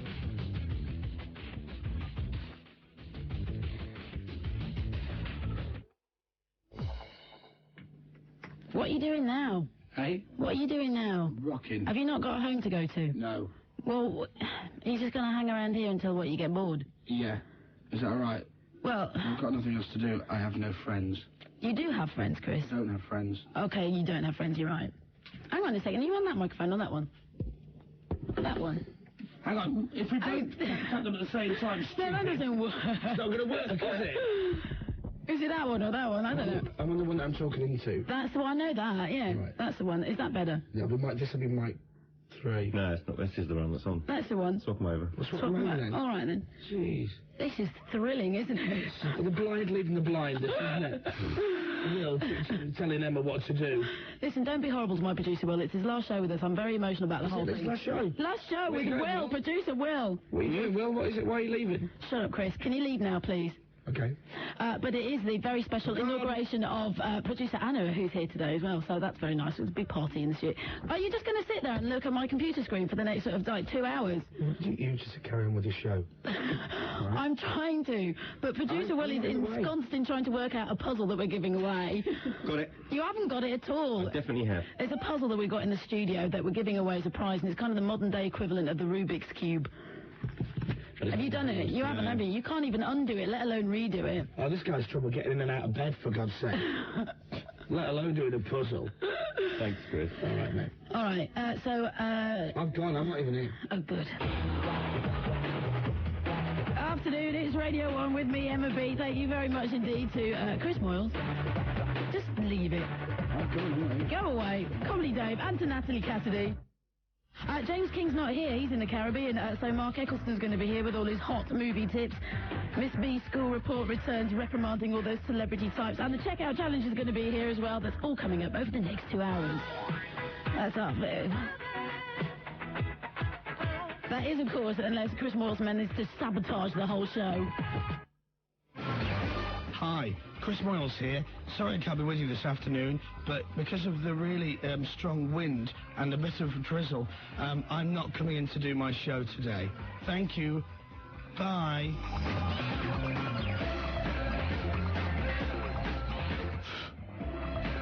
There's a tree down there where I live. Is there? Yeah. Wow. We're right into the little white little transit van. It's virtually chopped it in two. There's no one in it. It's just parked up. God, I tell you what, it was windier last night than Birded Manning after a heavy vindaloo, wasn't it? Today is officially the first day for our brand new producer. His name is Will, right? You may have heard him before on the Will Breakfast Show. That was produced by Zoe Ball.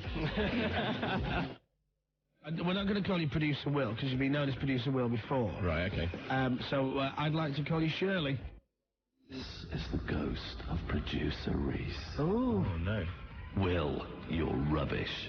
Oh, dear. Oh, dear. I don't know where that came from. That's not very nice, is it? Not very. So go on, you were saying, what will you bring to the show? Well, I imagine I'm like, you know... This is the ghost of Producer Reese. Really spooky. Will, you'll never be as good as me. Are you hearing that, or is that just in my head? I'm not hearing anything. There's something really odd going on in my head. I can't hear anything. I can't hear a thing. Okay. Will, you're rubbish. It's the first true thing Reese has said in a year and a half. Wise words. Not like that. Just ignore him. We have done for the past 18 months. Right. I'm not going down that road. I woke up really early. I woke up about 10 to 9. So I put the radio on, and I heard Coxie going, all right, Coxie here on the breakfast show, still to come, we've got this, that, the other, and the competition, and this record, and this feature, and I'm thinking, silly old cow, she's not going to get all that into the last 10 minutes of a show. And I suddenly realised it was 10 to 8. I changed absolutely no clocks in my flat whatsoever. This is Monday morning, not even Sunday morning. Still, at least I turned up for work. Anyway, so there you go. News at Radio 1, it's 4:30. Rush hour delays on the way after the worst storms for 13 years. Tens of thousands of people are without power tonight, and more than 20 severe flood warnings are in force. Noreen Rowley was injured at Selsey in West Sussex when her caravan was damaged in the storms. It was a harrowing noise, quite a strong noise, and then the front windows caved in and the side doors caved in. We're getting reports that a stricken tanker is pumping dangerous chemicals into the sea 35 miles off Guernsey. The crew of the Italian freighter were airlifted off this morning. The rail network is beginning to recover as the evening rush hour begins. Full details in a moment. but passengers are facing long delays tonight. Ed Gallagher from the Environment Agency thinks global warming may be to blame for the storms. I think there is a definite trend underway. Since 1987, we had 4 or 5 years of drought. We've now had 2 or 3 years of record-breaking floods, and we've lived our life in a way that hasn't prepared us for this. The travel news in detail now. All Eurostar high-speed passenger services are cancelled. GNER say their services from King's Cross to Yorkshire, the North East and Scotland on the East Coast main line are cancelled. Virgin West Coast trains are only running an hourly service between London and Manchester and Wolverhampton. First Great Western have an emergency timetable in place, 1 service an hour at the moment from Bristol and Cardiff. ScotRail services between Glasgow and Edinburgh have been reduced to 1 an hour, although they do say they hope to have 2 trains an hour running very soon. On the roads in Kent, junction 11 of the M20 is closed. In Surrey, the M25 is closed anti-clockwise between junctions 11 and 9. Also in Surrey, an accident and floods are blocking the A3 Esher bypass. And in the skies, many flights into Heathrow and Gatwick are still hit by adverse weather conditions. A number are cancelled and others have been delayed. The weather forecasters say the rain will ease overnight with heavy showers in northern England and Wales, lighter showers in southern England and Northern Ireland, just a bit of drizzle in Scotland. Tomorrow, west and windy in the morning, sunshine and showers in the afternoon. That's it. We'll update the news, the sport and the travel at 5 o'clock. Them weather people are superb. They really earn their money, don't they? The weather tomorrow, wet and windy. Who'd have thought that, eh? What a funky little bit of music, that travel. Am I the only one who thinks that's fantastic, like that is? That's Nicky's little masterpiece. Can we have a listen to it? Yeah. It's taken 72 hours. Bum diggy diggy diggy bum diggy bum. It what? It took what? All day. It took all day? All day, but it's excellent, isn't it? He made that himself? He's been playing the drums, singing along, humming. Which bit did he sing, Carolyn, on this instrumental? You know what I mean. So did he really make it himself? Yeah, he did. Does he get the PRS from it? No, he's been mixing and, doing all this stuff. Okay. I like that. Carolyn gets. He's been mixing it and, doing all his stuff. Radio 1. Radio 1. Well, if you had to get a train to work, normally you get a train to work rather, and this morning you couldn't get a train to work, so you had to queue for a bus in the pouring rain. Then for the next 3 minutes, you're really going to hate Radio 1.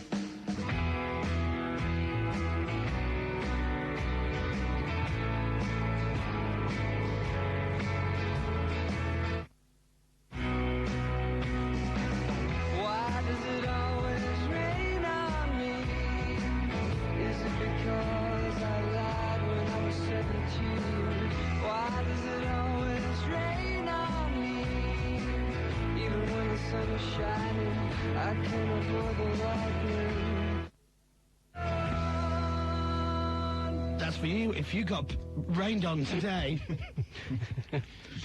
I got rained on today. Have you ever done a version of that? Why does it always on me?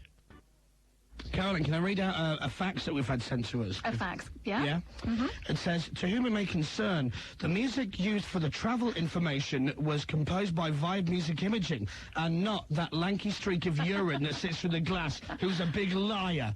Oh. Vice President, Vibe Music Imaging Limited. We never actually said we'd made No, you did. You said that Mickey had made it. We. The royal we, my ass. The we, you. Chris Moyles we. No, well, I didn't say anything. It was you. Said it. Yeah. Oh, here we go, BBC Journal. Well, I'm sure they're delighted that we're playing it on peak time radio, wouldn't you think? Well, there's not much call for doing travel bulletins at 3:15 in the middle of the night, love. Let's go to travel on the road. Yeah, it's looking fine. There's no one out. Thanks very much. We'll check back with you later. We're in the wrong job, mate. Yeah, really are. Oh, dear. Really want to see those fingers. Now. My name is Steve Mack. I'm friends with Nicky Butts. I like to go down the pub and eat packets of peanuts. My name is Simon Mayo. I like a few beers. Join me in the morning for the mystery years. when Lady Penelope swoons, pop out like balloons. The butler stands by with a gleam in his eye and pops them back in with warm spoons. That one. They're all right, aren't they? They're all right, yeah.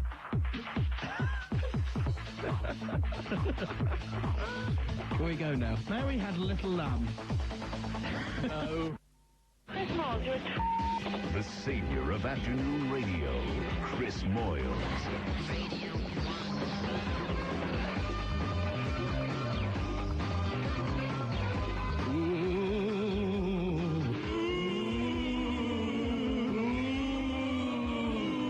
A lot of overrated commercial crap. Hey, tell you what. Normally, right, you know, I don't like it when kids come around trick-or-treating on my door. When I'm trying to watch EastEnders, trick-or-treat. Got a great surprise for them tonight when they knock on my door. I'm not in. Actually, do you know what? Just in case any kids from around here come and knock on the Radio 1 studios, we don't have anything. Mel, go down the offit and get some cider and some Leeds and Bradfords. Hello? Trick-or-treat! Trick. That's very nice. What? I just threw a pen at him. Mel? Hello, come in. Trick-or-treat! Treat. No, give me something then. There you go. Some water. No, you're all right, thanks. Hello. Trick-or-treat. Treat. Here we go, it's a little present. What's that? It's a bag full of sweeties. Yeah. Thank you very much. Now, that is what you're supposed to do, trick-or-treat-wise. Oh, here comes Reese. Knock on the door and say trick-or-treat, Reese. Right, you know what, producer Reese? Yeah. Right, here we go. Let's see if he does. No, you got to knock on the door and then do trick-or-treat. Here we go.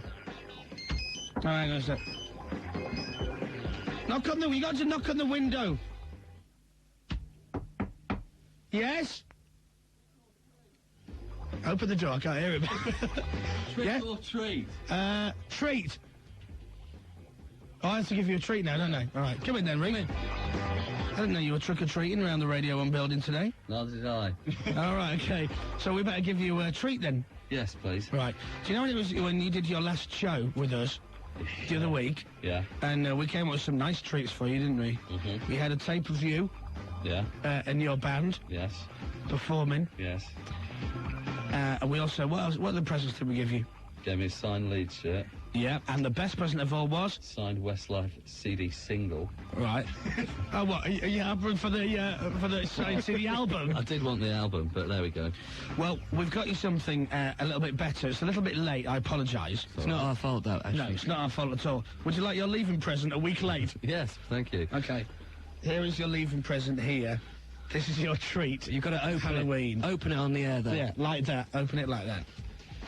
Sure this hasn't been No. given to someone at... Read it out. Excellent. Excellent.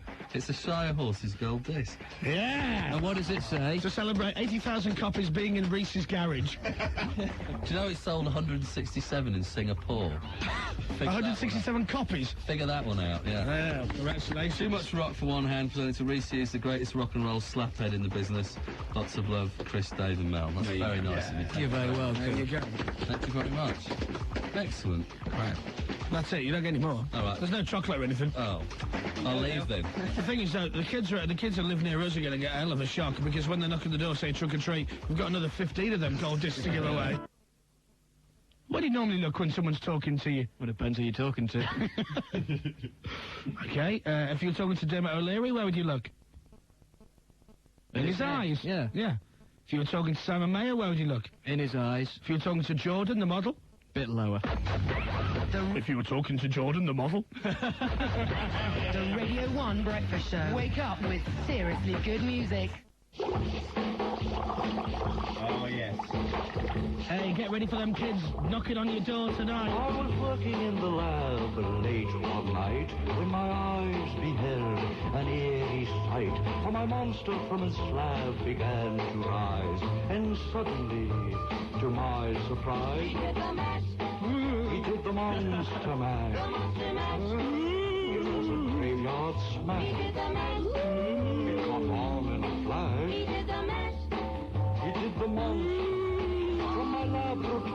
See, you're ruining that, right? Why? Because you are.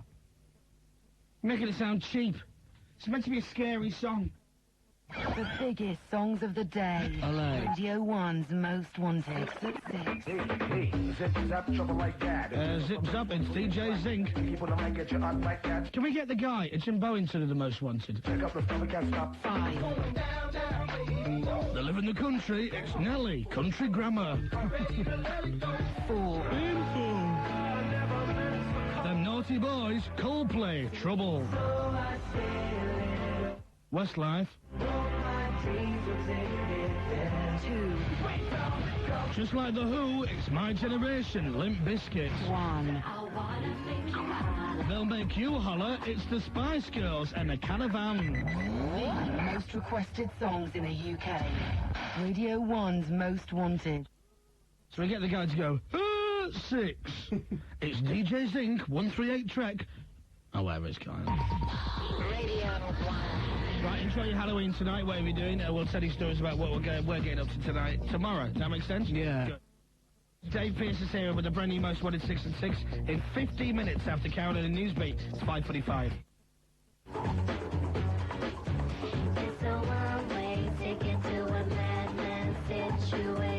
Radio 1. Radio 1. Radio 1.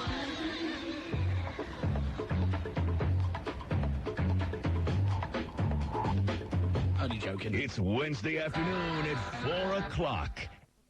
And now, live from London, it's the Chris Moyles Show. Blokes, leave your birds at home and come to the pub and watch the game. We'll have a couple of pints while we watch the footy. We'll leave the women back cooking our tea, because that is the way it should be. Now, this is before you start complaining, right? This is what these girls are being sexist. Right? Wow. Telling the women to leave the blokes at home, come out to the club, because it's full of bollers. What are bollers? Huh? What are bollers? I'll show you. Here, look. They're not bollers. Here, look. Oh, no. Hang on, listen. No. Peanuts. Oh. They're not peanuts. You're looking... No. Here, look. Can't see anything. Did it? The webcam went off. No, if that's gone on the webcam, there will be big trouble. It has as well. That better not have gone on the webcam. Find out if it has after news and sport on Radio 1. It's 5 o'clock. Okay, so listen to this. If you go to Radio 1 online and view the studio cam, you will see a picture of me showing my bollers to Dave. as in the words of the Destiny's Child song, by It's the a way. Radio 1 knackers cam. Yeah. But unlike the men in the Destiny's Child song, my bollers are not full grown. But you can have a look if you want. I'm sure Juliet will be logging in right now. Oh, yes. Can't wait to get back to the desk. You didn't come down to see us. You normally come down to see us. You didn't ask me to today. I want to see those trousers. She got a zip stuck. Couldn't get down the stairs. Can we have a listen to the zip again, Juliet? Which way would you like it? From the top to the bottom or from the bottom to the top? Well, I'm hoping at the moment, right, it's zipped up. It is zipped up, but it's one zip. Right, so I would imagine do you zip up or down? I zip down. Down to open. But I'll zip up for you. So it's down now? No. Ready? Yeah. Yeah. Blimey. Hang on. That's some arse, isn't it? Yeah. I've just showed my calf to Matt. What? Calf muscle, you know. What did you say? Calf muscle to Matt. I thought she just said... No. I meant to tell everybody, by the way, I saw Gorgeous Sport Girls zip. Did you? Yeah. When? Juliet came down it was about 5 o'clock, I think. Here's where the zip went from. This is a bit of a visual thing, right? I swear. The zip went like this. See the seam of my trousers? Right. Yeah. From your foot. Right, the zip went like that. All the way around there.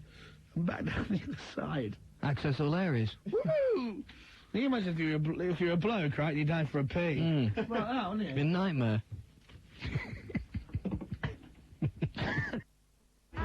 Most Wanted? Go on then.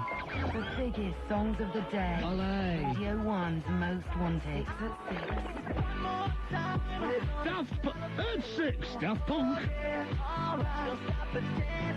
5. At 5, they're in trouble. Coldplay. 4.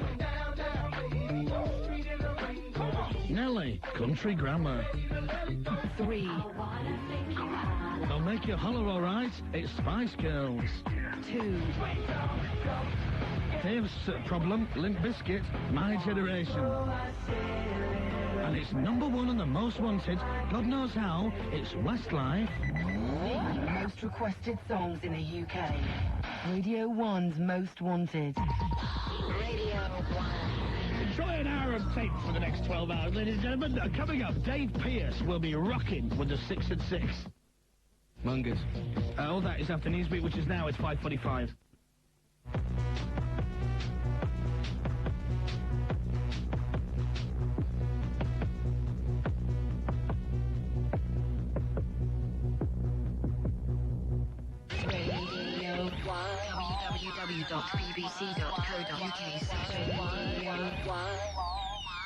It's Thursday afternoon at 4 o'clock. And now live from London, it's the Chris Moyles Show. It's Chris Moyles.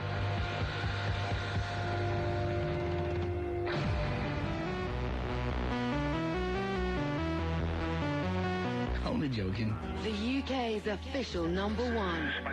On the UK's official top 40 station, Radio 1.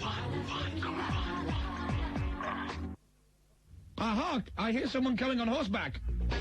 Mr. Moyles? Yes? Message for you. Shut up, fatty. Thank you. I shall be on my way. More messages to send around the building. 18 to 24-year-old women are now drinking an average of 6 pints a week. Now, what it says before that, this is The Sun, it says the worrying statistics following recent reports that 18 to 24-year-old women are now drinking an average of 6 pints a week, or 1.5 bottles of wine. My lass does that while she's watching the telly in one night. The two girls, his girlfriend and my girlfriend, yes, I am back with her, have been during EastEnders and get through a bottle and a half of wine. Easy. So now that I've read this, right, I've got a whole completely different approach, right? What is it? I'll be in a bar, okay? I'll see a girl at the bar. Falling off a bar stool. I'll see a girl sitting at the bar. I'll go up to her, I'll go, "Hi, love. Are you drunk?" She'll go, "No." "Oh, I'll be back in about 10 minutes." Radio 1. Get yourself a white wine in the meantime. Like a large one. Right, Puff Daddy and Limp Bizkit coming up. Here's Matt and Philip with News and Sports, 4:30. Dave, check the survival rate of that last gag. How's it looking? Not good. Yeah. This link's dying, Dave. We'll play a record. You know you got them on... Oh, did you make them yourself? Yeah. Okay. What is it exactly? It's a button on a mixing desk upstairs, and when you press it down... Oh, link's dead! This is The Knot. And finally on The Knot, Radio 1 today announced a new DJ. It's none other than Sarah Sofa Bed. Andy Parfitt tells us... She's absolutely part of the furniture.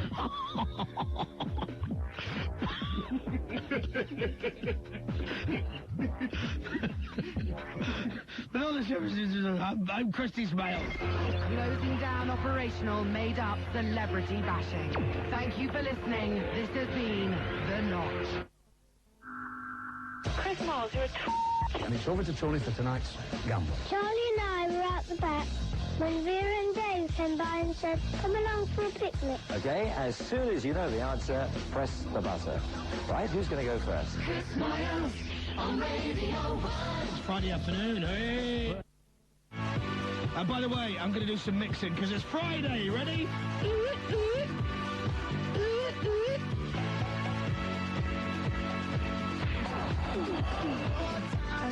Hey, mixing, I'm mixing. Eat your heart out, Toggy. And I'm cheaper. Marginally.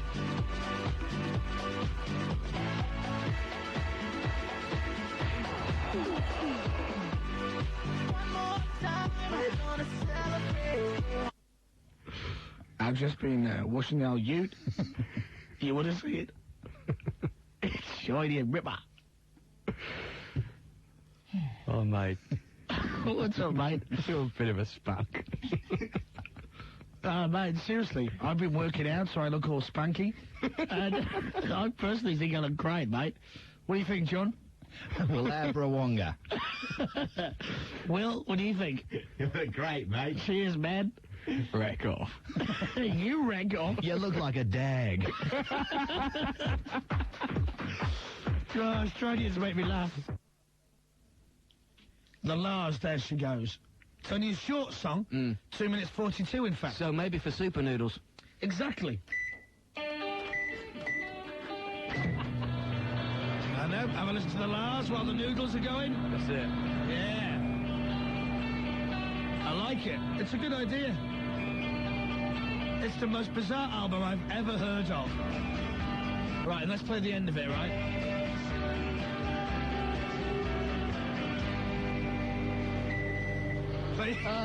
They're ready. How about that? Perfectly. Radio 1.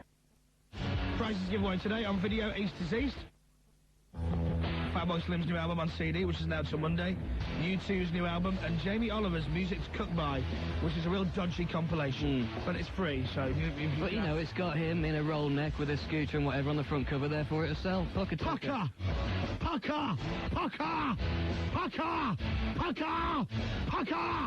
Pucker! Pucker! Pucker! Pucker! Pucker! You know, if we just switch the radio on now, you'd be thinking, what the crap is this? All right, so what song would you like to do for us now, Bare Naked Ladies? It's not like we asked, obviously you want to do it. Yeah, we're going to do a song that we wrote especially for you. Now? Yeah. 3, 4. Chickadee China, the Chinese chicken. You have a drumstick and your brain starts ticking. What's the next Files when the light's on? We're done on many songs. I love the smoking makes a diss. One like Harrison Ford, I'm getting frantic. Like sticking tantric. Like sneakers guaranteed to satisfy. Like Carissa Red, they bad films. Hey, I don't make films, but I never did have a summer on. They gotta set about it, cause I'm fine, Oh, I thought you were coming in. You're chilling till it's gonna look like a tuner's gonna boom, bada baby. So make me think the wrong thing. I can't help it if I think you're funny when you're mad. Try hard to smile, don't feel bad. Bow with the baba dang a dang diggy diggy bow with the baba dang a dang diggy diggy bow with the baba dang a dang diggy diggy bow with the baba dang a dang diggy diggy.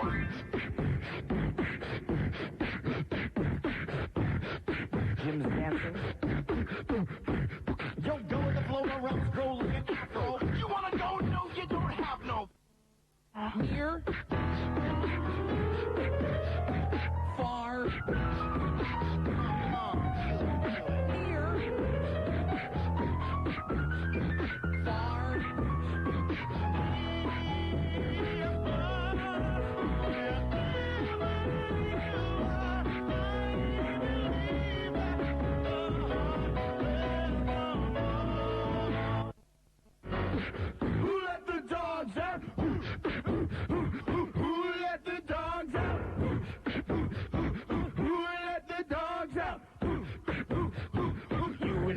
Baby, ain't nothing but mammals, so let's do like they do on the Discovery Channel. This is Horny now. You and me, baby, ain't nothing but mammals, so let's do like they do on the Discovery Channel.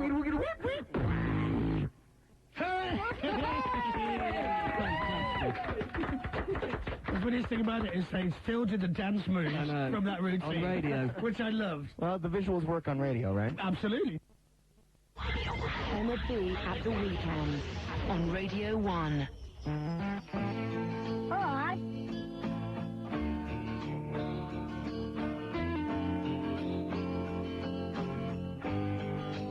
Alright. So you're all right then? I'm very good. My voice is a bit sharp. Did you have anything to drink last night at all? Alcohol-wise? Yes. No. Not one drop? No. I'm impressed. Monday and Friday this week I haven't drunk at all. You give yourself a good scratch there, love, while I'm talking. 2 days out of 7. Tuesday, Wednesday, Thursday I drank. Yes. Not excessively. You did on Wednesday. Wednesday and Thursday was quite bad. Excuse me, Miss Pot and Kettle. I wasn't even in the same league as you the other night. You can show up. I left you in the hotel with the Bare Naked Ladies. Yeah, but... Oh, I won't even go there. I went home with Dr. Mark Hamilton and watched TV. You stayed in the bar until about 3:30, 4 o'clock. See how she just kind of glosses over the first bit. I went home with Dr. Mark. No, I went because he was staying at my house because he lives in Manchester, so he has to stay somewhere. No, whatever. Lucky me, eh? Stuck again without a bed, Mark. normally stays with me. No, he doesn't. Yes, he does. Don't make me jealous. He likes to snuggle next to my manly thighs. Listen, go away and celebrate your Leeds victory. Have they finished yet? No, it's not over yet. It's 4-3, by the way, to Leeds. How many goals in how many minutes? Loads. Well, 7 so far. No, I know, but about 80. Who knows by the end? I don't know. Your producer Anna's now waving at you, which I think means shut up, fat boy, and you press the bed and carry on with your show. Bye.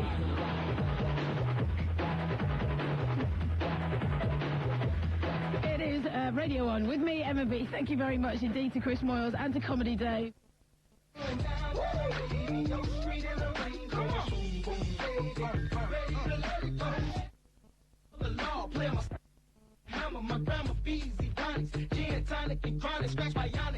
What are you doing? Huh? What are you doing? What do you mean? Why'd you start that again?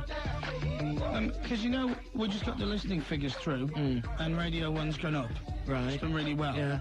Well, we're told we get a list of records to play by Will, our producer, and he's put Nelly and Robbie Williams together, so I'm just thinking if we just play those two again and again and again and again... We'll be very popular. Yeah, the figures will just go up. Huh? It's not going to work. That and the minute it skipped back to the beginning again, I don't know why. And you weren't here, you were next door. No, I was having a fag, to be quite honest. But we can just play the end of Robbie Williams and not mention it at all, and nobody will know. Go on then.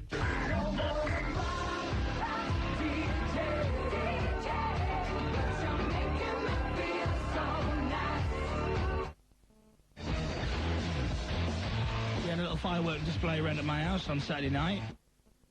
But the thing is, though, that your garden's quite small, and this firework said on the instructions that you all have to be 25 metres away from it, right? Yeah. Now, your garden is about 6 metres, 7 metres? No, it's more than that. Well, a little bit. 8. 9 to 10. And we set off a few rockets.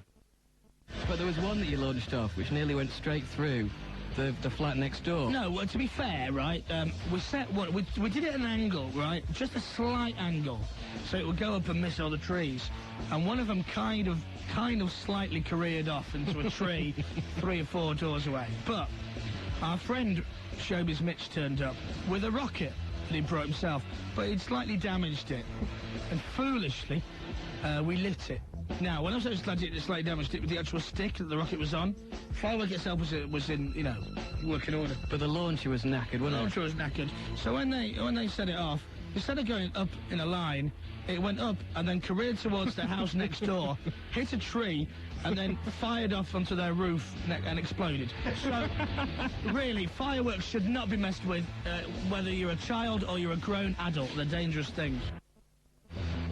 Also, the girls, all the girls, because they'll be pussy. No, don't let off the big firework, don't let off the big firework.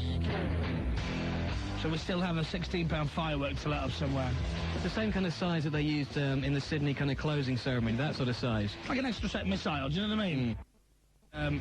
Melinda is back on the programme. I'll tell you what, Moyles, why don't you shut your f***ing fat gob and shove your opinions up your arse? Hey! He's back, everybody! Hey. Melinda's back! Welcome back, Mel! Cheers, man. Yeah. Good to be back. You stupid f***. Come on over, baby. Did you actually go to the doctor to find out if you had actually been poisoned? Yes.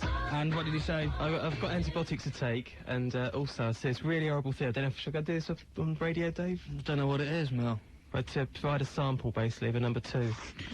Wow, we were talking about this the other night. Well, who was discussing that with? Not me.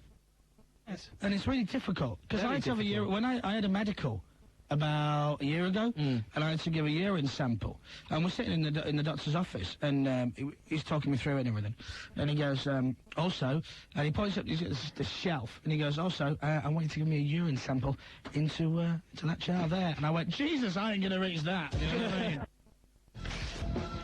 Why are you ripping up?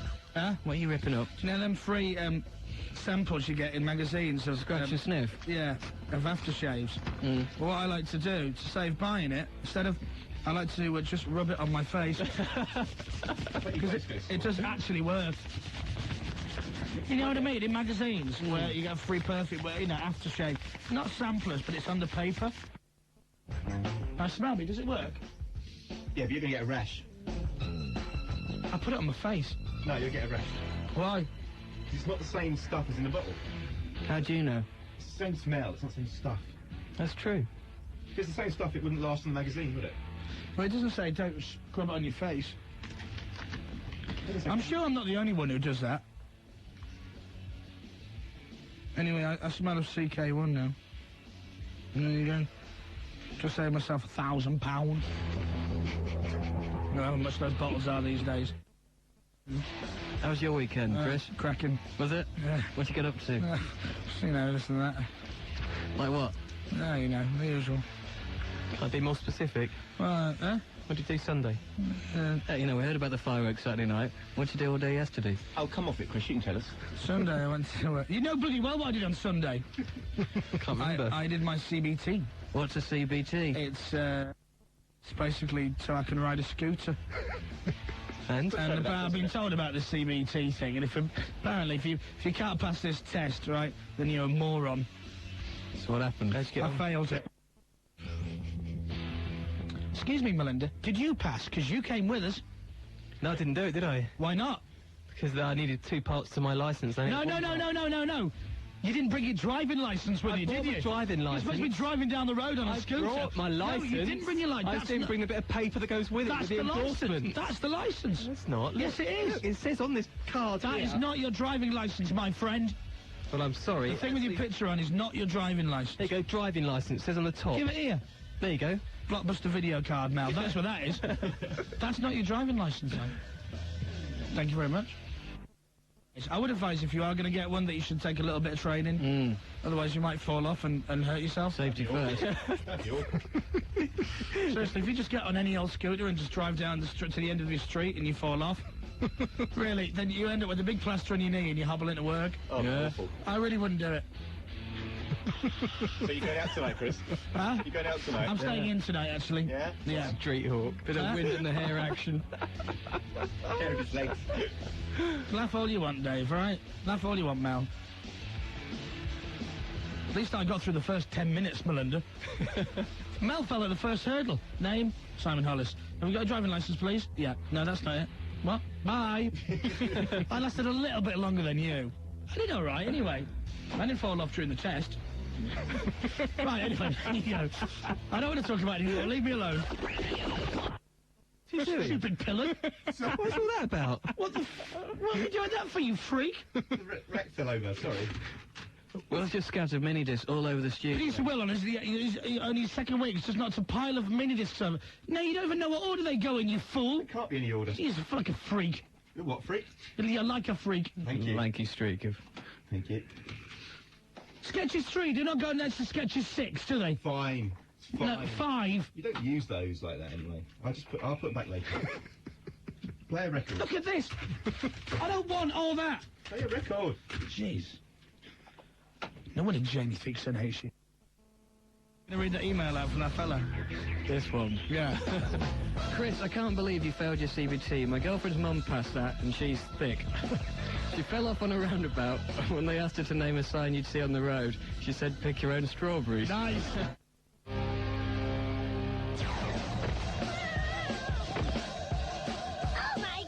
Chris Moyles, Comedy Dave, Melinda, and, Will, Radio 1's very own Delta Force. Anyway, the Boney Lady's got a new song coming out, and it is released on the... I'm not sure. So Ring the Man Who Knows? Yeah, Ring the Man That Can. Okay. The Bare Naked Ladies, by the way, a great band. And you should go out and buy the single when it comes out, because it's ace. And they're very, very good. Let's find out when it's released and I can play it. As soon as I know the release date, I'll play it. The 20th. Thank you very much. Released on the 20th of November. No time wasted. Well, you know. No, yeah, we haven't got time to mess around. On the 20th, the Bare Naked Ladies, Pinch Me. It's the perfect time of year. Did you hear about that dome thing, by the way? What dome thing? Somebody tried to nick some jewels from the... oh, yeah, priceless diamonds and stuff, yeah. And they were going to escape in a speedboat. Somebody's been watching way too many James Bond films. That's fantastic. We're just going to burst through the doors, right? Nick the jewels, jump in a speedboat and go down the Thames to escape. And have a speedboat chase. Yeah. Do you know that, I mean, when those guys get sentenced, the judge should at least knock a few months off. For comedy, you know, ingenuity. Yeah, for being creative about it, do you know what I mean? Too many thieves these days are lazy. They smash a window with a brick. You know, they're just not thinking. Now, it's using a speedboat in a robbery. It's the way forward. That's flash, man. That's really good. Will, next time we nick stuff, I want to use a speedboat. Okay. Radio 1. Has anyone upstairs got a speedboat? Don't know, I don't think so. Right. Dave. What? Get on bullseye, we'll have one. All right. Right, Architects coming up with Body Groove and Jamiroquai and Canty. It's Cav and John, it's 5 o'clock. How did it, off the top of your head, do you know how they got in there? Didn't they get like a bulldozer and break into it? They got a bulldozer and crashed into the wall. Nice. And then they had like things to throw at the Well, the coconut shy? Boomerangs? What? You know what I mean? Was it when you go to try and get one of them rings around a goldfish bowl? And then you win a goldfish? Yeah, that's what they used. They had like this nail gun, that's what it was. It was a nail gun. Like a stapler. Yeah. A bit bigger, though. Imagine. An industrial stapler. Office staplers. Hey, get away! I'll pin you to the wall! Getting all their kit from Ryman's. They got away in the boat if it's the same gang as did the job in Nine Elms about 2 months ago. Do you remember that? They did get away in the boat that time. They didn't get the money. That is just great, isn't it? Crime correspondent, John Rice. Thank you very much. Driving right. Look, right. I'll tell you what we'll do. Get a bulldozer, right? Break through the wall, right? While we're nicking the diamonds, what you do, you go to the coconut shy, see if you can win some teddies, right? Then we'll all run out, we'll jump in the speedboat, and we'll go down the Thames. Nice one! Brilliant.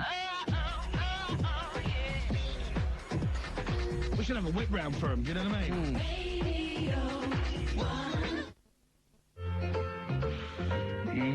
It's National Curry Day today. I know. Which doesn't mean anything whatsoever, apart from gives an excuse to eat curry on the air. So, as we play Daydream Believer on the sitar, we couldn't get any more stereotypical, could we? So, we're going to have a little taste test. What dishes do we have, Mel? Okay, we have king prawn masala. Aye. A lamb rogan josh. Bombay potatoes and prawn pilau. Oh, very nice. With some nice lager to wash it down with. Oh, very lovely. Quality. So this is just rice. Right. That's very nice, that. That's good. Very good. Do you want to give that to Chris? This experiment's going very well, by the way. What's this here? Lamb. Lamb? Well, I'll give it that. Yeah, I'll have a big lump. Dave's currently pinching all the prawns out. No, that's really good. Okay. Well, I think that was a fantastic experiment, and I looked at different types of curry dishes, and they were very, very nice indeed. Now I'm going to sample the lager. Yes, lovely. Join us at the same time next week when we'll be trying out different pizzas. Radio 1. I tell you what, you know we can't mention where the curries came from, but ironically enough, after eating them, my weight rose. Really? Yeah. That was awful. That was dreadful. That really was the worst gag I've heard. Well, it wasn't a gag. It's like your other gag about, you know, the one where you cut through the supermarket on your way home. Because it's not as dangerous. Yeah, it's a safe way. What's the other one? I went to Guy's Hospital last week. Yeah. I'm not going to go to girls' hospital, am I? No. Still, you've got to hand it to him, haven't you? What? Who? Who? Do it again. Mind you, you've got to hand it to him, haven't you? Who? Ticket collectors.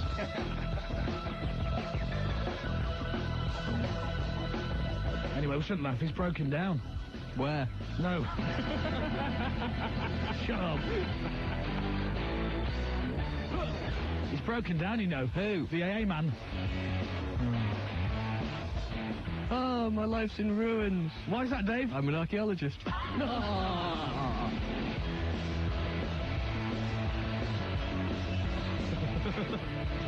Me and my wife went on holiday to the West Indies. Jamaica? No, St. Lucia. I went to a beautiful little place called Bournemouth. No, is that how you're going to do it? If you want. Yeah, I thought, well, you should tie up a little bit by doing the caravan park gag. I went to a caravan park in a beautiful little place called Bournemouth. Huh? Really? I don't know where Bournemouth is. You do know the gag, you idiot. Is it the same place as Poole? Yes. Right, okay, do it again then. I'm ready. I went to a lovely little caravan park in Bournemouth. In Dorset? It was great. No, it's wrong. It's not wrong. That's it. In Dorset, you went, it's great. You're supposed to in Dorset. Yeah, I'd recommend it to anyone. Right. Cool. You got the bloody joke wrong, man. I went to a pet store to buy some accessories for my dog in West Yorkshire. Leeds? Yeah, and in one of them squeaky little boats. I was crossing the road the other day.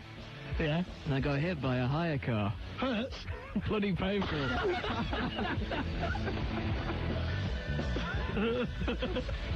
What about the band that you saw? The band I saw? Yeah. Turn the mic off a minute. Right. Do you remember that one? Yeah. Okay, go on. No, because it was last year I was on holiday in the Far East. And I saw this, fantastic rock band. No, Actually, no, that's not the setup, is it? You've got to end it with the Far East. Oh, yeah. Right, start again. Go. I saw this great rock band the other night. They're from the Far East. Singapore? Awful.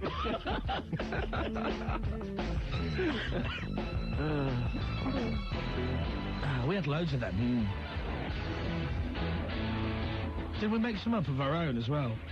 We had a massive list at one point. You got one? Yeah, you have to... I don't know if you know this one or not. I sent my wife on holiday somewhere really cold. Bradford? No. Skipton. Hang on. Okay. I sent my wife on holiday somewhere really cold. Alaska? No, that's all right. Alaska myself. No, that doesn't work. Obviously, if you're planning to take her on holiday, then it's Alaska. Not I took her on holiday, you div. Oh, don't ruin it. Alaska what? Did she have a nice time? Shut up. Jamaica? Yeah, Alaska later. What? Doesn't work, mate. Oh, dear. Should we do the Bangkok one, or is that too much? Too much, I think. Okay, fair enough then. I won't do that one. My wife's so fat. Alaska? Yes. Bangkok? No thanks. Jamaica. She did it of her own accord. In Bournemouth. Lovely. Jamaica, Bangkok? No. That'll do.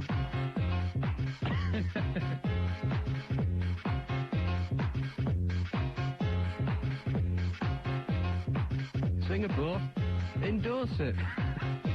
No, she went of her own accord.